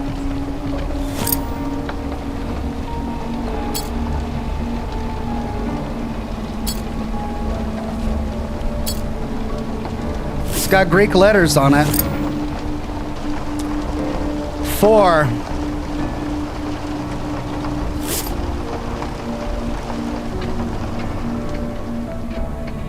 So we need to find the 4th piece.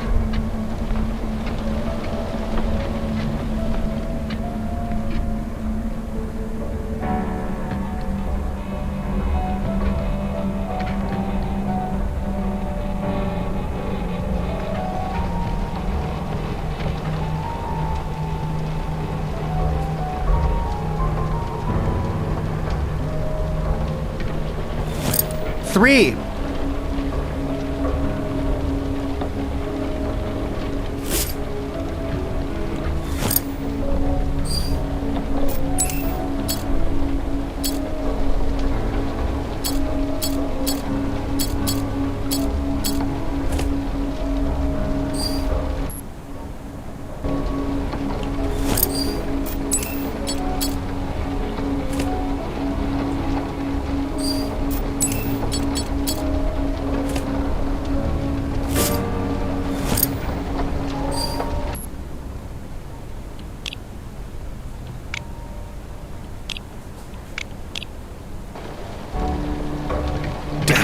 Nothing. At least my revolver is still here.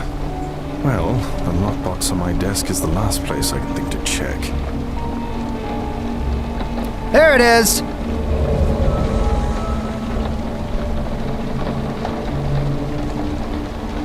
Are we not going to take the shotgun?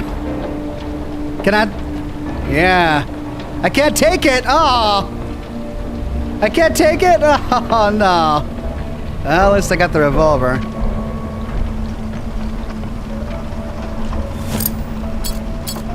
Oh, I can't. All right, well. Jeez, what is happening?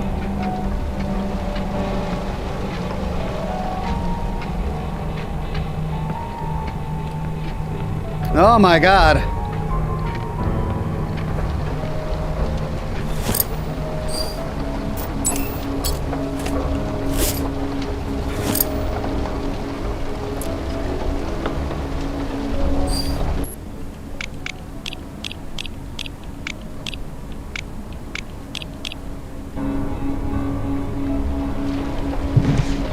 There we go. What on earth? I can feel. What is his power?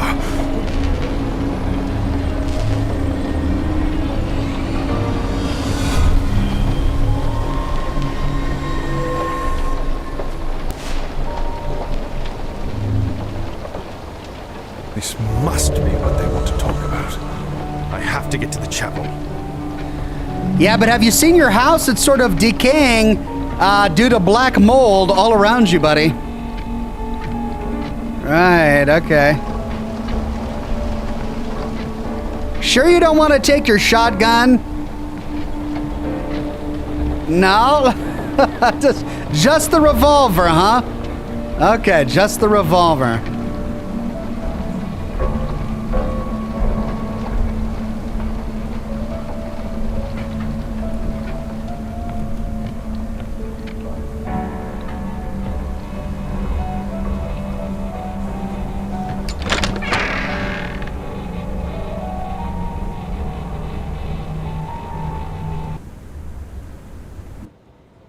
And the Great Hall.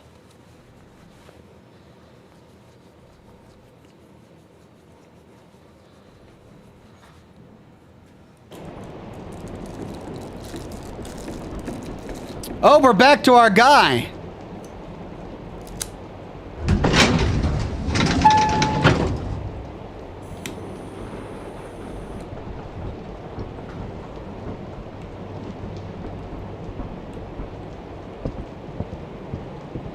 Hello? Is anybody here? God, oh my God.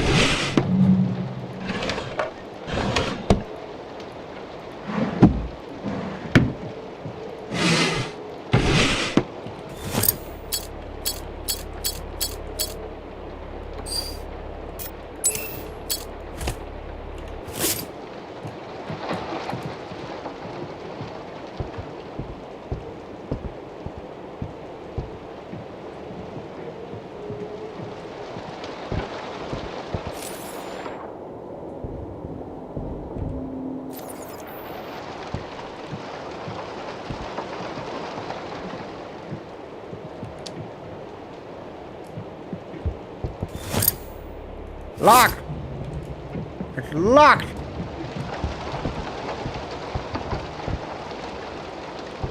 Hey! Yeah! Oh, thank God!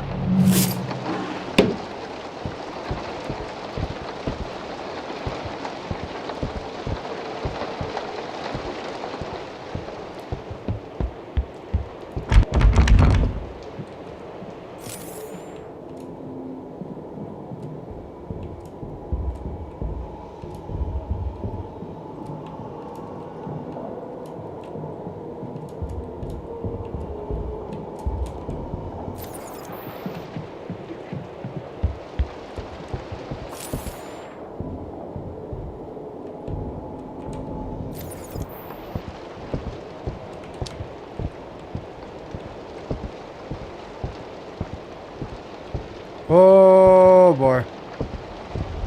They're gonna jump out at me in any minute. Oh, yeah.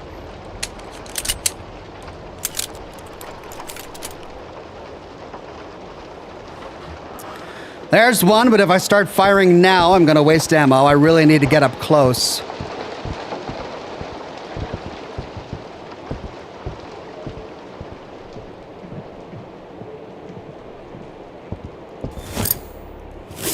Need the key.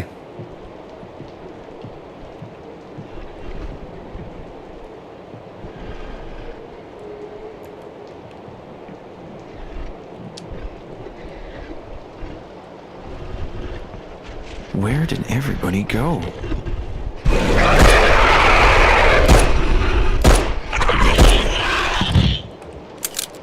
Four bullets. Hitting that heart is just insane. It's wiggling around so much.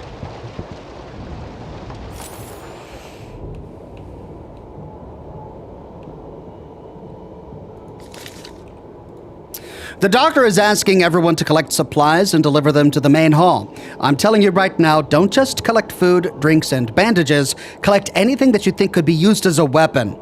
The creatures in here, whatever they are no joke. Just yesterday, I saw one of them dragging a man by the neck like a rag doll, like he weighed nothing at all. We have to take care of each other in here. Things are bound to get worse, I'm sure. These monsters have to be coming from outside, so who knows what else might appear. We have to be prepared. Paiva. Hey, small alcohol.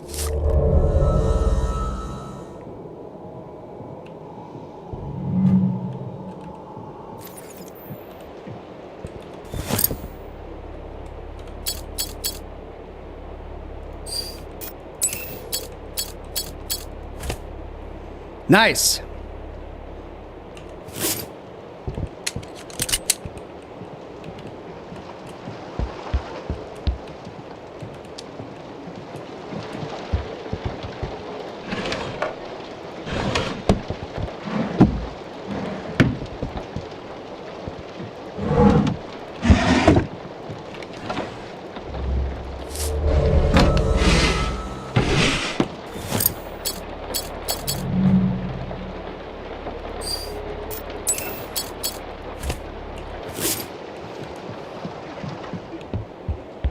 I need a saving spot because I got to end the broadcast soon.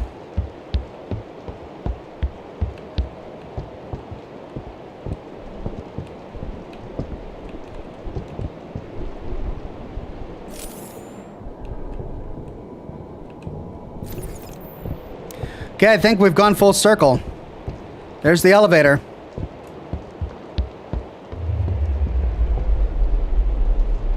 What was that? I don't know.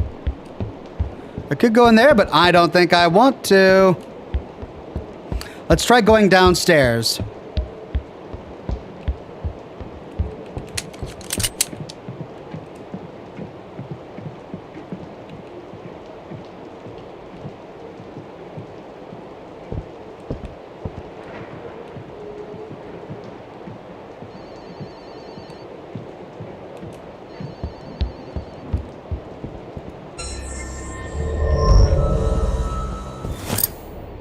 Huh.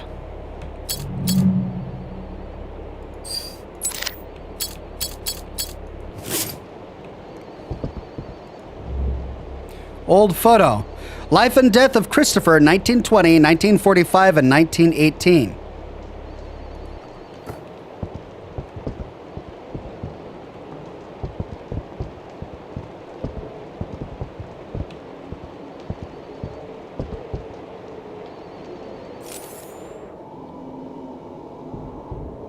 Ha ha ha ha. Sneaky. Only one bullet, though.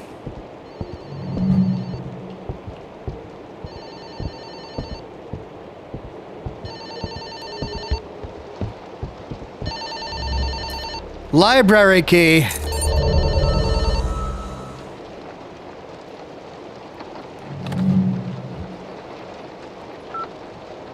Stephanie? Yes, you made it. Listen, I have to be quick. You need to... Stop! I came this close to being killed by some kind of giant monster with a fucking claw for a hand. Tell me what the hell is going on right now. I don't have time to explain everything to you right now, Roberto. He'll be back any minute. Now listen, we need to meet in person. In the library on the first floor, there's a safe. You should be able to find the combination to it somewhere in the library itself. Once you unlock the safe, there should be a map inside showing a secret passage you can use to reach the 8th floor. That should be the safest way. I'll be waiting for you there. Oh, really? And why exactly should I trust you? Roberto, just... No, I'm done listening to your bullshit. All your advice ever did for me was get me stuck inside this godforsaken hotel with monsters that are trying to fucking kill me. I want answers right now. Why is this happening? Why am I here? Look, I don't understand why or how you ended up here any more than you do, but that doesn't change anything. If you want to get out of here and help put a stop to all this madness, you don't have any other choice but to trust me. Please, Roberto. But you've always been here, Roberto. Fuck. You All right, belong fine. here. Just tell me what I need to do. I have to go. Just meet me on the 8th floor. We can talk more there. Son of a bitch.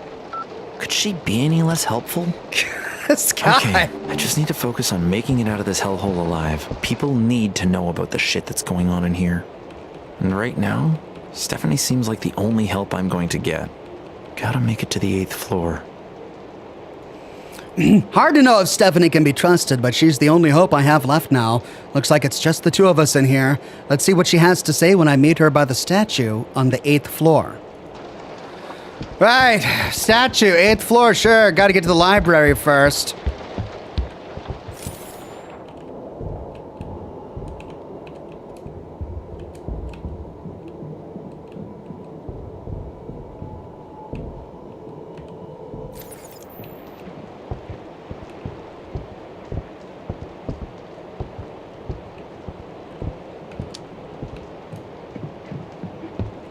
Ooh, that's a lot of viscera.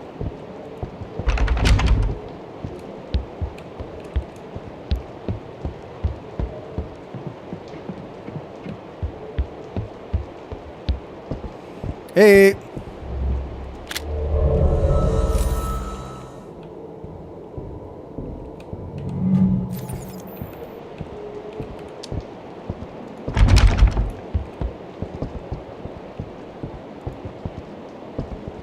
And that one's broken too.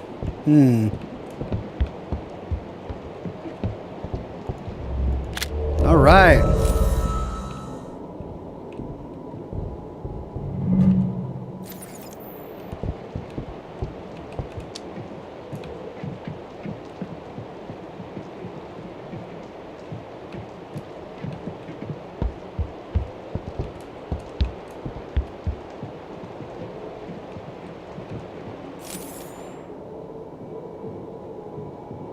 Trying to be methodical, got to get as much ammo as I possibly can if I'm going to get out of here.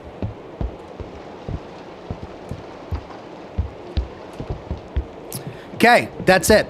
So to the library and then to the 8th floor. Really need a save spot.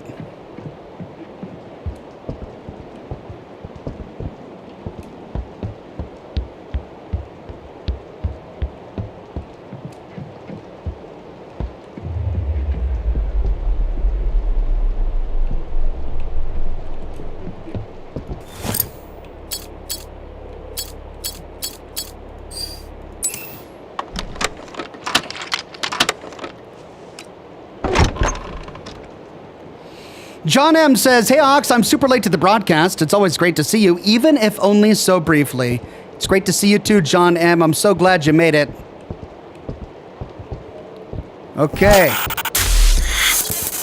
Yeah, okay. I will use it. Don't worry. I'm going to explore it without the camera obscura first. And then we will explore it with... Oh, it's Christopher's key.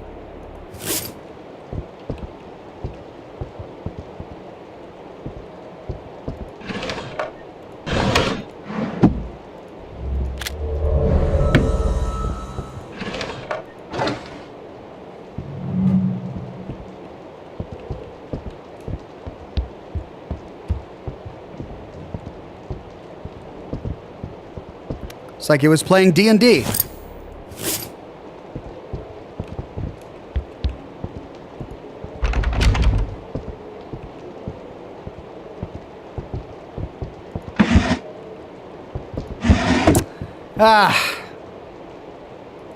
Well, got to get the code for that.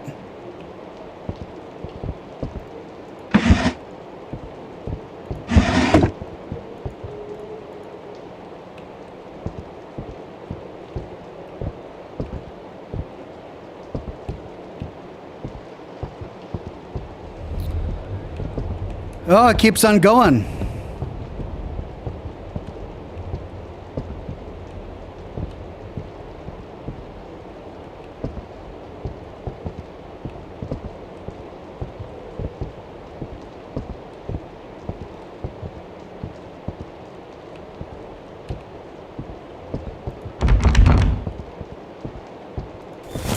Needs a key.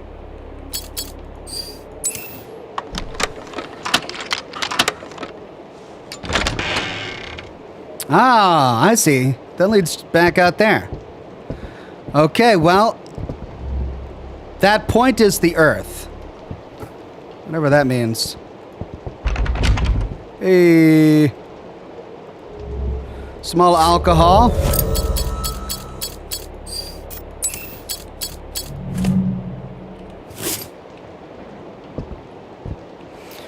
Right, that's everything with our naked eye. Let's use the camera.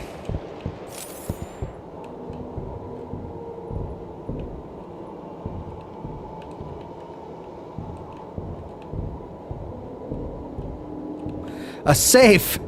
A big old freaking safe. Well, again, we don't have the combination. Letter. We lost even more people today. I never thought I would see so much death. We've started placing all the bodies in a separated room, the monsters and our own. I don't know how much more of this I can take. People are hungry, wounded, missing. The more time that passes, the more it's starting to feel like none of us will ever leave this place. We could hear the screams of those who tried to escape when all of this first began. Most of them didn't come back. Those who did came back in bloody pieces. It seems our fate is set in stone. Roger Lieto.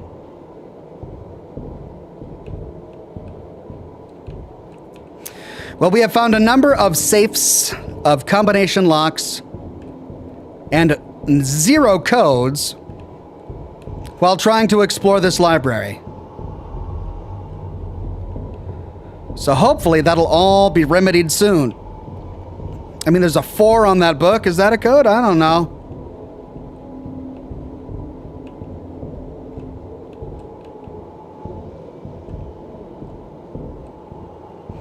Oh, this is all very different. It's a lab or a kitchen. Yeah, it's a lab.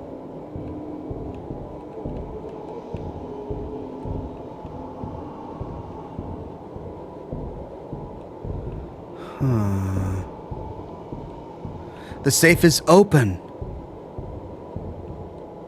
The safe is open.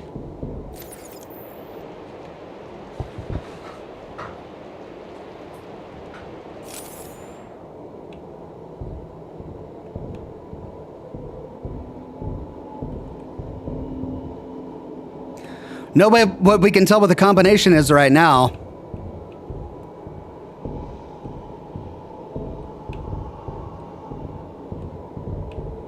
And there's that. Still don't have the key for that.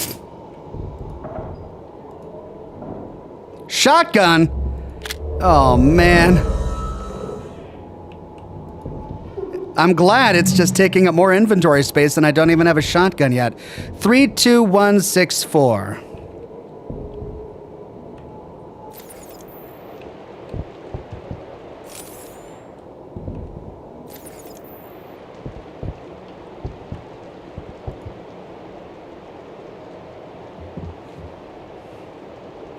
$32, 16, 4. Right?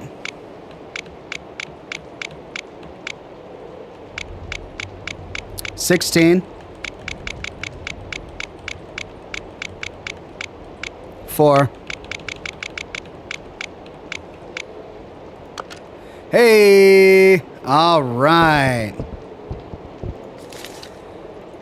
First, solve the cube inside this safe. It'll give you parts of a modular key. With this key, you can open doors and special boxes that have the same symbols as the key. There's an old passage through the room 709. You need to find a way to get there. Huh, never seen a key like this before. Looks like it might open those weird locks I've seen around the hotel. A handle.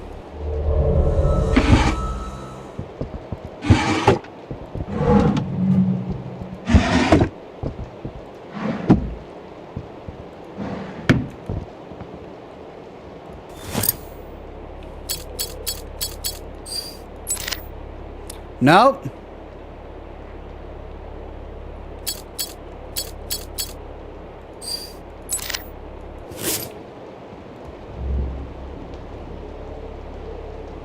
Oh my God. I'm over time. I need to save. Inventory full. God.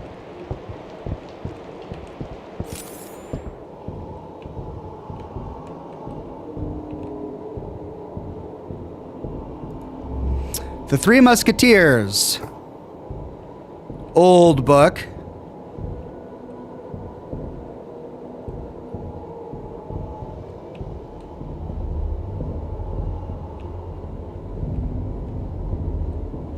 And that's everything.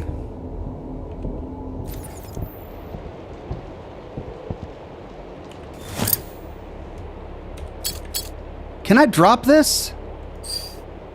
I can't discard it.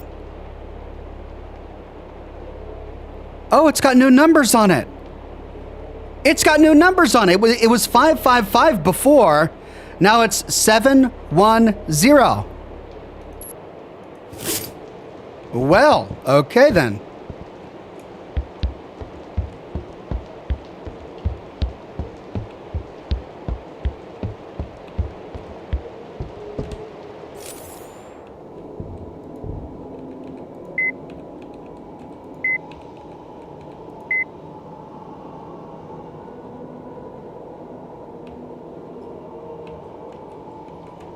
Nope.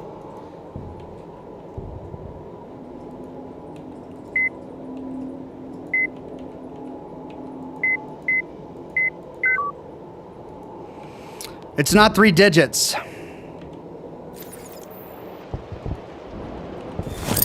Why do the numbers on this keep changing? 710.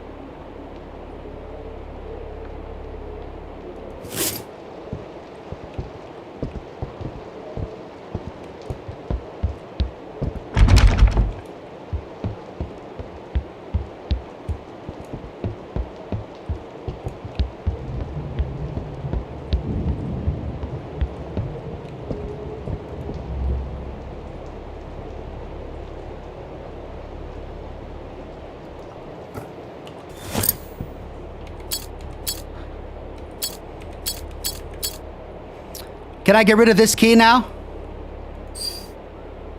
I can.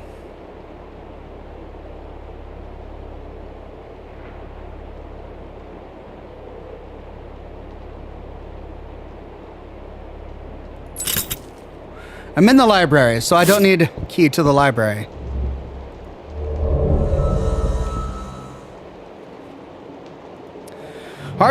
This cube seems to hide something interesting. It's almost like it's some kind of personal safe.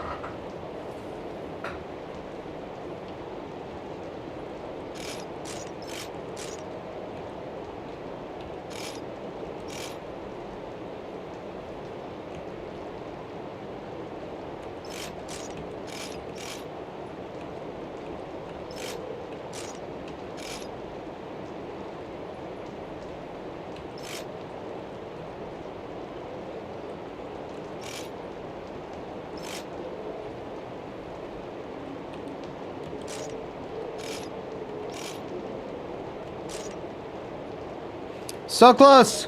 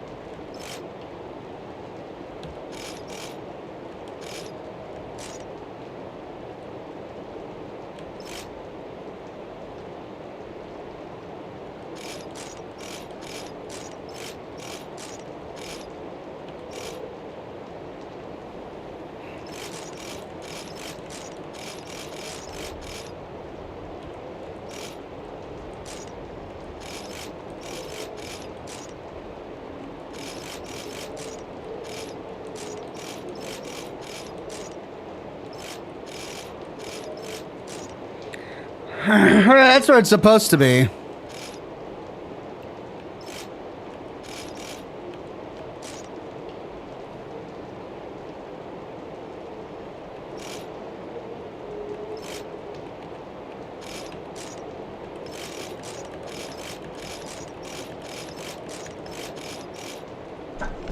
Finally! Okay, we got a piece for the key and my inventory is full. Really? What? Well, it'll just sit there. Oh my god. This game. Okay, I gotta find a safe spot.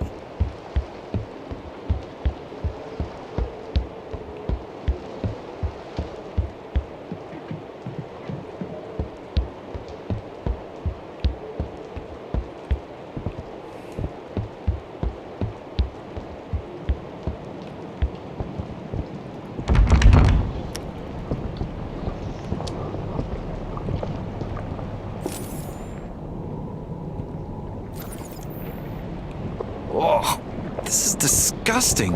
What the hell happened here?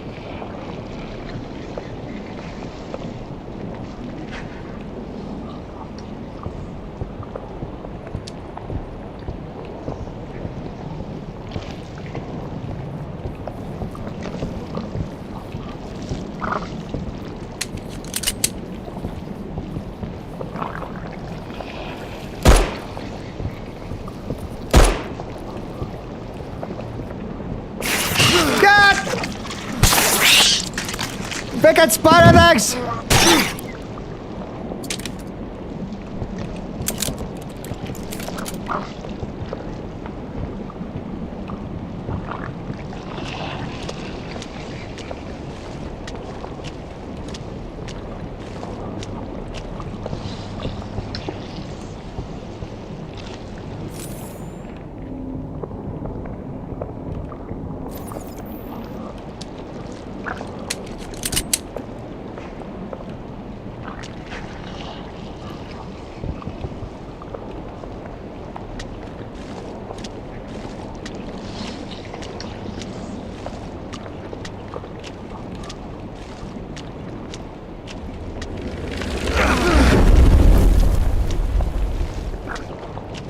What, man? What?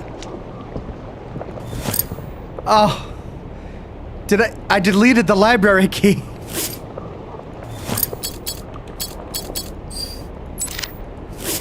To make room. Is that the library? It's a meeting room.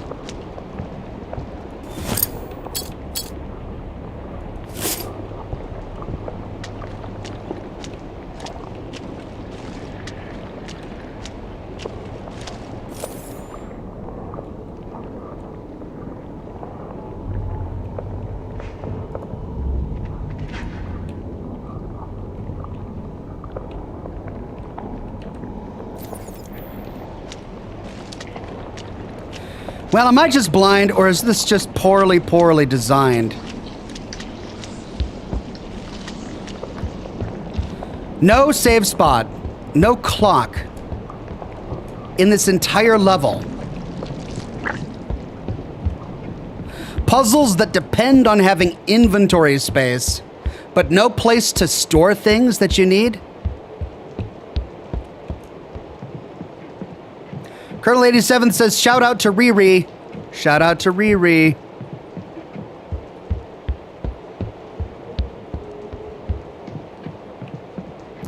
I mean, I'm gonna lose a ton of progress just because I can't find a save spot and I can't keep playing for another hour.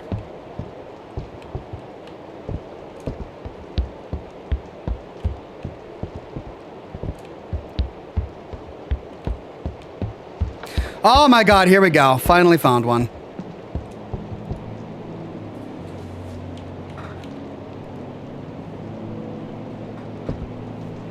There we are. Everybody, thank you so much. Finally found a clock. Thanks everybody for joining me. This is an interesting game. Interesting. I'm curious to see how the story evolves, to see if it begins to make a little bit more sense. Inventory management is frustrating in the game, as it is with these kind of games, so that's typical. But hope you're enjoying it, and I look forward to playing this more next week. Same Ox time, same Ox channel. I'm going to be working hard on my next Fallout London video. which I hope to have done in time for Saturday. Until then, more shorts, and that's the plan. Thanks a bunch for coming. Have a wonderful rest of your evening, and I'll see you soon with more lore videos and more live streams. Bye-bye now.